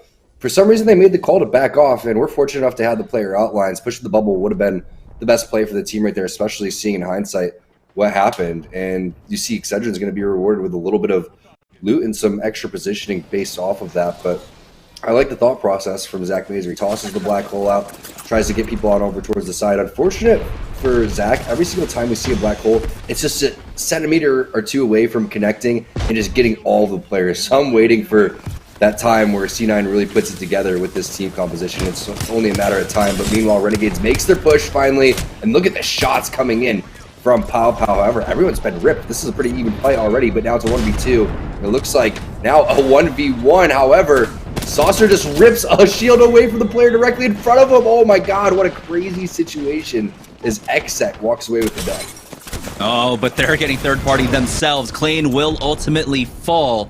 Now we join on board with TSM controlling that north side, and this might have been the squad that Cloud9 were trying to push earlier on.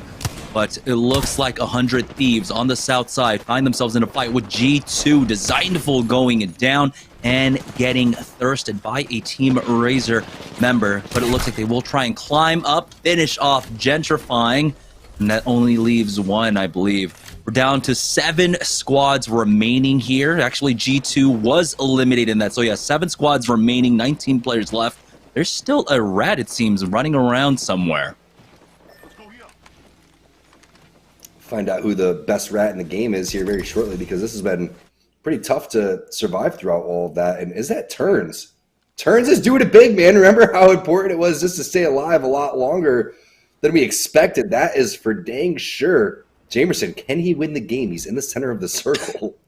15th to 7th. That's already so much, so many points additional that you would have not gone here. So this is big, and you can easily find yourself in a top 3 situation as a lone Wraith. We've seen it time and time again, especially when you've got 2 teams stacked on top of each other right now. Razor above 100 Thieves. We've got another squad rotating in from the south-hand side. Now everyone converging onto Turns, but did look like he had a nice little angle for himself where he won't quite get spotted. We have TSM, I believe, also in the north, and Team Excedrin. They're playing all the way up on the high ground now. Fearing Live taking a lot of damage there. Fortunately for him, he still has the cover of the bridge, doesn't have to use that bubble quite yet as the ring continues to close. Now Bursty with this high ground angle gets tapped a bit, but he needs to stop this push, and now they've made it up to a little bit of a higher ground, and 100 Thieves have lost out on 2. And unfortunately for them, it looks like he might lose out on one of the kills here as they're getting shot up from that high ground. It has to be Excedrin above them.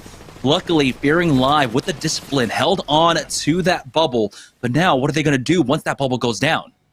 Unfortunately, Turns was eliminated, so that is our Tomcat Rat slashed out of here. So great job from him getting from, like you said, 15th to 7th place. That was 100 Thieves getting rid of him. But there's Excedrin playing inside of the bridge, like you were talking about, inside of this train cart, which has been extremely valuable for them. Having the high ground is just so awesome in this type of situation. Look at all the players that are located down below Jamerson. Easy pickings for these guys until someone does a new move like me and accidentally falls down. We've got Oxygen, we got Razor and Excedrin on the south side. On the north side right now, Atlanta Premier and TSM. And the big thing that was stopping Excedrin from just pushing down was the presence of the northern teams right now. But it looks like Atlanta Premier and TSM are currently fighting. Excedrin want to go in. They have traded back and forth. Reps has been thirsted off. And now this is the huge play for Excedrin to come up with some more kill points while Oxygen and Razor deal with each other on the south side. Imperial Hal ends up finishing out that fight against Atlanta Premier.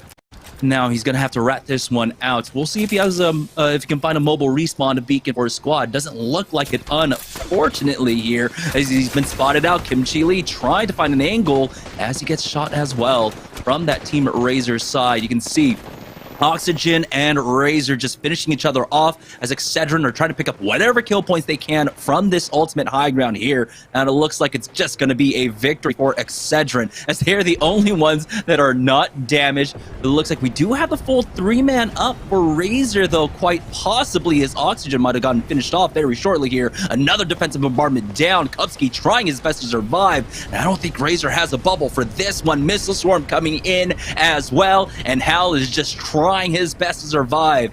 Kimchi Lee trying to find that higher ground angle, but he does get tagged and is forced back once again.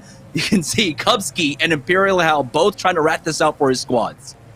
Yeah, Cubsy's doing such a great job. Hal gets sent on from behind. They realize that he's there, but he's doing a decent amount of damage to the Excedrin squad.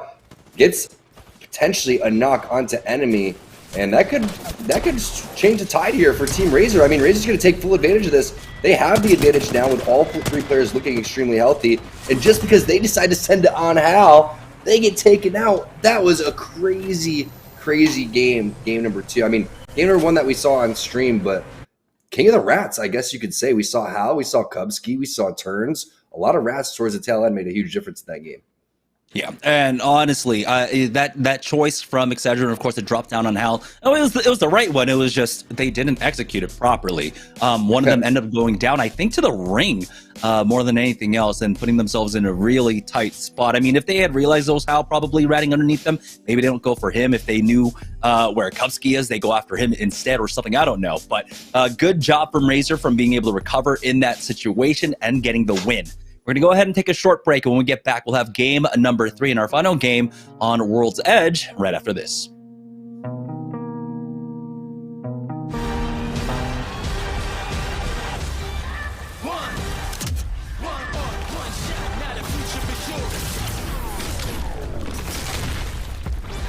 Versus coming daily under pressure. Working on the plot and the scheme. The true side trademark is at the edge of your dreams. I'm talking. Yeah. One shot, now the future is yours.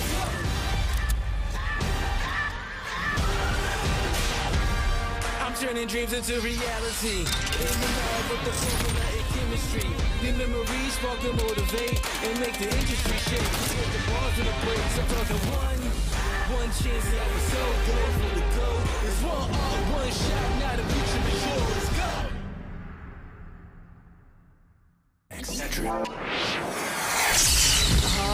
I'm fading. One bad headache can crash your entire game. Excedrin relieves headaches fast. Excedrin, game over for headaches.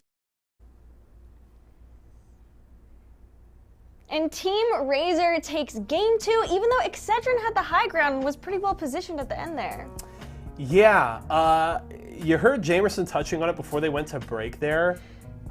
That is really not a game that Excedrin should lose. You have the high ground, and all they had to do was take down one rat. Now, granted, that rat was Hal, so that's not, that's one of the hardest rats to take out, but you're 3v1 there, dropping from the high ground, and the fact that they weren't able to get that kill without enemy going down cost them the game. So that's really a game that Excedrin should not lose. And I mean, hey, well played for Razor. They take advantage of the opportunity. They get the third party that they're looking for, and they win as a result. But if I'm Excedrin there, I'm kicking myself over losing that game, because that's really, you had the best position you could have asked for, and you weren't able to execute on that advantage, and it cost them the game. So.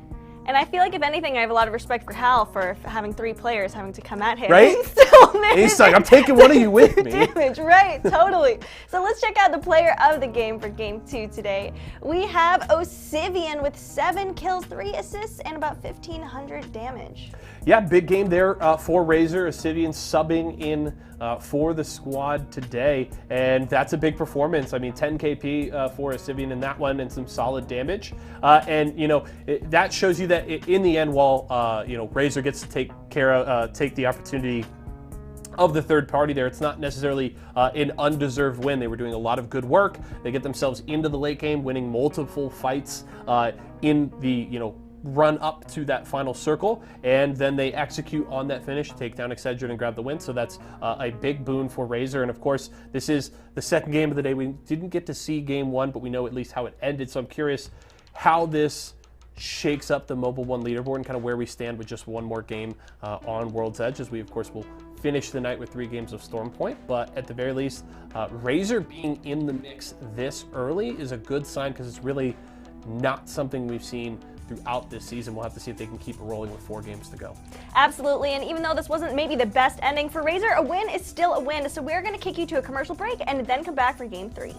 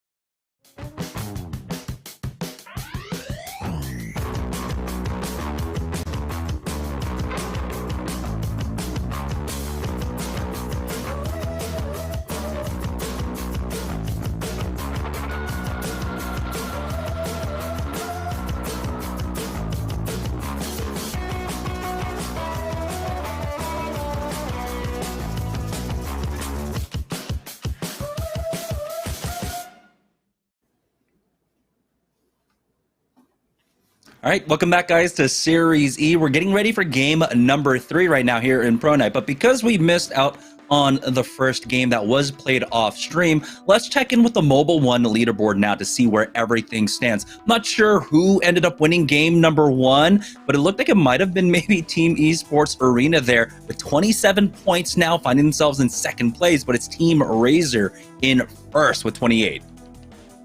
Yeah, it looks like all of our teams picking up a lot of kill points along the way. I mean, nothing too substantial in terms of setting the leaderboard apart, but from what I'm seeing, this is a very even leaderboard. But look at the right-hand side. You have teams like Team Intel, Team Liquid, Ghost, 3 heavy hitters in our lobby that are kind of struggling. So I'm looking forward to seeing what they can do in game 3 and if they can bounce back on Stormpoint. Yeah, so let's check in with the high performance moment, the Mobile One high performance moment from game number 2. And this is the situation that we're talking about. It was unfortunate that the defensive bombardment went down on top of Razor and just like got no connects or anything there. And so they survived. Excedrins dropped down onto Imperial Hal, and it looked like, yeah, Imperial Hal did so much damage to enemy that a single tick from the ring ended up taking him out. And then the push comes out from Razor once they see one more falling here. They understand the situation. They've got the team fight win. Did Kupski end up getting second place for his squad as well? He ended up doing that. And that is massive. That's why we talk about the strength of teams and players that have that experience in ratting. I mean, Kupski and Imperial Hal, both of them. So I would really almost put them on par of being some of the best rats in the game.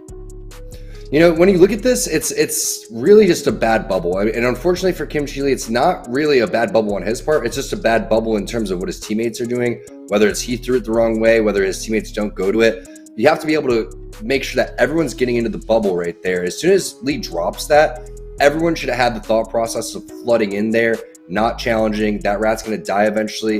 And you can see Cruzen got the memo, enemy didn't. So that's the problem right there, is there needs to be some sort of, yelling or intensifying in the communication. Get on bubble, bubble, bubble, bubble, whatever it is to you, or whether you can even get that sentence out in that type of an intense moment. That's what needs to happen in order to win that game. And that's a great learning experience, though. And that's really what it's all about for, Series E and for a lot of these teams. Yes, you do want to pick up the win. Yes, you want to go through.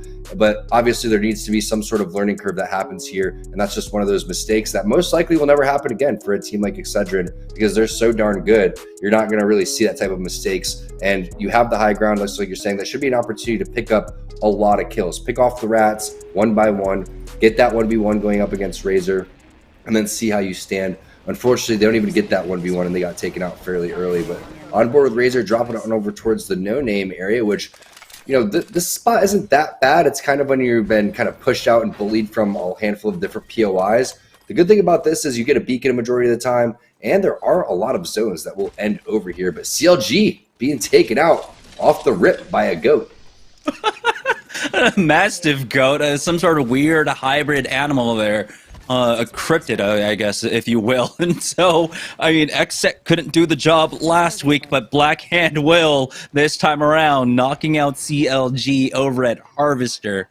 I guess, the good thing is you don't have to contest over Harvester anymore for the rest of the day. Taking a look at our ring for game number 3, looks like it's going to be a big mod ending here. There's a chance it goes to Geyser, there's a chance it goes to Lava City, but you have to be banking on that big mod ending. Maybe even to the north of that train station down at Lava City right now. It does seem like the action has slowed down just a little bit, though, as teams not quite contesting each other, and Razor now making their way on down, starting to try and find some cursory loot. Like you said, Tom, dropping over at No Name, not the greatest, but then finding this extra loot, because you understand that Lava Siphon, it's a pretty big POI, so Razor should be able to pick up some additional loot there. Yeah, I like that. And Razor, hoping that they just pick up better armors along the way. The guns are already looking decent. They don't have much ammo throughout all of that, but they'll be A-okay if they can just pick up maybe at least one blue, right? You don't want to have triple grays, otherwise you just end up fully sent on. But I think the thought process here, they have the scan, they're pretty close to the zone, and they're trying to get out as fast as possible. Very rarely do you see teams that fast, unless you're a team named Vizio, but R301 Prowler, not a bad combo to have. Looks like they're going to elect to sit there and play on top of one of these no-name buildings and look inside of Geyser. Keep in mind, you do have Rakinishu and Team Ghost that's landing on over towards Geyser, and their rotation is going to be happening right about now. So this is exactly what they were looking for. They found Rakinishu out over towards the side. Fortunately for him, he gets back into the building and is safe. And now you have to worry about what's happening in terms of third parties. This was the first shots that happened over here. Teams are already going to be making their way over here. And Rakinishu inside the building, purple bag plus the blue armor. That's going to be pretty solid for them. But I'm not liking what I'm seeing from Impulse and 6 double grays. I mean, we've seen more grays than we have ever seen in terms of beginning loot from these teams. And that's not going to be good for when they go and meet up against the teams that have been playing the edge, making their way in. Yeah, and it looks like they might have had TSM rotating in behind them right now. 6, just doing frontliner things, trying to get information up at Grandma's house, taking the zipline all the way up there, and they are meeting some resistance now. The Arc Stars coming in, the bubble forced out as well. They're trying to back away. Team Razor are away from that house, and so now Ghost will be able to maintain control over this high ground position. And again, I mean, they're in a very similar situation to what Razor were in. They didn't get the best of armors. Their armaments look pretty decent, but right now it's about keeping an eye on the skies, making sure no Valkyries end up rotating on you. There is one now, showing presence and deterring them. So just go ahead and move past, start making the way over towards Big Mod. Team Esports Arena, though, they've got the composition to hold this big girl down. As predicted, based on where their landing spot's going to be, but these endings get so crazy. It's going to be fun to see how someone like Hal ends up playing this one.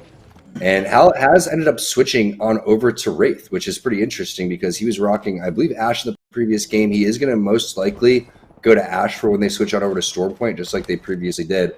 But this is pretty classic TSM rotation, and I love how they have a different rotation based on every single zone, based on how many points they want to get, and understanding how difficult each zone will be. So if it's going to be like a Big Mod ending, if it's going to be a thermal station ending, etc., they're going to end fairly early compared to trying to play some sort of weird rotation and pick up kill points along the way. But they know who's coexisting over here.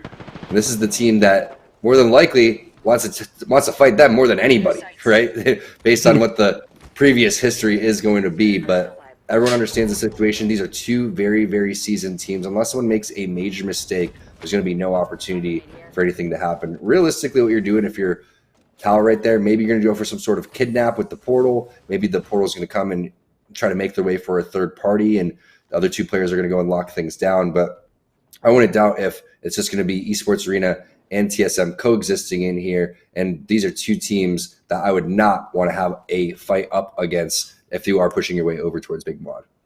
Yeah, for a team to coexist in a building, having Esports Arena on top of Team TSM, they're both really good squads at about trying to deter people from pushing in. Oh boy, you're not going to be deterring G2 as they're making their patent late rotation in, already getting that one knock onto Fearless now. Resulta with the winging out, not quite able to land, but Designful is there on the high ground, now has the angle as the fadeaway shot comes out, but he's able to take out Presley. And oh boy, this squad's about to get mopped up. There it is, Team Intel getting cleaned up by G2. Another early 3 kill points for them, as they did find themselves on the right half of the leaderboard, but I believe they had about 10 points. So, I mean, they're still in the middle of the pack, and those 3 points will definitely help them out. Now, it'll be interesting to see how they rotate in for this one, how long they continue to play the edge for, but I think because this one ends up going over towards Mod, it's going to be quite difficult for them to make that rotate from that Lava Siphon side into the Big Mod side of the ring. Love watching how G2 has double rotations, though. I mean, this is what teams need to be thinking about in terms of what's going to happen. Are you a Loba team, or are you going to be a rotational team? Are you going to end up having Gibraltar Valkyrie? What is that third pick? Is it going to be something crazy like Fuse? Is it going to be Ashe? Is it going to be Loba? We've seen some Pathfinders from Team Vizio come out in the past too. So that's the big question for when we move on off towards Stormfight. Based on what G2 is showing me right now, I don't see that they're going to end up changing. And I also think that could be a reason, Jamerson, why they've been so successful on Stormfight is because they have practice with this composition when a lot of other teams may not have as much experience with that. So going back to Excedrin, who would really like the ending of the previous game back. Let's see if they can Thum here in this third and final game on World's Edge. Yeah, wrapping around all the way to the southeast side to make their way over towards Lava City. Ring number 3 does end up favoring a little bit more of Lava City's side, and so looking at that mini dome ending for this one, I believe we can get a better look at the map in just a moment. But Team Excedrin, they've got to be careful. They got another team rotating around behind them. G2 find themselves in another fight over here at Harvester, but Designful, let's go ahead and use that phase breach, back his squad on out, and they'll start rotating through Harvester, or at least trying to find a better angle, shutting the door on Resulta there. Sorry, big boy, you can't come in, but it looks like they're just resetting up for the fight. Team Vizio was the squad that was coming up behind Excedrin. They actually forced them to bug out using that Valkyrie ultimate to get into Lava City now. Team Vizio are going to have this south side of the map to themselves, it looks like. And I'm wondering what the whole Bangalore thing is. I mean, is it based on the digi threats that they're going to be getting? Is it because that's what they want to play going into Storm Point? It's very risky to not run a Gibraltar, especially when you have a 95% pick rate basically in this lobby. Just goes to show you how valuable it really is going to be. But this is Complexity set up inside of one of the buildings over towards the Lava City side. Like you said, a little bit unpredictable pull on where this zone is going to be going.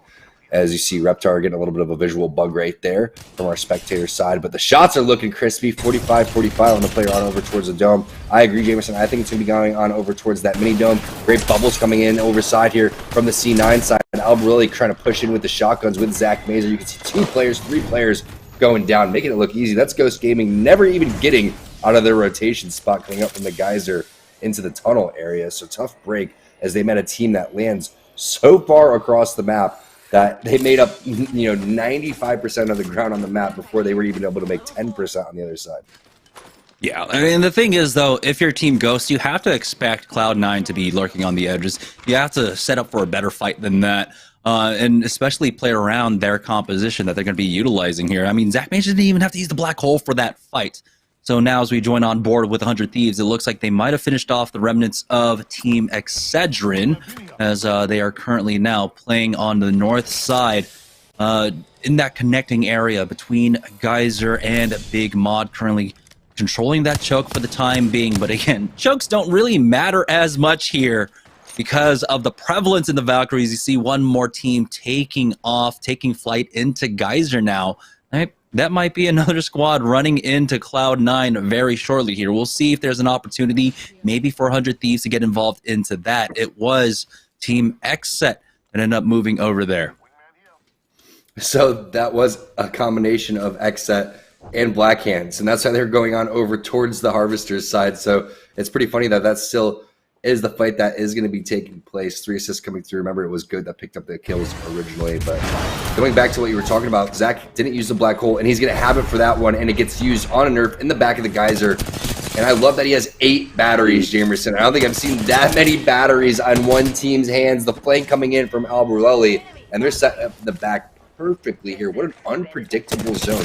Even teams like TSM, Esports Arena, never could have predicted that this zone was going to pull this way, and now all hell is going to break loose on that west-hand side of the choke area. Like you said, there will be teams that Valkyrie over. Razor does get eliminated. Winners from the previous game get taken out by G2. Albarelli says, "Get off of my roof, dude. I am walking things down." But one of the things that it looks like Zach could have blacked out. So one of the things that I love that Zach held his black hole for is that he is back in the game. So a lot of times from I'm seeing it, unfortunately, Zach has put himself in a position with the grab lift to toss the black hole out, and they're really depending on that to connect, and they end up losing Zach's shields, and he has to either heal or full send, and that stops them for about 4 seconds going forward.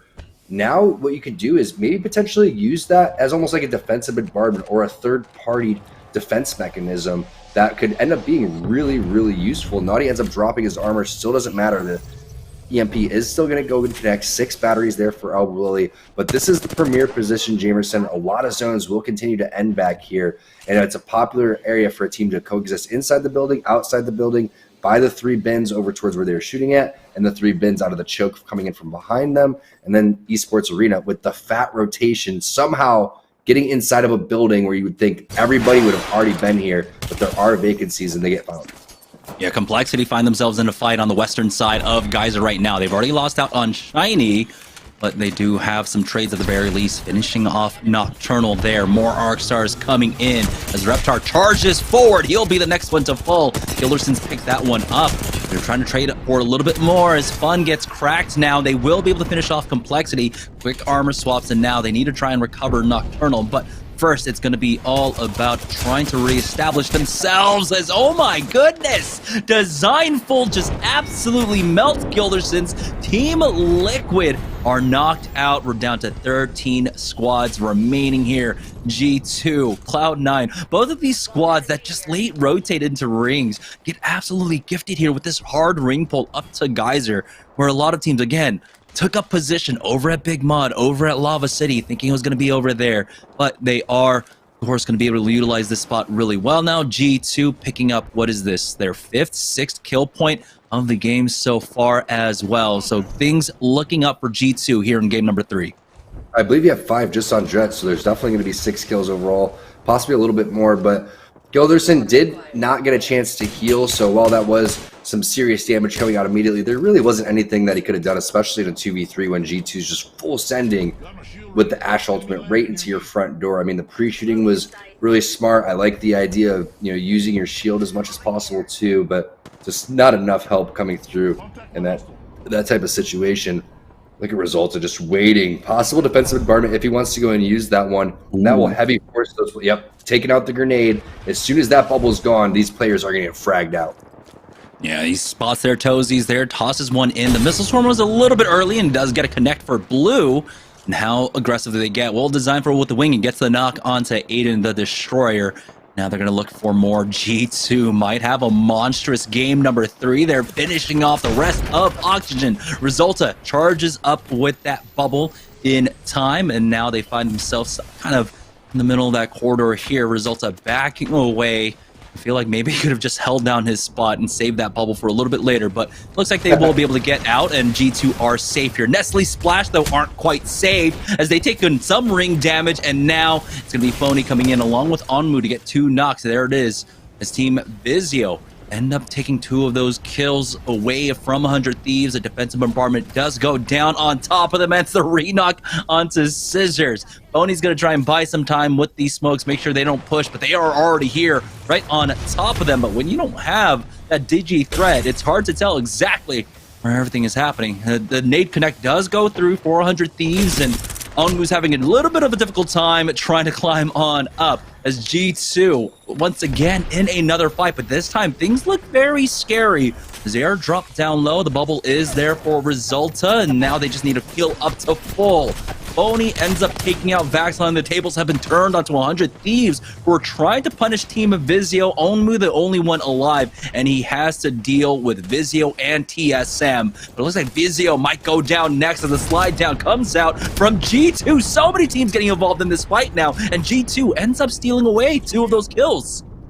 G2 is popping off right now. This is one of those games that just has G2 written all over it. Once they start picking up momentum, the rest of the lobby should just be shaken in their boots because you don't know where they are. You don't know when they're going to potentially leave their spot. They've left the safety of a building numerous times to run all the way towards the back of the edge of the zone, and they don't care because they understand they need kill points. And if there's a lot of fighting taking place, who's better at fighting than us? We've been a team for quite some time. Everybody is just on point when the bubbles come down. Everybody need to get back in there and heal. That's exactly what they did, going back on over towards where Resulta is. Now we have a little bit of a rat, and guess who it is? It's our boy Turns coming through with his second in 2 games on stream. Tomcat ratting it out. We'll see if he can get another top 7 performance. Does have to rotate here fairly soon. The zone will eat him alive, but I'm more interested in what our boys on G2 are doing because they are having a pop-off game right now, and they have to rotate into the zone. Will they Valkyrie ult in as Turns is going to make his way into the zone? And it looks like it's hard to tell with this angle, but is someone stuck inside the vault tunnel right now? No, okay. They're actually, I believe that's Cloud9 that are in that back pocket position here as TSM are able to Valkyrie ultimate onto the high ground now with another ring pull away from some of the god spots in this game, and TSM are able to just swoop on in for that. G2 tried to make a similar play, but you can see why TSM's timing just ends up working out so much better for them. They're the ones now that have that high ground angle, and now G2 are getting punished for it. End up losing out on Designful, but Gold Bag Bubble Res does come in for him. Still need to buy time now. This means they have no bubble for this. You can see every team getting thirsty for these kills. So many nades are raining down on them right now, but it looks like G2 find a small pocket to just survive for the time being. Missile swarms coming in, but they are still alive. There's still Arc Stars coming in. Where are all these nades coming from? Resulta, the only one up, but he is going to be the MVP for his squad. He still has that gold bag. We'll see if he has a gold helmet behind it as well to try and get that bubble down just a little bit earlier. No, he's only on that purple, but there it is. The gold bag Res with the bubble coming in. He's going to get G2 back up, and that should be all the nades gone, right? No, Zach Mazer comes in for the thirst onto Designful, and now he loses out on the opportunity to try and get Gentrifying back in. You know, TSM ends up just straight taking the spot away from where G2 is going to go. You can see while they're in the air, they started doing a bunch of circles, had to figure out a spot to land. There was no spots once TSM ended up taking that spot. So just a little bit too late in terms of having just a monstrous game as hell. He's going to go back, finish off Gentrifying, and then queue back. So 7th place overall for G2 while picking up, maybe 8th place, while picking up so many kill points, by far the most in the lobby. That may help them even get first place in this game overall, depending on what the rest of these teams can do. Remember, C9 was having a decent game on over towards the backhand side. This is going to be Xset with 2 members of Blackhand trying to stay alive over inside of the building. You can see Nox are down in front of them, grenade in the hand. Maybe he could get some sort of Kobe off of the wall to pick up some serious damage, but that's not their caustic gas, so they got to be a little bit careful. And there's really no angles to be seen. Nice damage through the window. Those are not easy shots right there. You can see Noct is still alive from Team Esports Arena. I'm not quite sure if Zach Mazer is still in this one too. And now you can see the rotation having to come with the zone slowly starting to close. A lot of teams, if they don't have the Gibraltar bubble, are going to be absolutely screwed here. Look at this rotate coming out from Cloud9, getting punished now from TSM. And it's again about that ring flip away from where Cloud9 just had a power position. You can see how quickly those power spots end up being detrimental ultimately in the late game. Now though, Esports Arena live in the late game along with TSM. And it looks like Xset as well playing inside, but it's TSM that have that crossfire set up on that high ground. Now they have plenty of space to work with too, and you can see now the full push coming on out. They understand the situation. TSM are just in such a dominant spot. You just try and secure second place along with the kill points. Great push out from Xset, but here's TSM now with the 3v2 to try and get the win. They should happen, barring any miracles from the other side. And there's the next knock. One more to go. And TSM are going to walk away with the victory here in game number 3. Nice job from TSM. I mean, it was such a tough rotation. Can't believe that Esports Arena and TSM end up getting into the top 3 right there when they were both stuck at Big Mod. And a team like C9, who's in the back of Geyser, doesn't make the rotation just a little bit earlier. They could have really picked up and had the pick of the litter in terms of any single spot that they wanted to go and hold. But phenomenal job by TSM closing that one off. Tough bounce of the circle numerous times. I think it was from zone number 2 to 3, and then zone number 4 to 5 were extremely unpredictable for all of us watching, all of the pro players, and TSM makes the adjustments they needed to. Yep, this game alone just highlights just why the Valkyrie is so strong in this meta right now. With the changes to the algorithm, with how the ring pulls work, you know, even the most seasoned macro callers can get it wrong because it just 50-50 pulls away from you. So having that tool, having that Valkyrie ends up becoming huge for Esports Arena and for TSM. Great win for TSM there in game number 3. That does mean that we're about to hit the second half, and then you know what that means. We're heading to Storm Point after this break. We're going to take a short break. When we get back, we'll have the last 3 games of the day after this.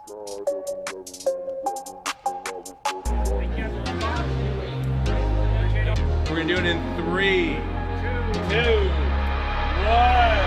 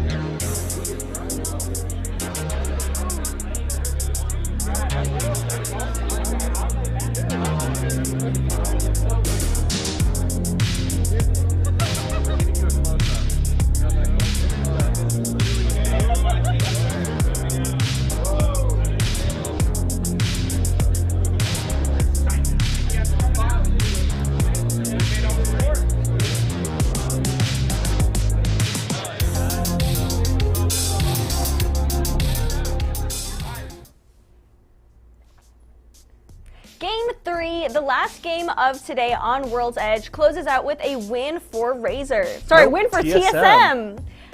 Don't know. Game 2 on the brain. It's okay. Game 2 still.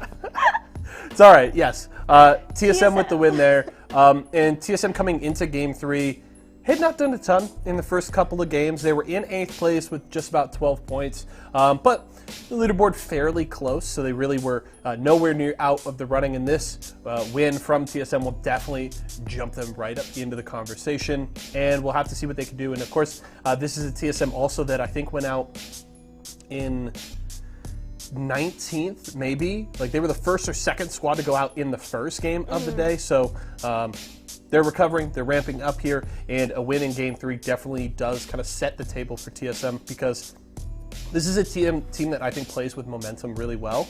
Once they get going, it's really hard to slow them down. Once Hal feels comfortable, it seems like he's ready to fight anybody and can, again, win any of those fights. So TSM is going to be really scary going into the second half on Storm Point, and they're going to be feeling really good. They're going to be jumping right up into that conversation at the top of the Mobile One leaderboard, and things are going to be really fun for the second half of our games tonight.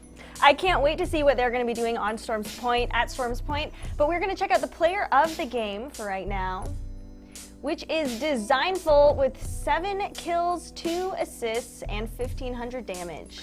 Yep, Designful, big player for G2. Another one of those teams that really have 3 members that can all have those big carry performances.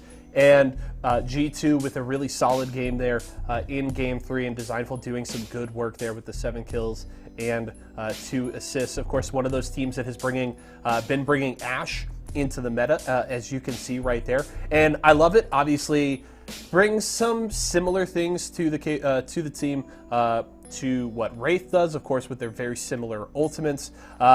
But that tactical can kind of really help you start off those fights, locking that player down, helps you set up for that push really well. And of course, the tracking ability from her passive is really nice. So kind of a pseudo recon legend in the vein of a Bloodhound or a Seer, but not quite as overpowered in the tracking capabilities. But Ashe certainly brings some great things to the table, and I love seeing G2 being one of those teams kind of on the cutting edge of bringing Ashe into the meta. We'll have to see what more that they can do with it. Absolutely, and since we are after Game 3, we're at the halftime point, we also are going to check out some stats from the top 2 teams that are on the Mobile One leaderboard. Yeah, do want to take a look at the teams that have really been kind of jumping to the forefront here so far, and just kind of compare where they are at here at the halfway point, because of course, as we get ready for the second half, things will get really interesting. And what do you know? It's TV Sports Arena and TSM, a perfect matchup to look at here. Esports Arenas look really good. They had a second place finish in the first game. They're leading in the kills right now as well, and in average placement, really leading all across the board here. But TSM does have a win under their belt, which is very helpful. 2 top 5s apiece here, but Esports Arena has been really good. And I love when we get to see these 2 teams duke it out. I know there's, a little bit of a rivalry there, built, of course, with Verhulst having left Team ESA to go play for TSM, and his old teammates still competing here now with Noct joining them as their third. That little rivalry that has developed has been really fun. Of course, we got to see these teams going back and forth in the ALGS Split 1 playoffs just about a month or so ago, and that was really great. And getting them, anytime we have the opportunity to see them kind of go head-to-head is really fun. And now, as we go to Storm Point, both of them up near the top of the leaderboard, I think it just sets up for a very interesting back half of tonight's Pro Night. I'm super excited for the next games that we are going to see, so we're going to kick it to a commercial break and then be back with Game 4 on Storm Point.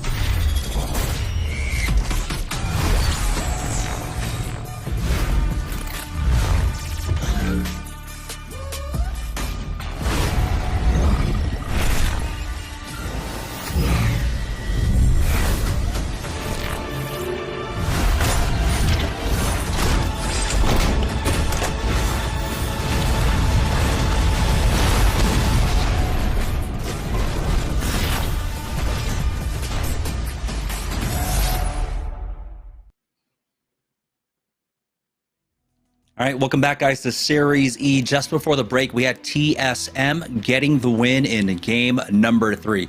So let's check in with the Mobile One leaderboard to see where they stand. And we know that G2 had a pretty big game in that one, but it was going to be TSM taking a win, moving them up to second place. But Team Esports Arena end up securing first overall with 37 points. And I love when we have these nights where we have so many teams that are so close and well within reach of the top 2.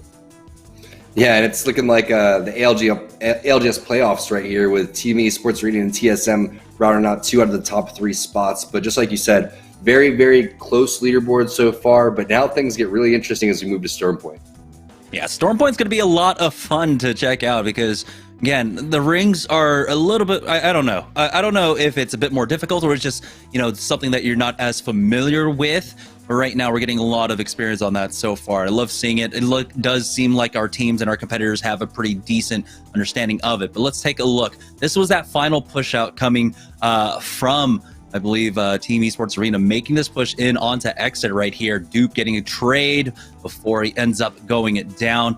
And Exit surviving throughout all of that. But because of that, it means TSM is able to swoop in for the free win. Yeah, TSM, the timing was just on point. And again, I think the most important thing to note here is how Esports Arena and TSM both made the rotations from Big Mod while teams were already over towards Geyser. There was teams that locked down that spot where TSM was a long time ago, and it's very odd to me that someone would have gave up that spot. That was a game-winning spot that they could have moved in from. You saw C9 was shooting a team off of there earlier. It's not that difficult of a spot to hold. It's actually one of the easiest spots to hold on over towards the Geyser side, unless you're continuously getting sent down over and over again. But here we go, game number 4. Thanks for sticking with us through the halftime break as we get ready to find out who's taking the cash today in our first and second spots. Is it going to be Esports Arena in TSM, or is it going to be another team like Renegades that makes their way up the Mobile One leaderboard? Yeah, again, teams still establishing themselves. I mean, we're seeing drop spots being changed all the time, but nothing really changing here for TSM. Center of the map, that's where you drop, and then you rotate out. Make sure that drop spot also has a beacon spot. I mean, they've been doing it since day number 1. They've been doing it since Kings Canyon, and that has been the recipe for success. Our first look at ring number 2, and it's pulling all the way up towards that spot in between the wall and the high points. Now, with so much of the mountain and tunnels in, you have to expect it's going to that open ground in between wall and high point. Great bubble into the door right there. OXG not standing a chance. Nerf coming through. I mean, Turns does get knocked. Turns is off of the Wraith on over towards the Ash, but this is what we anticipated. We're going to see a lot more Wraith because of the fact that high ground extremely important. Fast rotations even more important throughout all of this too. And again, it's just a matter of what is that third legend going to be. We really feel like Valkyrie is going to be very high on that pick rate. Gibraltar is going to be very high on that pick rate. And this could be the most popular composition that we see moving forward. We're going to probably see some more Lobas a little bit later on too. Glad that Bloodhound is just out of the meta. I can't say that enough. I mean, just the plays that you're seeing from the Rats coming through, like we saw Turns numerous times. We saw Kubsky coming through. All that is just so fun to watch the plays that are taking place. But G2 already down a player. He ended up falling off the map, surprisingly enough. They do secure his banner, though, and get him right back on in. Oh. Okay, actually, I forgot that gentrifying was on Valkyrie, and I was like, oh, no, it's going to happen again. But yeah, there we go. They get him back in, and so that's just going to slow down G2, but they are at Lightning Rod. Again, it's very similar to how they play this one out on World's Edge, right? They're in a corner of the map with a lot of loot, and then they rotate really late. Here's Team Razor making the rotate on out, and now we're seeing 3 players running around, of course, on that Trident. Fast rotations coming out from them. We'll see. They're still down over by Shipfall right now, and they have to make it all the way to the northern side of the map. So they are quite literally the farthest they can be from the zone, but with the addition of the vehicles, or, well, not the addition of the vehicles, but having the vehicles on this map should make the rotations a lot easier for these cross-map treks. Yeah, and we'll see if someone's going to bust out the 3-person Trident, which we saw before, but this is the composition again when we're going back to talking about it. Loba coming through, I like this play, especially making sure that the Gibby isn't driving so you can throw the bubble down on the Trident if you absolutely need to. But it's pretty tough when you're going up against these pro teams because a lot of teams have the idea if they're on this Trident, you're going to hear it from a mile away, and everyone starts to laser it, and got a couple try to untrident action here as you're going to see Splash with the rotation. I'm so glad when I get someone on my team that's willing to drive the Trident, because it's like me and the Warthog in Halo. I just don't want to be responsible. We're most likely going to fly off the map, and I'm going to run into every single little thing on the map that I can. One thing I will say though, like the addition of vehicles, or at least the Trident in Apex, I was like, uh-oh. I had the exact same fears as you, right? Because any game I played with, whether it was like H1 or whatever, like I was terrible with the cars. I was constantly crashing them, flipping them over. But they make it really easy in this game to fly this one around. Really Splash, letting another squad just run on past them here, but it looks like they have been spotted out. But they're going to be fine. They're just splitting that damage across because of that Trident. And it looks like three-man team just going to go ahead and send it on over. Renegades, Charge Rifle, not quite connecting there for Madness. They have multiple teams in the area right now. Only problem for Madness is the lack of ammo, but it's more or less to charge that Evo shield up, be a nuisance as much as possible, and then switch for whatever box is directly in front of them. And holy cow, sniped across the map right there. Losing a handful of the shields, but a lot of cells inside. They're going to be okay. You can see them setting up just like they did in their one and only win so far on Stormpoint. They took the high ground and just swooped down, picking up a lot of kills along the way. Same type of vibe here in game number 4 as Zach gets flushed out. Kubsky getting knocked there from a member of G2. And now the rest of the team kicking in the door, looking for some more damage. Good bubble coming in just in case there were players in the vicinity. Jet taking on over towards the high ground. The bait and switch is just so strong from G2 right now, and there's no way they're going to lose this 2v3. They now make that a 3v1 as the last player from OXG more than likely running for their lives. Again, G2, you talked about it. Their momentum, when you see them having those big 10-kill games, when they start popping off, you know the vibes are incredibly immaculate there for them, as Team Intel end up getting in a fight over here, and it looks like they'll be able to secure at least one kill onto Oi Senpai. Defensive bombardment going down to answer in kind for theirs. Ack takes so much damage, but he somehow survives.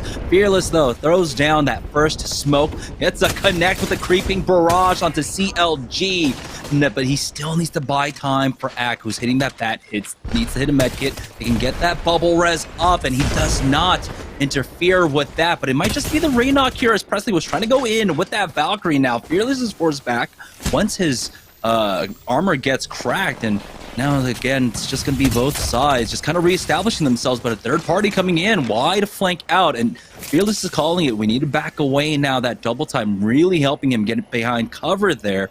It looks like it's all just going to fizzle. Now the zone is closing in, but this is just ring number 1 right now. So they can fight in here pretty much indefinitely if they have the meds for it. Does look like Team Intel want to turn on this squad once more. The bang smoke's going out. Now that Gibraltar about to be in a world of trouble. Another bubble down, but he's not going to chase after it. Just repositioning for himself. Once again, you can see the smokes going down from either side. This is what I love about new maps, what I love about Stormpoint. We're seeing so many new legends really being played so far. It's been great to see.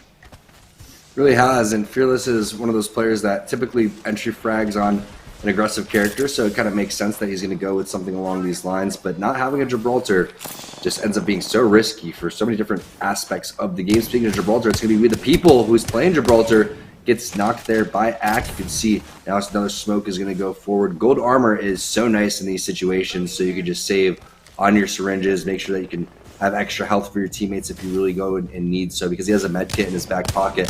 He can share that with any one of his squad mates, as they also have a box that they can pick up too. So smoke coming up in about 4 seconds. I'm expecting them to go back on over towards that box, smoke it out. However, they are sandwiched between a couple of teams. I don't think they were anticipating another team to rotate behind them.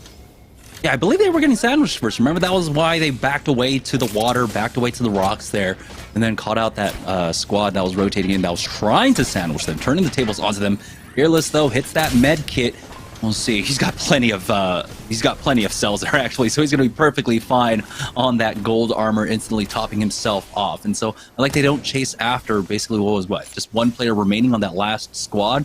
go ahead and turn their focus on the bigger threat here. Now, surprised to see if they were able to get that res on to that second player from the other side, but it looks like Team Intel, they were able to do enough to dissuade both sides and pick up the loot and now start running in. That ring still continuing to the pole to the north side of the map here. We're joining on board with Excedrin, who are here up in the north right now, but do have to be careful.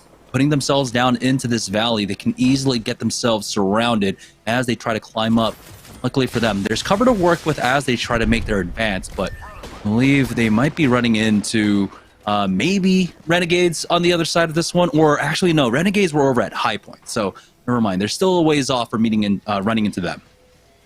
High Point, great burger place. Actually won best burger in Missouri, just in case anyone in the Midwest know about High Point, but Excedrin is trying to still recover from having this uphill battle with Jamerson. This is not a good spot to be in. You can see there's a team in the high ground already, and that's why they're going to go and Ashel into this group. What a big play. I think that's really good to get out of there. And when we're talking about the high ground, you mentioned this right when we started watching Storm Point, is that there's so many different elevations going through, and they're not just tiny elevations, they're massive elevations, and that's why a Pathfinder Zip, that's just not going to cut it anymore. Maybe back in Season 1 when that was the only way to take some sort of high ground. Now it's all about that Ash Ultimate, immediate boost up over towards a higher position so they don't have to make their way up on over towards a basically death trap. That's just a horrible spot to be in, and they get out of it at the perfect time.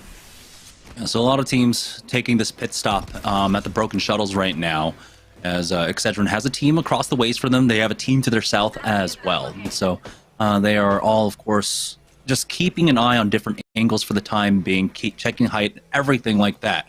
But for right now, it looks like a lot of the action has slowed down. Team still trying to figure out where this one goes, but it's going to be a continual pull up towards the High Point side. And see, we got teams like Xset up there. We got Complexity there as well. So we're going to have a big pile up very shortly. Nestle Splash. That was a squad that ended up getting caught out by Team Intel. They lost out on We the People. They were able to get their second back in, or at least rezzed up at the very least. And now they're just going to have to play this one out as a duo, trying to commit to the south side of the map. But as soon as they get in, they're basically going to have to run in once again. The ring continuing to pull all the way to the direct opposite side of the map of them. Yeah, tough spot to be in without your Gibraltar. I mean, so much ground to cover. It looks like a potential Senpai ultimate, but when you're looking at the cooldowns, you don't really know if Senpai even has that one right now, because you feel like that's what they'd be already on top of, and they're fairly split. So this is going to be a rat situation potentially for Casellos, as you see him making his way up on over towards the zone. Senpai is eating a lot of damage from behind. He does have syringes. It's just zone 2, so they should be okay. But Casellos just on full paranoia mode when you're by yourself out in the open just like this, and a team that's not paranoid. They're fully together, fully armored up, already having a scan onto the zone number 3 too, so they're going to be just completely dominating this high ground over here. And G2 already with a couple of kills plus the big games previously. It's kind of surprising based on how G2's playing that they're not higher up on the leaderboard, Jamerson. Yeah, we have to remember, though, after 2 games, they only had 10 points, and so they did some work. They did some pretty decent work in game number 3. Asura ends up getting finished off by Esports Arena as they are making their way up now to the northern side of the map. Now, the nice thing for G2, again, they dropped that lightning rod in this ring, basically ended right on top of them. They had the beacon spawn there as well, so they were able to camp that out. So, you know, we can forgive that little slip up on the fall. I forget who it was. Was it Designful or was it Gentrifying? Who ended up falling to their death early on in the game. Fast recovery for them. And luckily for them, that time loss didn't mean anything because their rotate was right there for them. Esports Arena, though, trying to push this shuttle now. They've got a team here. They've got to be careful because I believe Excedrin on the shuttle across the ways from them. Big shot coming out from Duplex, but he does get cracked and he's forced back. Bubble was down there early for them as they try to make this entry. You can see the grav lift being used to cut off that entryway. There's so many ways that teams can really utilize that gravity lift, and now the nades starting to come in, and they have basically rolled across the floor to get the connects onto Team Esports Arena. Bubble down now, but the bats have been finished off by Esports Arena. A grav lift from Skittlecakes along with that black hole coming out. Excuse me, just the black hole, and Complexity just melts in the face of Team Esports Arena. Now, it looks like a third-party attempt coming in as the Arc Stars are thrown in. Defensive bombardment will fall down just to buy some time, and it looks like a Cedrin might have been trying to eye an opportunity to try to come in for the third party, but you can see Esports Arena, they were so quick on that recovery, getting the bats off. That was huge for them.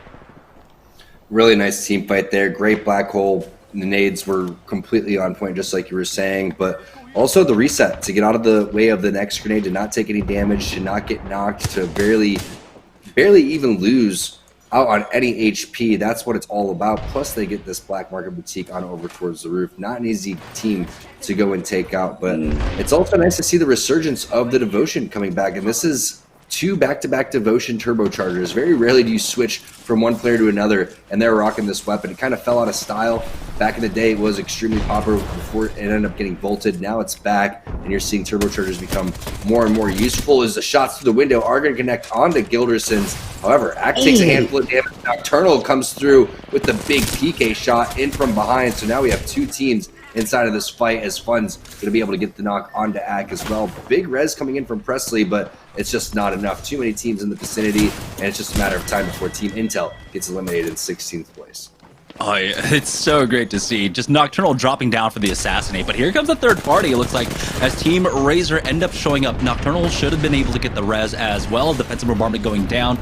Razor end up losing out on their possible ability to try and come in. Never mind, they got the knock, and now they're charging forward. Gilderson's goes down. Team Liquid out once again early on. I mean, this time around, at least, you know, they hit top 15. They've got some kill points in their name as well, but Team Razor take advantage of that situation. It looked like it was going to be a good reset for them. Skittle Cakes, though, now making their push as Team Esports Arena. They have been scrambling to get up to the top of this hill, and they have been able to. It's a reset for them as the bubble comes out a little bit early here for a Duplex. Missile Swarm in, forcing out the bubble on the other side, and now here comes out the slide. The Devo just holding the corner. Skittle Cakes, why are you getting challenged by Baxlon there? He does end up going down to Rain, but Duplex takes out one more member of 100 Thieves before they drop down. We'll see if Duplex can survive. Nox gets his battery off, and now he wants to finish off the last player of this team as he charges forward with that car, pulls out the wingy, isn't able to hit the shots finally.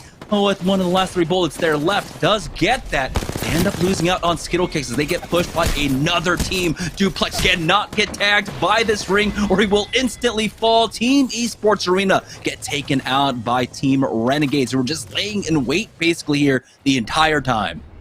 Yeah, just mega lurking right there. Like some of the people in our chat room, make sure that you support your favorite team. Go out there. Don't be a lurker. Get involved. We see a lot of people popping up there. Kathleen is in there. Eric's in there. Daz is in there. Let's go. Let's see the support for your favorite partner teams or pro teams here. They would love that energy. But Excedrin looking like they're getting towards the tail end of another zone here. Let's see if they can close this one out. But what a job from Renegades. They're picking up some more kills too in that kill feed. Pawpaw as well. And we've seen them play high ground. We've also seen them come through and pick up some really nice third parties there. But also, like you said, why are you challenging the Devo player around the corner with the turbocharger? Just pre-firing around the corner. Yeah, I mean, he was just holding it, and he did have the purple mag, so he could basically hold that indefinitely. TSM still alive once again in the late game. Currently our leaders in the lobby. Top 7.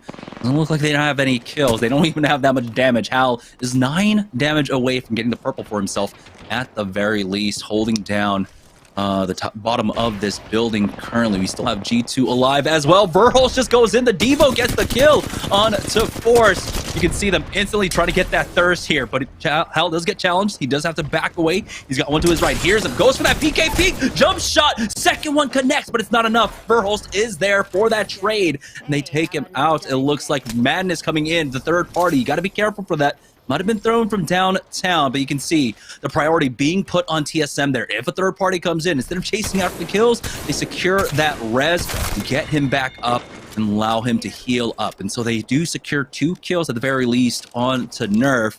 Now they're going to be forced to rat this out 3 games in a row.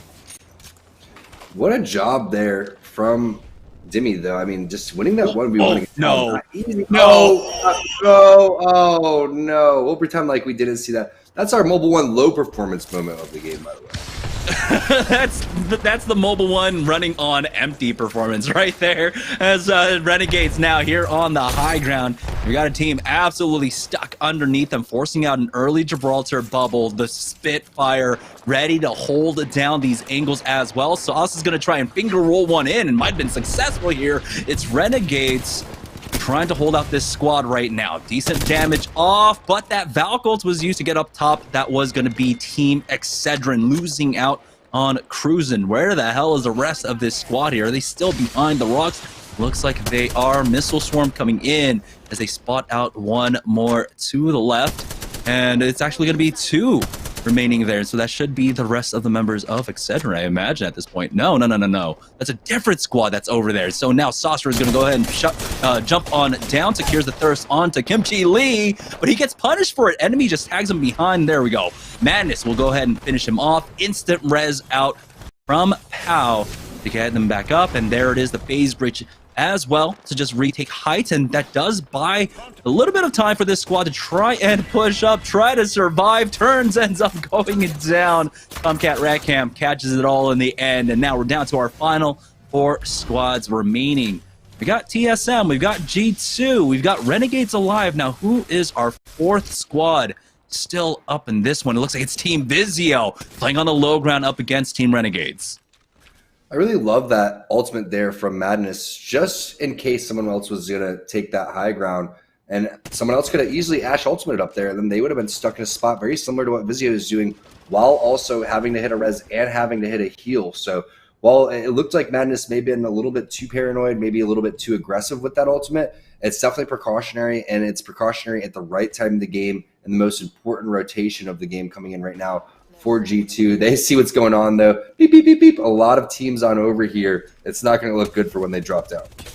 Yeah, they're trying to tag him, and it looks like Scissors will with the wingman mid-air onto Designful. Early bubble out as G2 needs it. Vizio pushing up, and they've taken so much damage. They cannot lose out on a single member here, but they instantly need to take cover as this bubble goes down. The nades coming out now from Renegades here to try and punish them. G2 still alive throughout all of this, but they're going to be forced to rat this one out very shortly. It looks like TSM trying to get involved with these kills as well, but Vizio do back away. They do survive for the time being. Phoenix kits being hit, med kits being hit. They go for the big reset for themselves, though. Renegades in a beautiful spot up here as round 5 ends up closing, and now it's the final slow circle to close this one all out. G2 left to try and rat this one out. 1 player remaining for them. Vizio still on the low. TSM on the mid here. And Renegades now having some trouble because they have to deal with 2 separate threats on opposite sides of the map. I'm not sure how Gentrifying gets out of there. I mean, every single one of his teammates just dropped like flies or like rats, whatever you want to go and call them. But now you see him potentially in a situation where he could play spoiler on any one of these 3 teams. It's just a matter of which team is going to shoot him, which team, you know, is going to set their focus on over towards them, and then someone else is going to switch the focus onto them once that happens. TSM is going to be slow playing this one. Powell's going to keep basically all 3 players at bay, while the other players on his team are going to keep eyes on Vizio because they're more likely to pick up the kill points than a team like TSM, who doesn't have to rotate for another like 30 or 40 seconds. Keep in mind, they're going to be moving in with that zone. It's a very slow zone. And I'm not anticipating anything too crazy from TSM unless it's going to be an Ashe ultimate over towards the high ground to contest Renegades once they turn their back. So that's why you have to be very careful in this instances and cover all of your angles, and that's exactly what Renegades is doing. Ooh, great shots coming out from Pow. Now he does have that defensive bombardment, so Reps is going to have to be spot on with this bubble. He cannot use it early. He cannot panic with this one, as they're the team that's probably the most vulnerable right now to that defensive bombardment. So Pow, I feel like he needs to keep an eye on that northern side here. Make sure that TSM, they get pressured. They feel like they have to use that bubble early on so he can find the timing for that defensive bombardment, but looks like it might be getting away from them. Tether goes down there from Madness just to slow things down a little bit more. Another defensive bombardment goes down on top of the Renegades here, but they're just gonna play, they're just gonna play floor is lava. They're gonna make sure they just dodge out on all of this. Vizio going for the late game. Black Market Boutique gives them the extra nades now to fight into this one. TSM and Vizio stuck on the low ground, so it looks like they might have missed out on the opportunity to try and go for that defensive bombardment. Maybe one more go of it here as that circle does end in the middle of nowhere here. No team will have cover. Gentrifying still alive throughout all of this, but he's been cracked. He's been spotted out. TSM want this last kill, but he's going to go ahead and gift that one on over to Renegades now. Madness sitting as the kill leader with 5 kills to his name. He's got 2 assists, so it's at least 7 for Renegades here. They're getting bombarded out now. They might be the team that's forced the bubble early. Another one comes in. Where are all these nades coming from? All right, pal, now's your time. You got to throw down that defensive bombardment bubble out here as they're going to go ahead to the opposite side of the map. Let TSM stack on top of each other. Tether doesn't really go outside of that ring, unfortunately, but they defend the bubble so well here, forcing that one out now. They're going to try their best to survive, but it looks like TSM are going to get the back-to-back here in game number 4. Great win there from TSM. They end up taking the priority position, which fortunately for them, gives them a little bit of a roof above where 2 teams were coexisting above them. And then there's a little bit of that ramp on the roof. And as we're learning this map, just like the pro players do, I'm sure they have a lot of knowledge on how that one's going to work out. But now you see playing the bottom of that ends up being way better than playing the roof because there's not as much real estate on the roof. And as good as that bubble play was, I mean, perfect bubble play on over towards the edge of the zone. That's textbook and how you want to go and play that one. It's not a lot of time to go and win that fight. They're not able to take down Vizio. Vizio realizes the situation, sends it into the bubble. In TSM, when they're winning with all 3 players alive, when they're making it look easy, that's how TSM does it, and that's back-to-back wins. That's definitely going to put them at the top of the leaderboard.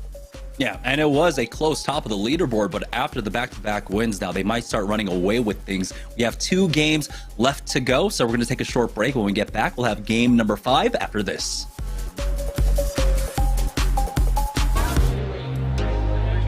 We're going to do it in 3, 2, 1.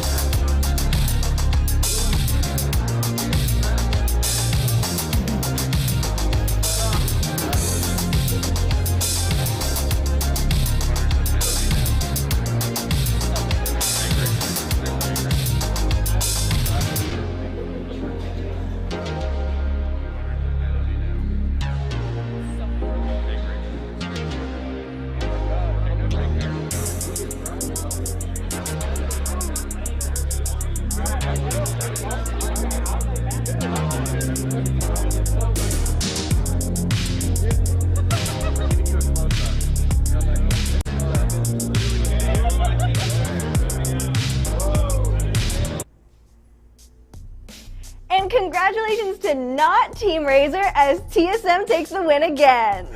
Yeah, TSM with another big victory there. And I mean, we talked about it during our last segment, right? Once TSM gets going, once they get comfortable and get that kind of train rolling, it's very difficult to stop them. 2 games in a row now, of course, they were trying to catch up. They were 6 points behind Team Esports Arena after game 3. Something tells me they will have jumped ahead of them after this finish here. And now we look at these last 2 games, and the question now I feel like remains not will TSM finish in first place, and it's more how much of a lead are they going to have by the end of tonight? Because I'm just like, you know, and granted, one fight changes the entire complexion of that, right? Mm-hmm. Especially if it can happen in the early game and you really cut that momentum off early. Don't allow them to build up any points in one of these games, and then you give yourself the breathing room, the opportunity to catch up. But that is so difficult against TSM. That lineup is really talented top to bottom, and they took care of these last 2 games really well, and it feels to me like it's TSM's night to lose at this point, in my opinion. TSM is getting some killer games in, but let's take a look at the player of the game for game 4. We have Verhulst with 4 kills, 2 assists, and just under 1,000 damage. Yeah, Verhulst crushing it, honestly. And, you know, this is, of course, former Series E player, former member of Team Esports Arena, joining TSM. And it took Verhulst a little bit to settle into the roster and for them to really kind of find their groove. But they, of course, found it at the right time prior to the Split 1 playoffs. And it feels like since playoffs happened, TSM has been so good. Verhulst has been back to that player we knew him for back when he was on Team Esports Arena, that big fragger, that big carry, and when he and Hal are firing on all cylinders, watch the hell out, because TSM is coming for you. And of course, Reps rounds out that lineup really well. So Verhulst with another good game here, TSM with another win, and with 2 games left, somebody's got to make some magic happen. Somebody's got to, you know, if you want to win tonight, if you don't want TSM to win, somebody's got to contest them early and take them out. I don't know if it's going to happen. We believe in you other teams, but all eyes are on Verhulst and TSM going into Game 5, which is going to start right after this commercial break.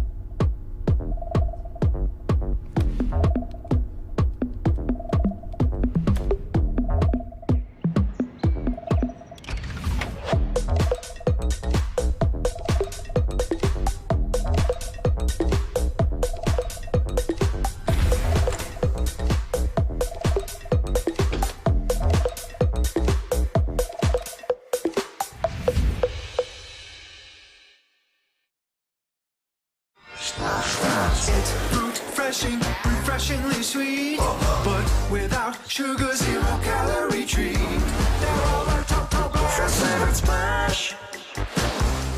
It's fruit freshing.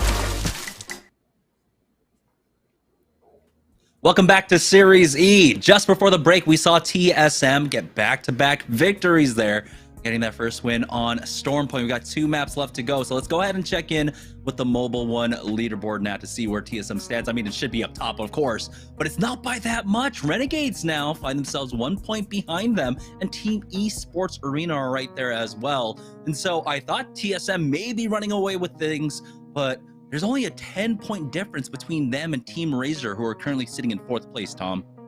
Yeah, and you look at G2, not far behind them, but that's as slim as a margin you can basically get unless there was a tiebreaker between Team TSM and Renegades there. And Renegades has just been putting on a clinic in terms of how to go and hit the timing on certain things, and TSM is putting on a clinic on positioning and timing. So let's take a look at the Mobile One high performance moment, and let's pray it isn't the low performance moment that we saw with Team Razor dying to the zone.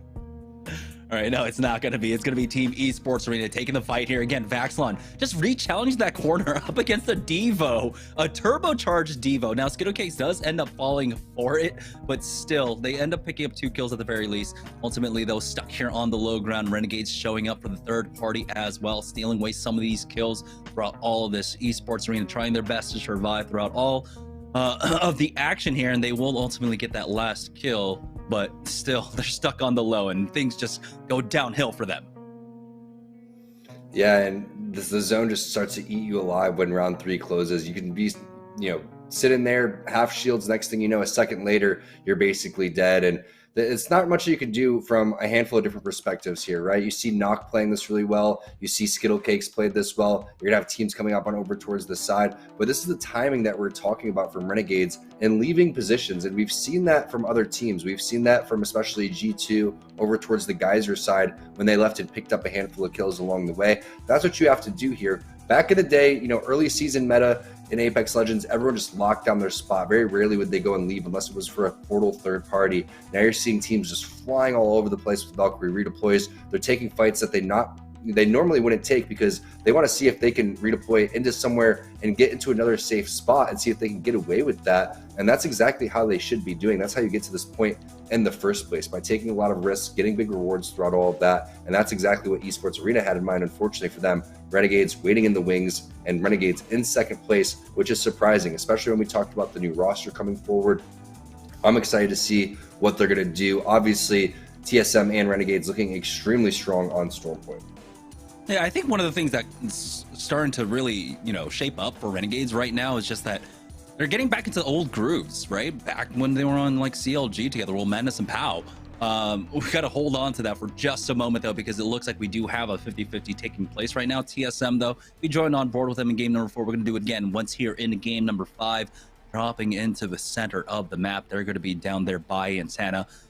It does not... Oh, wait, they do end up picking up a beacon there as well. Yeah, this is just old classical play coming out from TSM. I love that they were able to just get this position, get this drop spot, and now they're going to be able to use that to get so many tournament wins in the future as we transition over to Stormpoint. Renegades, though, once again in that fight up against Oxygen, they've already got a man advantage here, getting that first kill onto Aiden the Destroyer. What? Nice. What were you doing there? Pao just hit the brakes on everybody though, and he's like, "What are you doing there too? Shooting the body." Nice job from Renegades, and Renegades now with those kills actually takes over first place in the leaderboard. So we'll see what happens with the zone moving over towards them too. They just got gifted big time. You can see rotation already happening from that crappy teal color in the middle. You can't even see what team that is, but whoever's coming through Cascade Falls, they're gonna like this rotation too. Yeah, they should be sitting pretty up on the wall, though. Renegades have been able to utilize that position extremely well in past games. When they play these spots, it seems so good for them. Like in the last game in High Point, like you said, they were very proactive in that mid game, knowing when to push, having a really good idea of the tempo. Speaking of tempo, though, actually coming fast to Nerf once again. He might get knocked out. Always Senpai picks up that first kill onto Force. Now Demi left in a 1v3, gets taken out. Splash pick up another +3 right here up against them. Nice job from Splash. Again, all 3 players staying up, not getting knocked. That's really crucial to stay off of the kill feed. So if any third parties come in early, which I don't think it will towards this side of the map, but either way, just staying healthy, making sure that they're winning that fight cleanly is really all you need. Triple Take PK coming into the hands of We the People. I'm interested to see what he's going to be rocking a little bit later down the road, because Triple Take, I feel like extremely viable. Charge Rifle, very viable. A lot of open cover here. So going with a long-range weapon and then switching that off a little bit later is going to be very useful for our teams. Liquid, seeing their composition, they're going to be rocking the Loba. Nocturnal, looking for some better armor. Gildersons as well. So we'll see if along the way they can pick something up that'll help them. But that's not the best bracelet. That's not what you're looking for. Oh man, it's on such a long cooldown too. I understand, like, the balancing around movement abilities and such, but man, these cooldowns are rough. Yeah.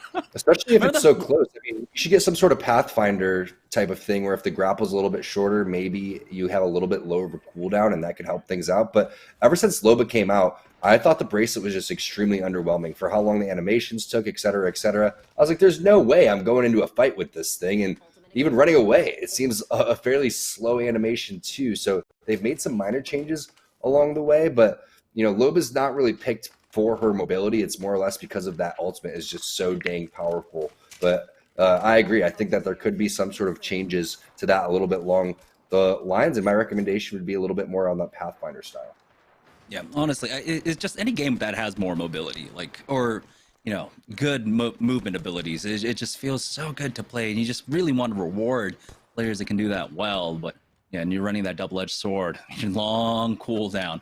Free blue armor up here, though, for Gildersons. Doesn't have to pop a Black Market Boutique to get that. He will have another one in like 20 short seconds here for his squad. But they are sitting pretty right now for Team Liquid. Once again, they're up here at the wall early on. They set up position. They just got to be careful of Renegades. Here's Razor making the rotate from the southern side of the map once again. Looks like there's going to be quick armor swaps for themselves as they're getting tagged around all of this.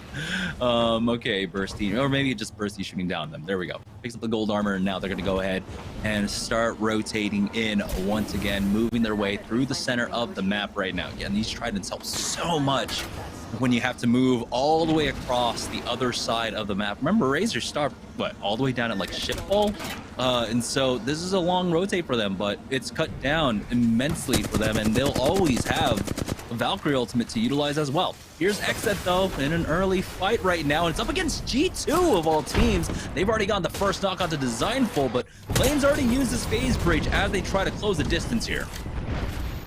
Tough situation. I mean, it looked good until it didn't, because all of a sudden you have the turrets known as G2 sitting up on top, and oh no, they lose out on Rain. This is not looking good. There goes the flush, which means the armor swap is happening too. Resulta has the gold armor. Bubble comes up in about 2 seconds, and this is where you get to watch how G2 works as a unit. There goes the bubble on over towards the back. That forces out the bait from the roof. If you don't go and charge this, then you're looking at a 3v2. You have to charge this. That's exactly what they're thinking on the other side. Designful, he's going to hold off. All the rest of the team just gets there and puts in the damage, and it was all gentrifying almost in a 2v1 right there.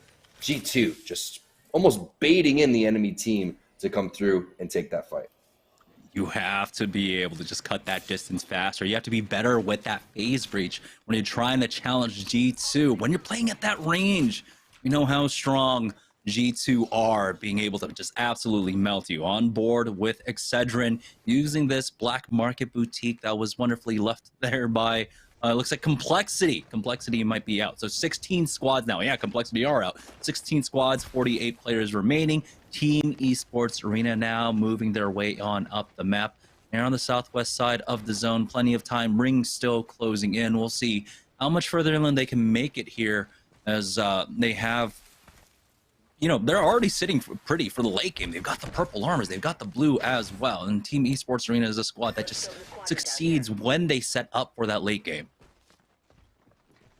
Yeah, I love watching Esports Arena play. So many different facets of their game that they're really strong at. But I'm more or less excited to see what happens on a new map with a new composition, because we haven't seen Horizon in ALG or in Apex and in the ALGS and in Series E since we've seen Nocturnal really utilize it a couple of seasons ago back on World's Edge. And now a lot of players like Zach picking that one up. You can see players from Esports Arena trying to get involved with that as well. So it's going to be really fun to see just the improvements that happen in terms of these fights. And also the end circles. We saw a crazy end circle last week with Horizon lifts going, the Gravels lifts going, the black holes going. Causes a lot of visual clutter and makes you wonder what game you're even playing.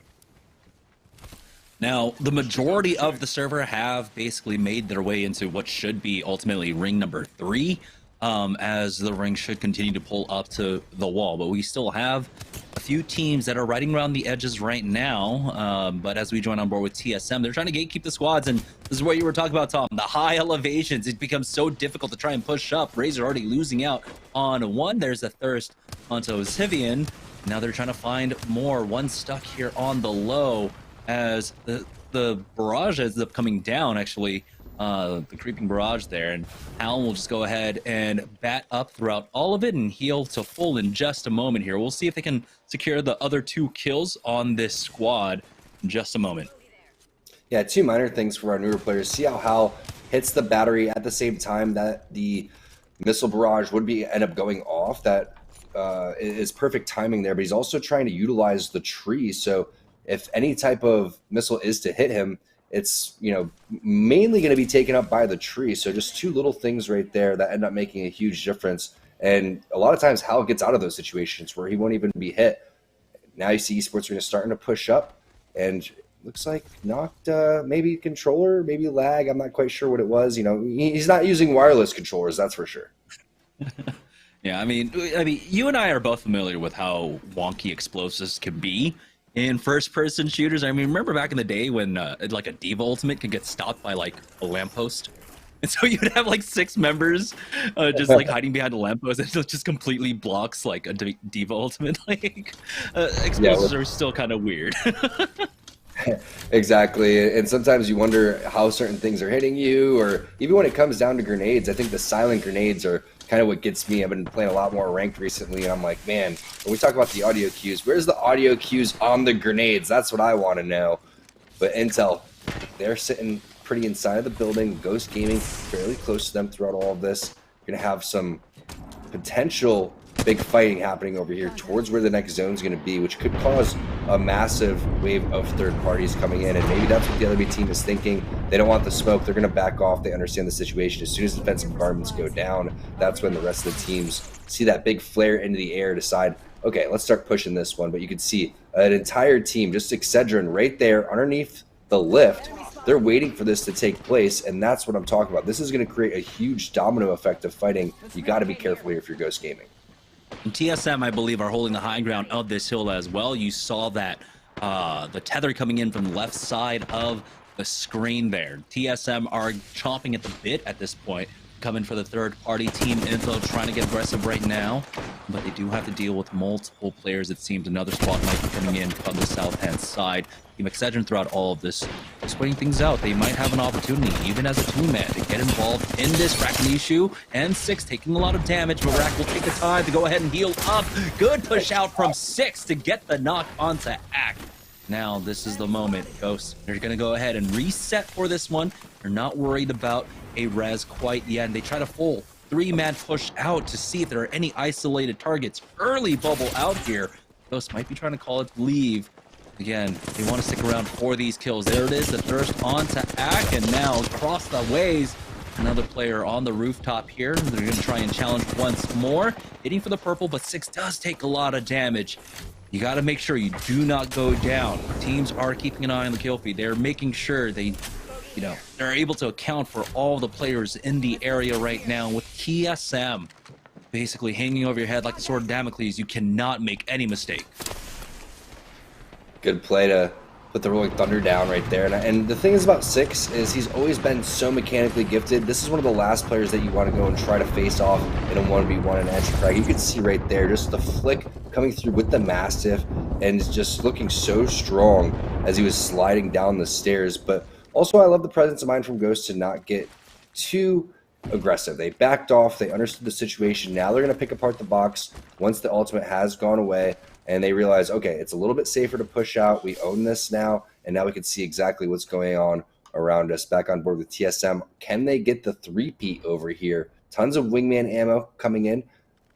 A lot better than the amount of light ammo that Hal's always worried about, but they've been so good in the patience game right now, and you can see they have the mountain towards their back. The action is directly in front of them. No Valkyries can really make their way on over towards this area. It's Amu in your kill feed. He's going to get the knock onto Vatro, so we'll have to keep tabs on that one, but you can see Black Hole went down. Nobody's in the area for Esports Arena, but nades are coming through for Knock. 5 batteries in the back pocket if he wants to go use that one. And this is the fight that's taking place right now on over towards the side. CLG getting pinched between two really good teams. You have Esports Arena on one side, 100 Thieves on the other. Then another team seems to be waiting up on top of this rock. Gotta be careful here, but it does look like Duke will be able to make it behind cover. And now Mamba gets finished off. CLG is now knocked out. Esports Arena will have an easier go of things, trying to hold down the north side of the map here. They'll be able to pick up a lot of this loot. Now, this quarter doesn't have that much cover, but at least they'll be able to secure Vatro's loot basically for free. There's a gold over there. We'll see if maybe it's a devotion, the turbocharger, or if it's a gold armor in just a moment for Team Esports Arena.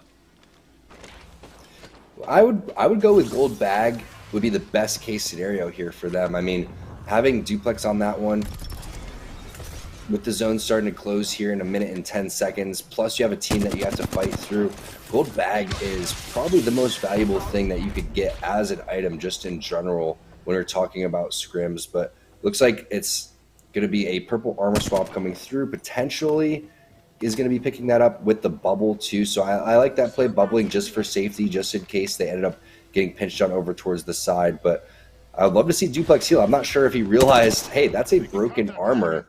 Looking like one of my random teammates when I'm playing in ranked, but Ghost still is safe over here. Look at this, Jamerson. They don't have any type of team near them, but in terms of the rotation, it's going to be kind of stuck in the middle. Do we Valkyrie rotate or do we walk this one in? Meanwhile, fight taking place with C9. I'm really going for the res. That's an easy cleanup there onto Nestle Splash. Zone moving in 29 seconds. They should be A-okay. Armor swap's going to come in. Just a blue armor. He's going to heal. Switch that back on over to the original purple. And then maybe hit a Phoenix kit or go and hit that battery. Nice job coming in from C9. So one of the teams that was challenging Esports Arena here on the northern side knocked out, but now going to have to contend with Cloud9 in just a moment. Now, they might be able to just rotate across this map if they need to, but it does seem like this little bit of plateau is in for them. So if they want to just wait things out and see if they need a Valkyrie deployed to the other side, they can definitely bide their time for that now. We're down to 13 squads, 39 players remaining as round number 3 is closing in here. So things have slowed down just a bit. Zach Mazer reconnecting with his squad. Renegades end up cleaning up Excedrin here as Ghosts now make a push out. They've got to be careful. Impulse is resetting for his squad, and Six is just trying to hold down a height for himself, as looks like another Bangalore ultimate went down on top of them. So for right now, Ghosts are still alive. They've got almost all their ultimates up here. Now they need to start worrying about the rotate up the hill. We'll see if TSM are keeping an eye on them, and it looks like it is. The shot's coming out from the top of the hillside, and now Impulse stuck on low is able to make it behind the cover of this Trident, but now the ring's closing in. He doesn't have time to heal up. It's Intel behind them. Wingman's in tow, taking out Six, and everyone's just dying on this last rotate. Ghosts just stuck around way too long, and TSM, they were patient for it. They end up picking up these kills. And how back on the Ash, as we mentioned and predicted, after he switched on over to Wraith for game number 3, but they're looking for another win here on Stormpoint. I mean, this is what TSM does in terms of playing patient. Early on in Apex, one of the most patient teams, one of the most knowledgeable teams. This time they're trying to find where a lot of the teams are going to come from. Where can they gatekeep? What are the power positions? Can we get in the zone from this spot afterwards? When we have double rotations, it seems completely viable to go and play the edge. So I love that TSM is playing this way. G2 on the opposite side of them, you can see coexisting on the opposite rock over there. And then inside you have Team Liquid, you have Vizio, you have a little bit of OXG, you have AP on the outside, C9 still alive over towards the top hand side, and then Esports Arena on the southwest. And now we're seeing that ring pulling up in the middle of the wall out in the open. So there will be some coverage to work off of for a lot of our teams, but definitely not for 10 teams to survive. It's going to be an all-out battle in 40 short seconds as teams have to make the rotates, especially for TSM, stuck here on the southwest side. Another team trying to cut them off across the ways here. Yeah, the double mobility, though, can work out for them. I don't think this is a spot where you try to go for a Valkyrie ultimate, though. There are just too many teams still alive here. But luckily for them, if they want to go for that Valk ultimate, they can hold on to Reps' early bubble. They can hold it for their drop. We'll see what they go with. 15 seconds now before the zone starts closing. And it looks like a Valkyrie ult to me. I mean, they would be gathering more information if they were going to be walking. They'd be poking a little bit more too and having more of a presence. But right now they're conserving cells, and they're using that rock, just like you were saying, almost as a second Gibby bubble. So when they need it, they can go and land on that one. But because that wall has so many chokes going forward, they have to go for this one, and I like this play. Plus, you know you're going to get that passive that you need to be able to locate where these players are going to be. Surprisingly, I would expect to see, there it is, all of these signals starting to pop up all over the place, and now they're going to try to pick their poison. It looks like that's just a team of 2 on the outskirts. There's a team inside of the building here, bubble up on top of the roof if they absolutely need to. Now that Reps takes the damage, he has to toss that one down. All eyes going to be on TSM, excuse me, after this. Yeah, they do top off really quickly with that bat down, so they might just drop into the team that's already down there, as it looks like Cloud9 and taken out by Resulta, and you have a big scramble of teams up on the northern side. Team Liquid still surviving up here on top, getting some good connect. The defensive bombardment does get a knock onto one at the very least. Looks like another defensive bombardment's going to go down. They've got to be careful here, try their best to survive. Nocturnal has the tools to do it with that rocket pack, with that passive, to stay alive throughout all of this. Missile Storm connecting onto Reps from Noct, ends up taking him out. We'll see how much longer TSM can survive for, as 100 Thieves are making their push onto Team Liquid right now. Reps has been finished off, and TSM end up picking up his beacon. But now they're just trying to survive. You can see the last ring pulling way up to that northern side.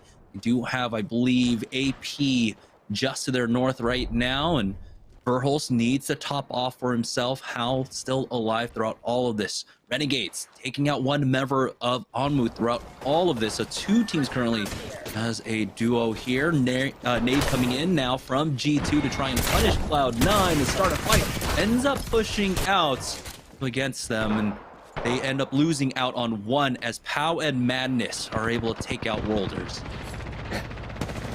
I feel really bad for Rolders because he just flies into this fight, hits a massive shot. The second one, he's basically like, what am I doing here? My teammates aren't even in this fight, and That wasn't how you start a fight. That's how you run away from a fight in that type of situation. Super unfortunate miscommunication coming in, as Rollers may have been able to win that fight for them, but the thought process for Crummy and Abe's is that there would be a handful of third parties coming through. So now they're just going to have to do it as a duo, and Crummy having no black hole, this is going to be a difficult situation to try to fight their way out of. And you can see inside the middle of the zone, somehow, some way, TSM has made their way over there. G2 is going to go and take the roof that they were previously owning. That means that Skittlecakes and Nock will have angles on top of that if they really need to. Bubbles should be in the hands of G2 if they want to go and toss that one. Zach Mays is flying in. Renegades going with the Ash Portal on over towards the bottom. Great third-party view to show us exactly what's happening with all of these teams, but it seems to be G2 having the king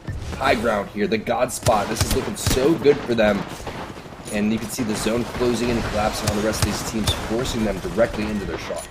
Oh, 6 squads left, and teams are just falling to the wayside now. 5 squads now, as Cloud9 ends up getting eliminated. Skittlecakes picking up a few of those kills for himself. But like you said, G2 are currently king of the hassles, but we saw what happened in the last game. That team that hasn't dropped down from roof can get punished. There is another squad across the ways on that, behind the rocks. You can see them trying to contend with them currently as the missile swarms and everything else goes out on top of them. But we have 3 squads stacked on top of each other right now. Hal looks like he's going to be ratting this one out as start a fight currently as a duo. Now Hal's going to go ahead and back away from that one as start a fight. Just end up using their bubble to secure that loot underneath them. Esports Arena, that's the squad that's on the other side of the map right now, trying to keep G2 at bay. They've been playing it slow the entire time. These are a lot of our teams that are sitting up in first place. Really the only team that's missing throughout all of this is going to be Renegades, who's sitting in second. So this could be a phenomenal game for G2. But keep in mind, Hal has been routing this out, picking up all those placement points for the TSM squad sitting in first place. So anyone's game right now. I mean, you have the full 3 Esports Unit squad. You have G2 sitting up on the roof. And those are the 2 teams that have the advantage right now based on the numbers. But AP is sitting pretty inside of the building too. And Hal has been a nuisance as a rat in the past. Bubble has to come down for duplex very soon, and he doesn't even get it off. Oh, it's going to be Crook that's able to get that knock. And now Hal, I play spoiler once again, never mind. Crook, they end up getting that kill there. And now G2 will have the height for free. They're going to be, of course, they're going to have to drop down a little bit later on. We'll see. Start a fight. Currently playing on the other side of that corner. And we've got Esports Arena getting pushed now as AP. Bubble out early. That might actually create an opportunity for Esports Arena to take advantage of them. And yeah, G2 just go ahead and full send it on over to start a fight. Oh my goodness. AIDS just decimates them now. Esports Arena only left up with Skittlecakes here as he tries to stay alive with this gravity lift. Finds enough time to get that battery off at the very least, but no, he gets taken out, and it's going to be Atlanta Premier coming out on top of all of this. It's a 3v2 to finish things off. Start a fight, or trying their best here as they go ahead and fly on in with that gravity lift. Atlanta Premier end up walking away with this win, but you have to imagine G2, if they could have just won that 3v2, this game could have been theirs. I don't know if they were going to be able to do that, though, because so much was just happening on top of that roof. And you're starting to see, yeah, the roof for a majority of the time ends up working out for you. But at a certain point, you're going to have to drop down. And the teams on the low ground are winning these fights because of the commotion that's happening. They're ignoring a lot of what's the groundwork's being done by the other teams, a dog-eat-dog situation. And then AP just comes in, cleans up everything, has great timing throughout all of that, and lays low, because a lot of times you want to try to hide and make people decide, hey, where is the full team? Where are the 2 teams? Where are the rats? And right there, AP never showed their cards, and it really worked out in the end for them. Yeah, great win for Atlanta Premier here in game number 5. And it's much needed as we head into the final game of the day. That means we're going to take one more break. And when we get back, it'll be game number 6 of Series E right after this.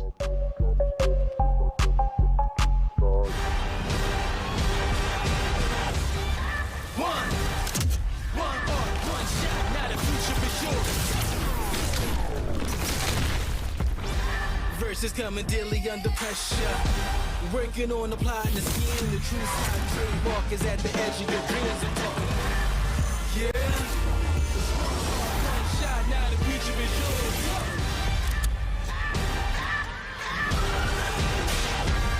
I'm turning dreams into reality. In the lab with the formula and chemistry. Your memories spark and motivate and make the industry shake. Put the bars to the brakes. I'm talking one chance that was so good for the go. It's one shot, now the future is yours. Let's go. I'm fading. One bad headache can crash your entire game. Excedrin relieves headaches fast. Excedrin, game over for headaches. It's fruit refreshing, refreshingly sweet, but without sugar, 0 calorie treat. Now all our top fresh flavored splash. It's fruit refreshing. And Atlanta Premier wins Game 5. Yeah, big win from them, and honestly, good finish. And this is the Premier squad that actually surprised a lot of people in the ALGS playoffs about a month ago, and they're keeping things rolling here. Of course, kind of under new branding, Atlanta Premier now as opposed to Premier GG, and the squad just keeps it rolling. Good win there, good finish. Bit of chaos in the final circle. Esports Arena was trying to pull a game out of there, weren't quite able to do so, and G2 unfortunately don't get the blessings of the circle there. They're forced off of the high ground, I would say a lot earlier than they wanted to be, and they just, interestingly enough, just end up straight up losing the fight to start a fight, which you hate to see. So that felt like G2 was looking like their game. They had the high ground, but the circle doesn't bless them. They lose the fight to start a fight, and then Atlanta Premier benefits from the ability to get that third-party scenario, and they close it out. Unlucky. Good try, G2. Let's check out the player of the game for Game 5. So we have Sauce with 6 kills, 1 assist, and about 1,200 damage. Yeah, so the Renegades not able to grab the win, but Saucer here grabbing a W, 6 kills, 2 assists there. So that's a good one for Renegades. Haven't seen a ton from them so far tonight, but this is a good pickup here in game number 6, and some solid numbers there for Sauce. And now we go into the final game here. We framed it in the first 3 games, at halftime. It was TSM versus Team Esports Arena. TSM followed that up with a win in game number 4 as well. So they had the back-to-back wins, jumped ahead of Team Esports Arena. I'm very curious to see what the state of that is right now, and we are going to take a look right now at those top 2 squads here through 5 games, how they've been doing so far. We talked about Esports Arena and TSM earlier. It's now Renegades and TSM, and wow, 3 top 5s for Renegades, 38 kills as well, looking really solid, and that average damage just below 6K. So TSM has been good. Of course, they've got the 2 wins under their belt, 4 top 5s as well in 5 games. So the only game they weren't in the top 5 was game number 1, when they went out in, again, 19th or 20th at that time, which is not what you normally see from them, but they have been pretty much lights out since. And this run to the finish will be fun. Of course, just one more game ahead of us here, as we've got 5 done, and it's going to be a very exciting close to Pro Night here in Week 11.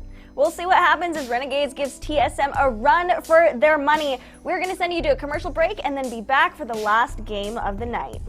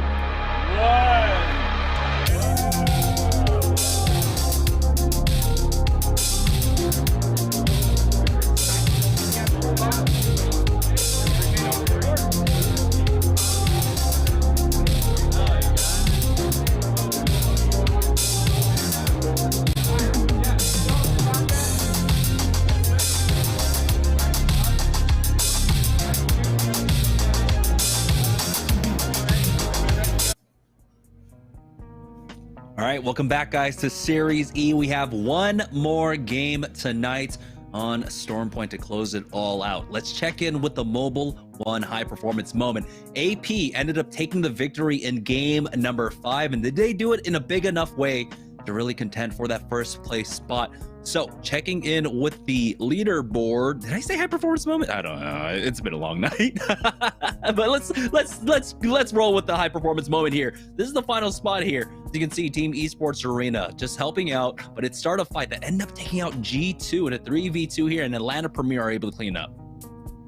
Yeah, and Atlanta Premier again laying low the entire time. Looking good in terms of how they collapsed on this fight. A lot of damage coming in for Asura. I mean, you see 2,300 damage with only 3 kill points, picking up some along the way towards the tail end. As we take a look at the Mobile One leaderboard after that high performance moment, and it hasn't really changed. Yes, some shifting up over towards the top. Renegades is going to take that #1 spot, but it looks like it's still a 3-team race. Yeah, you still have teams like G2, Razor coming through, but you'd have to be hoping and praying that the rest of these teams ahead of you don't pick up any points. That's highly unlikely with the way they've been playing. But look at the big boost Atlanta Premier got, Jamerson. They're going to go all the way up until 6th place. So nice job from our teams on the left-hand side. Meanwhile, surprising on that right-hand side, teams like Intel, Complexity, especially Team Intel, who's looking so good in that accumulative leaderboard, really struggling today. And also, what's usually a pretty strong night for, one of our partner squads, Team Vizio, who tend to perform best amongst our partner squads when it comes to our pro nights. Currently in 9th place right now with 29 points. We'll see if they can end up getting a win here to try and eke out their pro night average of about 50 points, I think, which is usually what they pick up on pro nights. We'll see. They have 21 points that they need to pick up here. But like you said, it's basically a 3-team race right now between Renegades, TSM, and Team Esports Arena. G2. If any team's going to do it, if any team can break that 20-point lead that Renegades have over them, it's quite possibly G2 at this point. But with how the rings have been pulling, we've had 2 northern zones now, which have favored out Renegades so far. They've been able to really make a bounce back in the last 2 games off the back of these 2 ring pulls. Are we going to have a 3rd one going up there, or are we going to finally see a Fish Farms ending, or maybe something down by Shipfall, something to the south that might favor another squad? I don't know. It's going to be difficult here for G2 to try and make up that 20-point difference, Tom. Yeah, and I want to also address, again, the bottom right-hand side of the leaderboard, because when you look at Ghost and Intel, keep in mind, these are the 2 teams that are running Bangalore, and I just really don't see how Bangalore is a more viable option than Gibraltar. You're seeing how important these bubbles are towards the tail end of the games. The Smokes, while they do buy visual clutter, they're not buying that, defensive in terms of the bubble and the defensive bombardments that are coming down on top of you. Once that defensive bombardment starts to hit and you don't have a bubble, you're forced into the enemy bubbles. And I really just think that Bangalore, while she has probably been strong in your ranked matches, maybe in scrims, etc., when we talk about the best lobbies, when we talk about the best players like we have in our Series E Pro Night here, it's just not going to work out. Gibraltar is just too strong. The kit's too strong. The passive with the shield, the bubble, the fast res, you're just getting so much value out of one legend. It doesn't really make sense to me to try something else. Yes, if you're going to try anything, you might as well do it early when we're shifting on over to Stormpoint. But the proof's in the pudding with having 2 teams on Bangalore, both of them having less than 10 points. Those teams are way too talented to be down there. Here we go, heading into the final game of the evening once again on Stormpoint. Let's join on board with our winners of game number 5. That was Atlanta Premier. Now, it's going to be very difficult for them. They have, 28 points that they need to make up, at the very least, just to catch up, by the way, with our first place squad. So they're going to have a massive game here, or at least try and maybe shoot for 2nd place. And they're a team that are dropping on the northern side of the map and going over towards High Point right now. Yeah, and I'm curious to see where the zone is going to be. It's another northern zone. All right, Razor, good luck having to make your way all the way from Shipfall. That is going to be really, really tough. And Renegades at this point is loving where their landing spot is going to be. Protectful, I'm not quite sure what he's doing on over there. I think that they're going for the 3v3 again. I don't think it's going to work out for him based on what I've been seeing so far. Meanwhile, fight taking place inside here, trying to stay alive. Bubble goes down. This is not looking good, and now the executions are coming. That was a little tough to watch. I mean, when you whip a full mag on the R9, I know that it's a bullet hose, and that mag, when you don't have an extended on it, goes rather quickly there. But there we go. Startified are going to get knocked out early on. Already down to 18 squads, by the way, as Ghost finishing out that fight up against Splash as well, and being able to clean up and get the reses here.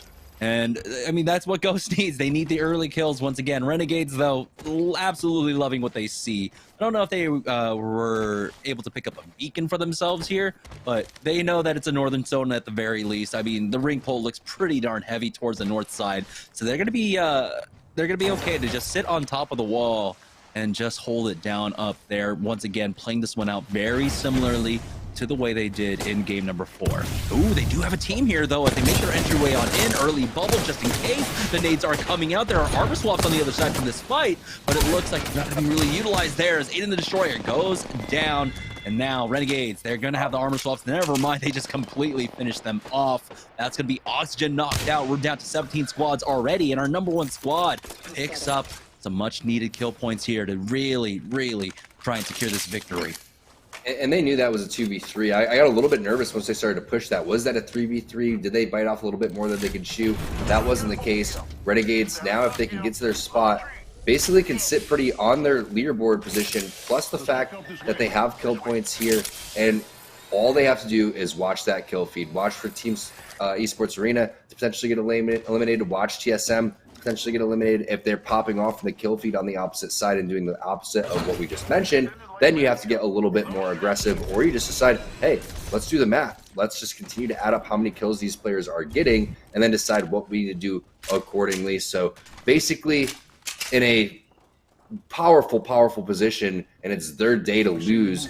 I'm not surprised, though. We saw some great things from them last week on Storm Point. Yes, they're getting a little bit fortunate with the zones here, but the execution has been on point. And right now they're scrambling to try and get whatever bats that they can for this late game. They're already set up, like you said. They're sitting on top of the leaderboard. They got the early kill points. Again, it's about playing for that late game here as 100 Thieves make an early Valkyrie rotate now into the shuttles on the northern side of the map, and we'll be able to get in and try to play for the late game here. The troubling thing, though, is when you move into this kind of position here where you're not going to be able to see too many squads from this position, how do you get these blues up to purples? You got to make sure you trade well. Scurry's got to be on top of that, that arm shield timing as Ghost find themselves in another fight just outside of the wall. Yeah, and that's a good point. Really, the option would be potentially to use the Valkyrie to continue to get that up because they have the 30-30. So I think that could be something that they look forward to a little bit later. But it's not the best in terms of, angles. And it's not just because they're on the low ground. It's just because when you're flying over there, where are the rest of the players? And where are they going to potentially come from? If anyone's going to send it on to you, it's because they don't know that you're inside of that building, and that could be a little bit worrisome because that could start to cause a third party. So, they're in a sticky situation of, having to have a presence, but also needing to play safe at the same time. As Ghost Gaming now running around, trying to stay alive inside of this shuttle. They do have a team located on the opposite side of them, but I like to play back off, heal up, reset. If you need to take this fight, you can, but right now it doesn't seem like there is a team on our player outlines that are interested in third-partying this. Never mind. There goes another player and another team going up on over towards the southeast side. So the block is a little bit too hot, and I think that Vizio is going to slow play this one just temporarily as the rest of the squad start to filter in. Yeah, for these wall endings, when either of the western or the eastern side are open for the third ring to pull on over towards, we see so many teams just all coexisting in these shuttles right now. We're getting some armor swaps out.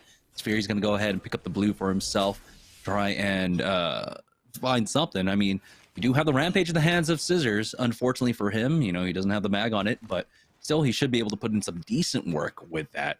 We'll find out, though. Things have slowed down quite a bit after that early flurry of action, and round one is closing now. 17 squad. There are a few squads it looks like might be damaged. No, never mind. It's 17 full squads. I was doing the math wrong there. So it is 17 full squads here as we are just waiting for things to close up. Now, this is interesting because we did talk about 100 Thieves, right? Being all the way up on the northern side. Maybe this is going to be a pull up to that one shuttle, all the way up to the northern side of the map. This was a pretty heavy pull. And now, as we join on board with 100 Thieves, they are getting challenged. There's a squad over here. That's the 30-30 we were talking about. It's going to be in the hands of Vaxon. The 3x proves very useful in this type of situation. Complexity inside looking like they're about to duke it out with the team.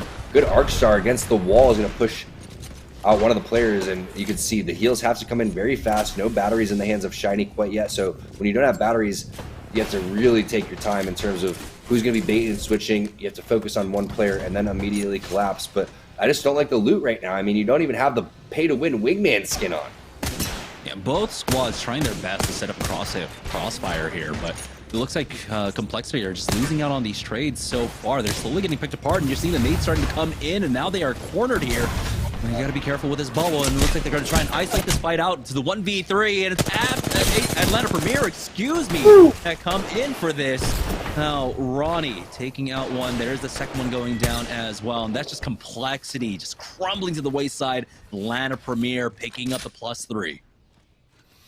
Tough break right there as Crook showing a little bit of the crouching tactics going on inside of the building. I love the bubble play. Bubble came in a little bit too shallow though, and once they turned the corner, they got exposed. Ronnie's going to be able to take advantage of that, but also Crook was able to hold his ground as that Gibraltar, which is really, really important to note because of the fact that he's able to do that while not taking massive amount of damage and making sure that he doesn't get 3v1. The rest of the team from Atlanta Premier is able to get on over there and execute with the help. So nice execution, and our winners from game number 5 still alive for the possible back-to-back, trying to do their best TSM impression as Vaxon with that 30-30 comes through in the clutch. He gets the knock on a Nocturnal, and then Rakanishu with the charge rifle thirst from behind. Oh boy, things looking bad for Team Liquid now. G2 creep up on Madness. And oh my goodness, the team fire coming out. The 301 along with that wingman just connecting right on top of him. There's going to be no opportunity to get him back in. As you can see, G2 are hunting for these kills. They need to knock him out. Remember, Renegade sitting on top of the leaderboard here is Hodzik filling in apparently for Team Liquid. Has he been playing all night? I don't think so, right? So he just fills in for game number 6, and it looks like Team Liquid are knocked out. 15 squads now, 44 players remaining here as 100 Thieves are getting pushed. They do have a great thermite down, just completely stopping anyone coming in from that stairwell. Vaxlon holding down on to that Arcstar. They're looking for multiple ways to try and get in on this, but hearing third party from the side here as the charge rifle shots come in. Onmu cannot push out quite yet. Another push out onto the stairwell, and again, these shots, the Arcstar connecting, big damage out across the ways. Another thermite just stopping the push at that stairwell. They are burning it down, and they're really utilizing these nades so well, but 100 Thieves are not going to risk anything. Even though they look like they have the fight advantage, they back away off of this. It remains to be seen if this was the smart play or not. I mean, I think that discipline is always good in Apex, especially when you're in such a powerful position like this. But as you mentioned, the nades were on point. They were burning them so bad.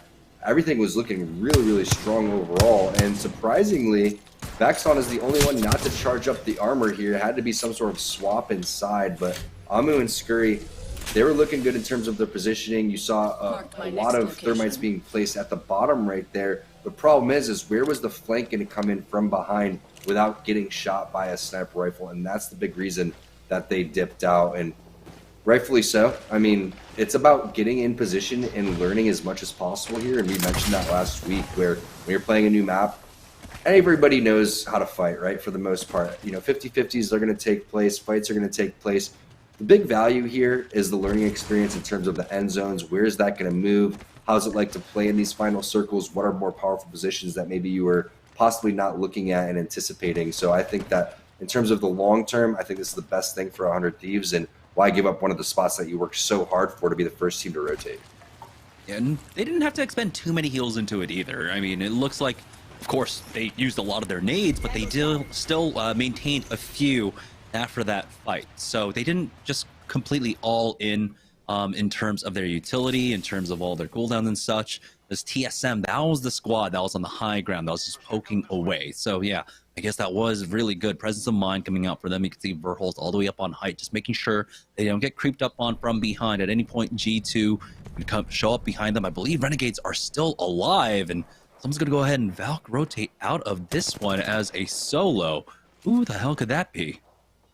I have no idea, but I like that Hal shot a couple of warning shots just to see exactly where this player was going to be. And based on the math, I think that it's only 2 players from Renegades that are alive. And you can see the tether is going to go out right behind the box. Doesn't look like it was able to connect for Hal, but coming back up in about 50 seconds. I love the angle that you mentioned with Verhulst up on over towards that high ground. He's able to gather that information for the players that are coming up over towards the side. And then Hal has the presence of mind to go and watch this southeast area too. So keep in mind, no teams are going to be able to make it up that giant mountain unless they Valkyrie up on top of them. So all they have to do is keep eyes on where the players are in front of them, since their back is going to be clear. As we hop on board with Xact Go. Hello, here in the middle of the map. Yeah, when you're just completely peeking that corner, his shield's absolutely getting shredded. They do top off before they use that Valkyrie redeploy. Now they've got multiple teams in the area. There's actually a team right underneath them as they tried to go to the skies, and it looks like Clean received a large bulk of that damage, but he is safe for now as he does swerve through the skies. Looks like they'll have a free pit stop in this building, just reset for themselves just outside of the wall. That ring will basically be ending right on top of, I mean, there's a chance it can go into the wall, but it looks like 100 Thieves made the call correctly.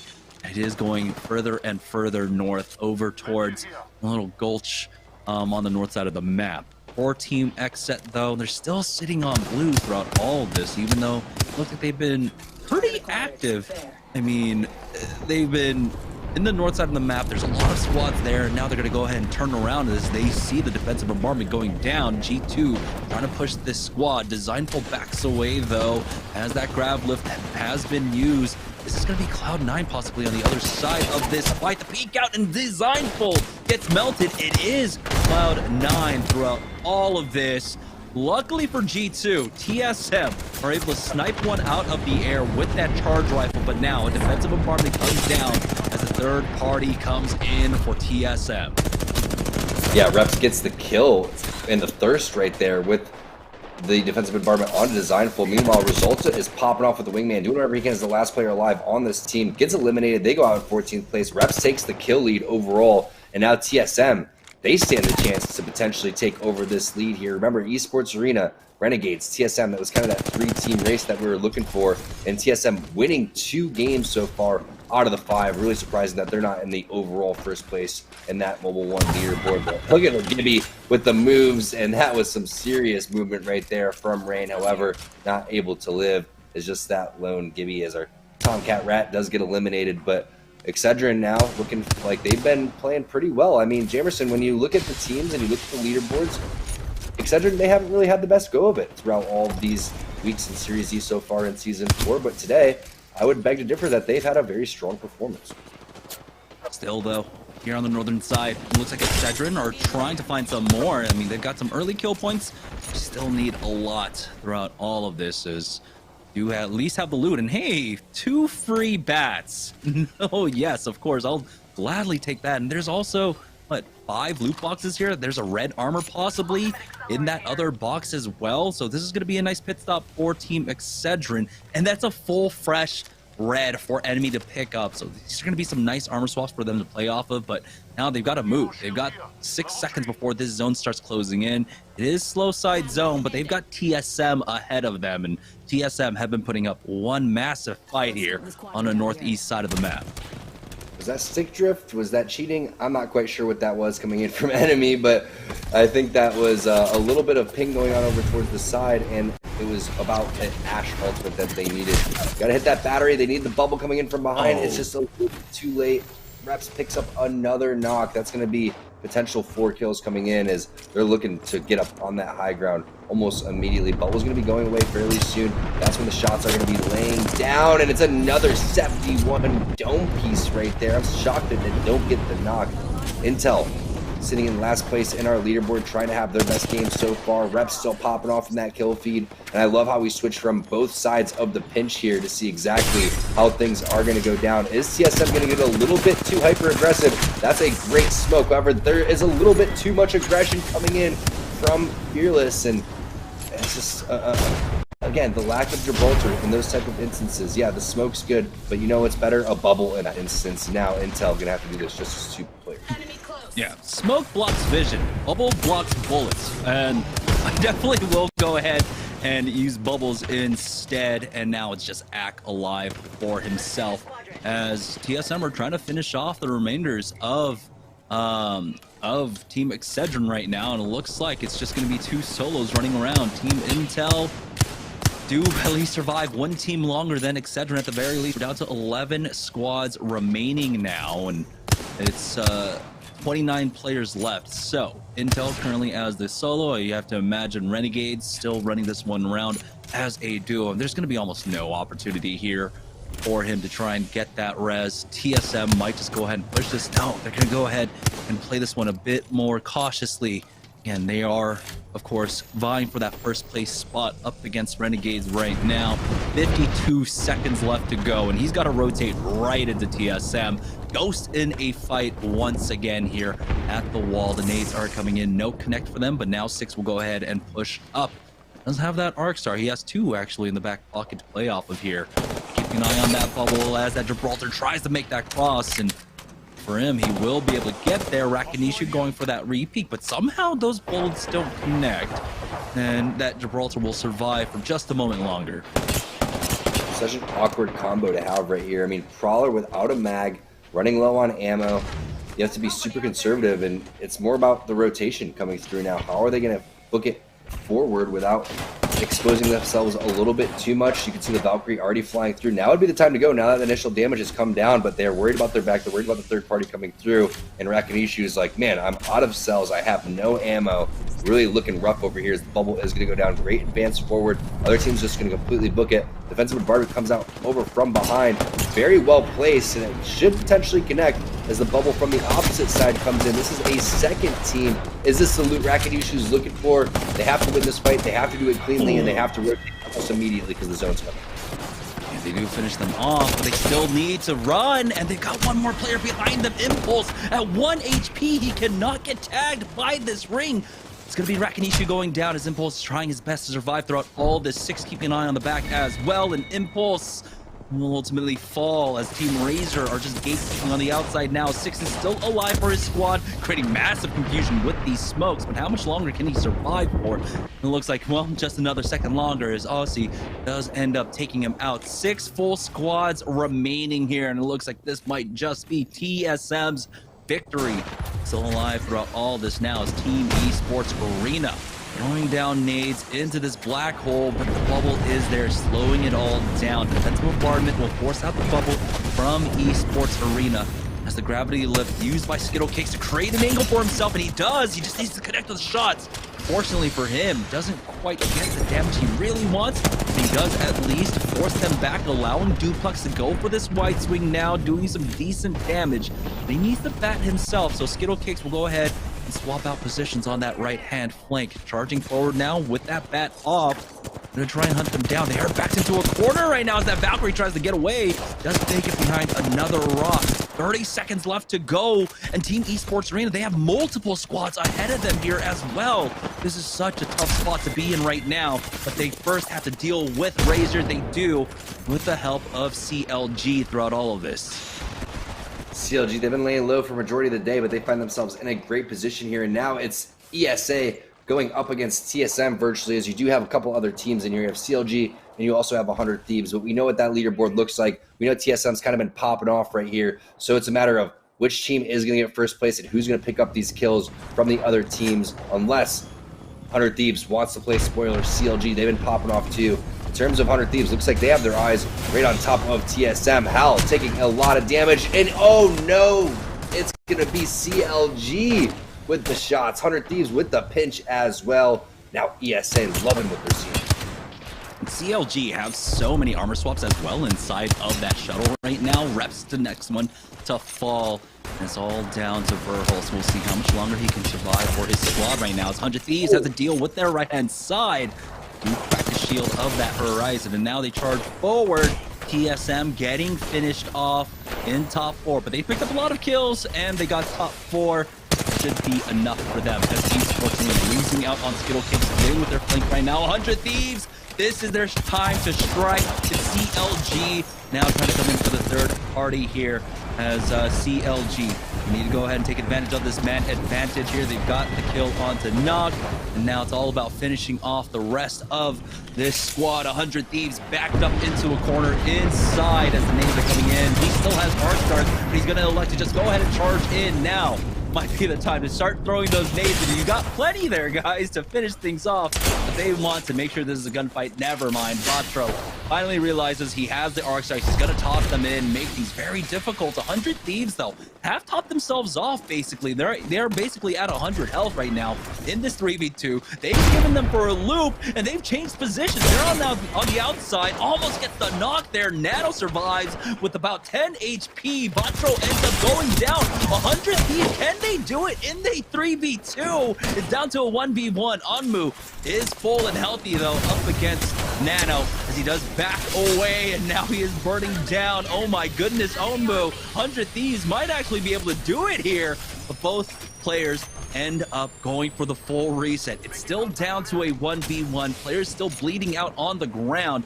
Might just try to bait that res to force him down early on. He does note him on the stairwell. He tags him first, pulls out the PK, gets some decent damage off, and nothing's been traded from Nano here. He tries to back away now as he hits that quick, fast res, or the fake res, excuse me. Try and bait him out. Make sure that he can't get any heals off throughout all of this. Hitting the cell as he drops down now. Again, trying to fake that one out, forcing him out, making sure he doesn't go for that fat. He knows he has the HP advantage. Onmu just needs to connect big with 2 PK shots. That's a nice one. The 72 and hits him once more, brings him down to 10 HP, and there it is. The wingman to finish it all off. But let's not forget, that was a 2v3 for 100 Thieves to take the win. A handful of different mistakes right there from CLG, but you have to hand it to 100 Thieves. I think the biggest mistake was the defensive bombardment, not into the bubble of the door. It's Apex textbook to go. Every time you entry frag into a door like that, you throw the bubble, especially if you throw your own defensive bombardment down. That ends up slowing down the rest of the team of CLG, and they ended up just falling apart in terms of staggering themselves. Players were using, the Valkyrie to get to the top. Other players were dropping down. 100 Thieves stuck shoulder to shoulder the entire time, and that 1v1 just so fun to watch. Congratulations to 100 Thieves. CLG did have a great game, though, so we'll see exactly how many points they had. Yeah, we're going to take a break while our admins go ahead and tally up the last of the results. When we get back, we'll check in with the Mobile One leaderboard and the last high-performance moment of the day. So don't go anywhere, guys. You're not going to want to miss that. We'll be right back.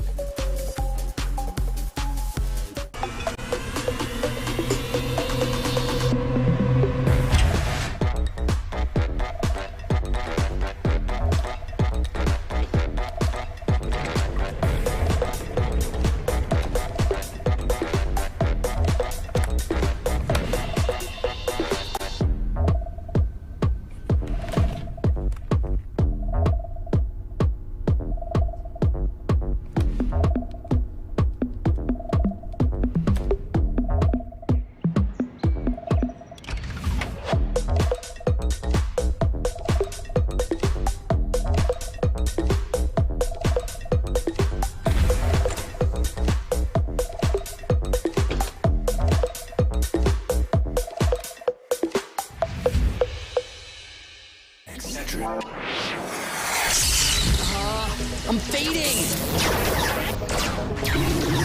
One bad headache can crash your entire game. Excedrin relieves headaches fast. Excedrin, game over for headache. It's fruit refreshing, refreshingly sweet, but without sugar, 0 calorie treat. They're all our top ultra flavored splash. It's fruit refreshing. 100 Thieves takes the win in Game 6 in an insane 1v1 against CLG. Yeah, so it ended in a 1v1, but we have to talk about the elephant in the room here, and that's the fact that CLG had a 3v2 against 100 Thieves and lost. And this is a CLG squad that I was actually giving praise to last week. It's a team that I have, I said on Twitter, I've been publicly and privately fairly critical of this squad over the last couple of months. They really impressed me with the way that they played last week. They still have a lot of growth and all of that to do with this roster. I think the ceiling still remains high, but they still have things to take care of, and that's one of them. That is an end game you shouldn't lose. You're a 3v2, you've got full evos, and you know, it'd be one thing, and it still wouldn't be excusable, but it'd be one thing if you're going against like TSM with Hal and Verholst or Hal and Raps Alive. 100 Thieves, another squad I've been very publicly and privately critical of. That is a fight you should win, especially with the 3v2 advantage. So, I mean, hey, congrats to 100 Thieves. They played it well. They brought out the win. They closed out strong. But CLG, and they probably know this. This is likely a game that they probably walked away from that and are kicking themselves because they're like, we had everything we needed to win that fight and we didn't execute. So they know it. But in the end, 100 Thieves comes out with the win, and well played from them to close out the night. Well played. We've seen this a couple times tonight where there's one team really set up for the win. They're in a good position. They're ready to go. We're cheering them on, and for some reason, they can't quite pull through all the way until the end. Open out the window and just yeet that win right out the window. So we'll see. But we have one more player of the game. Yes, we do. Tonight, I believe. Let's check out the player of the game is Onmu with 5 kills, 1 assist, and 1,800 damage. Yep, and you know they're able to clutch it up. Of course, Onmu was the one able to do it. They're getting some great damage with the PK at the end and wins it out. And 100 Thieves, of course, this is the updated roster. They've replaced Bane with Vaxlon.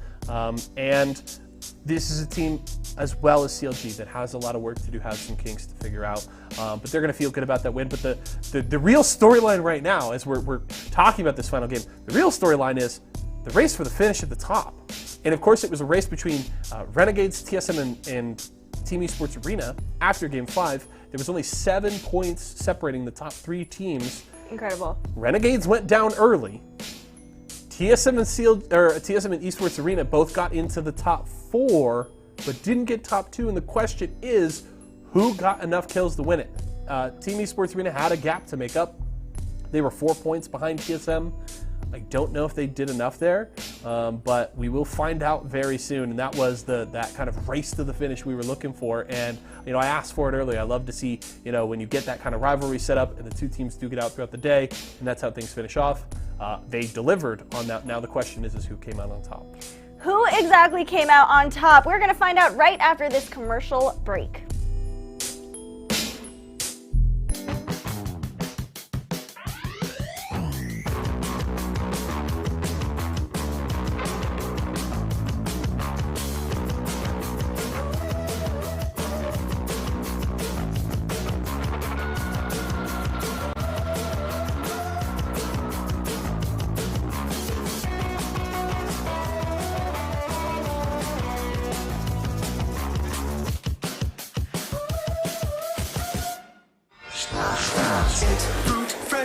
Refreshingly sweet, but without sugar, 0 calorie treat. They're all our top flavored splash. It's fruit freshin'. What a way to end the night. A 2v3 down to a 1v1, and 100 Thieves walk away with a victory. An early rotate into the center zone, essentially, off of ring number 1. So great game for them. We'll see what that means for them on the leaderboard. Let's check in with the Mobile One leaderboard for the final time tonight to see who ends up winning. And it is TSM by 4 points up against Renegades, who end up coming in second place. But Team Esports Arena, let's be completely outdone. We're only 3 points behind Renegades throughout all of that. And rightfully so, TSM winning the most games out of the night, winning back-to-back in game number 3 and 4. So impressive to see them go from one map and get a win to another map and get the second win. But it just seems like they're really putting things together in terms of how they want to play their play style. And you're seeing what G2's bringing to the table in terms of their aggression, how Esports Arena is playing. What's so fun is that every team is bringing their own separate flavor, and it's all kind of working for these teams over towards the top-hand side. Yeah, I mean, it's fantastic, right? Because it's not just, what was it for like a year? Bloodhound, Wraith, and Gibraltar for like a year, right? It's so many different compositions that show the different aspects of strength that they bring. It feels like we're in a really good spot in terms of the meta so far, but there's still a lot of exploration to be done. Right now, though, this is one of the fights G2 end up taking here. I mean, there was a squad that we were really looking forward to. Man, ended up getting punished on this fight. This was tough. I mean, Designful gets a little bit too over aggressive right there, gets taken out. Yeah, the shots were looking so good from Gentrifying the entire time, but just look at the collapse from a handful of different teams throughout all of this. Offensive environment comes down for reps. They're pinching from all different aspects. And then this is when you knew TSM started to pick up a little bit of momentum. And there were so many little things when you look at the leaderboard, how TSM was able to get all of these points. Reps starting off with a lot of kills, Hal ratting things out early in World's Edge when they were playing in game number 2, and then the way that they were able to win back-to-back games in game number 3 and 4. Very impressive performance, but we just got to reiterate, I think we are in a great spot with the meta. We had a lot of stale stuff happening with not only the Bloodhound meta in terms of Gibby and with Wraith, but also when we had Watson Pathfinder and Wraith. Now we're seeing a handful of different legends. Everybody's really playing different compositions. And just like you're saying, Jamerson, it really depends on what their strengths and weaknesses are. But one thing's for sure, I would love to see next week Ghost Gaming get off of that Bangalore intel, get off that Bangalore, switch things up a little bit and go something a little bit more in terms of what their strengths are, even though I do think that they could pull that off. Yeah. So once again, congratulations to TSM for coming in first place. Renegades for taking the second place spot tonight. It was an extremely close race there for the finish, but TSM walk away with the win once again. So congratulations to them. That's going to do it for us, though. We're going to go ahead and send it back to the studio for them to close out the show. So guys, go ahead and take it away. A huge congratulations to TSM for winning Pro Night on week 11 of Series E. They had a shaky start, but pulled through strong right up until the end. Yeah, honestly, really good showing from them, and shaky start with that first game, but they were pretty much lights out from then on. They get 2 wins. They didn't finish outside of the top 5 in the final 5 games of the night, and this is, as I talked about earlier, right? When TSM gets going, they are so difficult to slow down. They carried it from start to finish, and we went into the last game with that tight race. It was TSM Renegades and Team Esports Arena.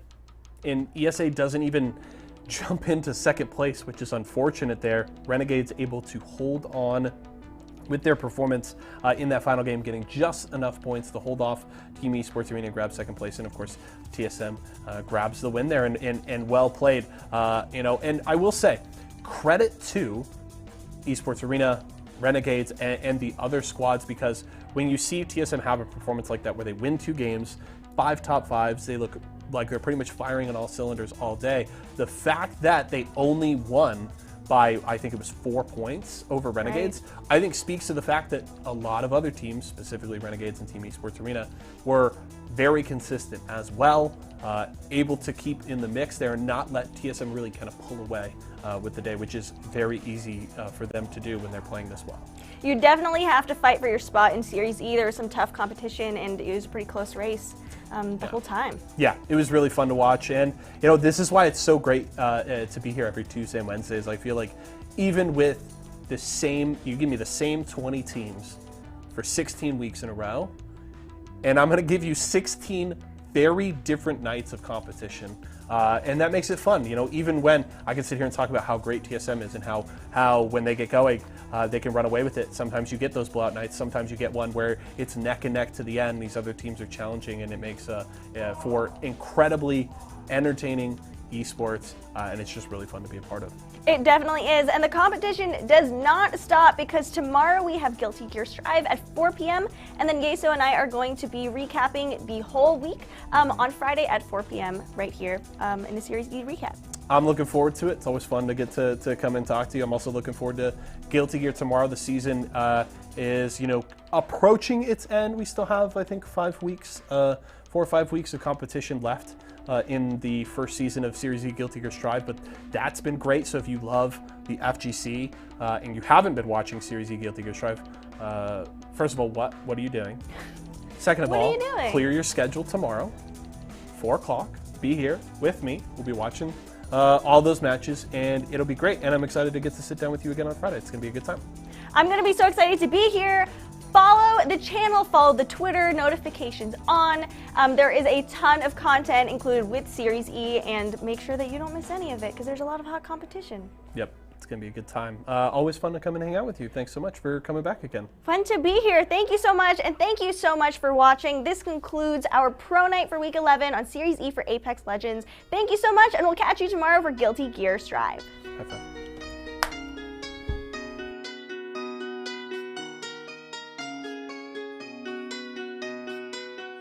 Ooh, like the 301 hum, bats of bullets off your chest to the armor falling off. Oh god, all this gas making you cough, feeling caustic when I drop, leave your body in a pile, let it rot. Shield cells got a lot, what you move, you about, what you fade like a thought. Skull town where I bang, what your life, what your drain, never getting off the train, never drop another game, yeah. 301 in my hands, different drop, same plan. To my squad, I'm the man, I'ma win this, no I can't. Sending shots, no spam, accurate, watch them slam, watch them run while they can, make them slump. Give me the loot, take what I want, all of my rounds, light like the sun, yeah I am the one, lighting you up. R301, you're all that I need, you're all that I want. We at the top, act like we scum, taking your life and leaving the crumbs. Do what we want, we get the dub, living that life, yeah R301. I got the sides, H-Cog, mega stabilized, no rock. Standing mad, more shots, standing stock, ready pop. I got the sides, H-Cog, mega stabilized, no rock. Standing mad, more shots, standing stock, ready pop. Ooh, let the 301 hum, bats of bullets off your chest to the armor falling off. Oh god, all this gas making you cough, feeling caustic when I drop, leave your body in a pile, let it rot. Shield cells got a lot, what you move, you about, what you fade like a thought. Skull town where I bang, what your life, what your drain, never getting off the train, never drop another game, yeah. Ooh, like the 301 hum, bats of bullets off your chest to the armor falling off. Oh god, all this gas making you cough, feeling caustic when I drop, leave your body in a pile, let it rot. Shield cells got a lot, what you move, you about, what you fade like a thought. Skull town where I bang, what your life, what your drain, never getting off the train, never drop another game, yeah.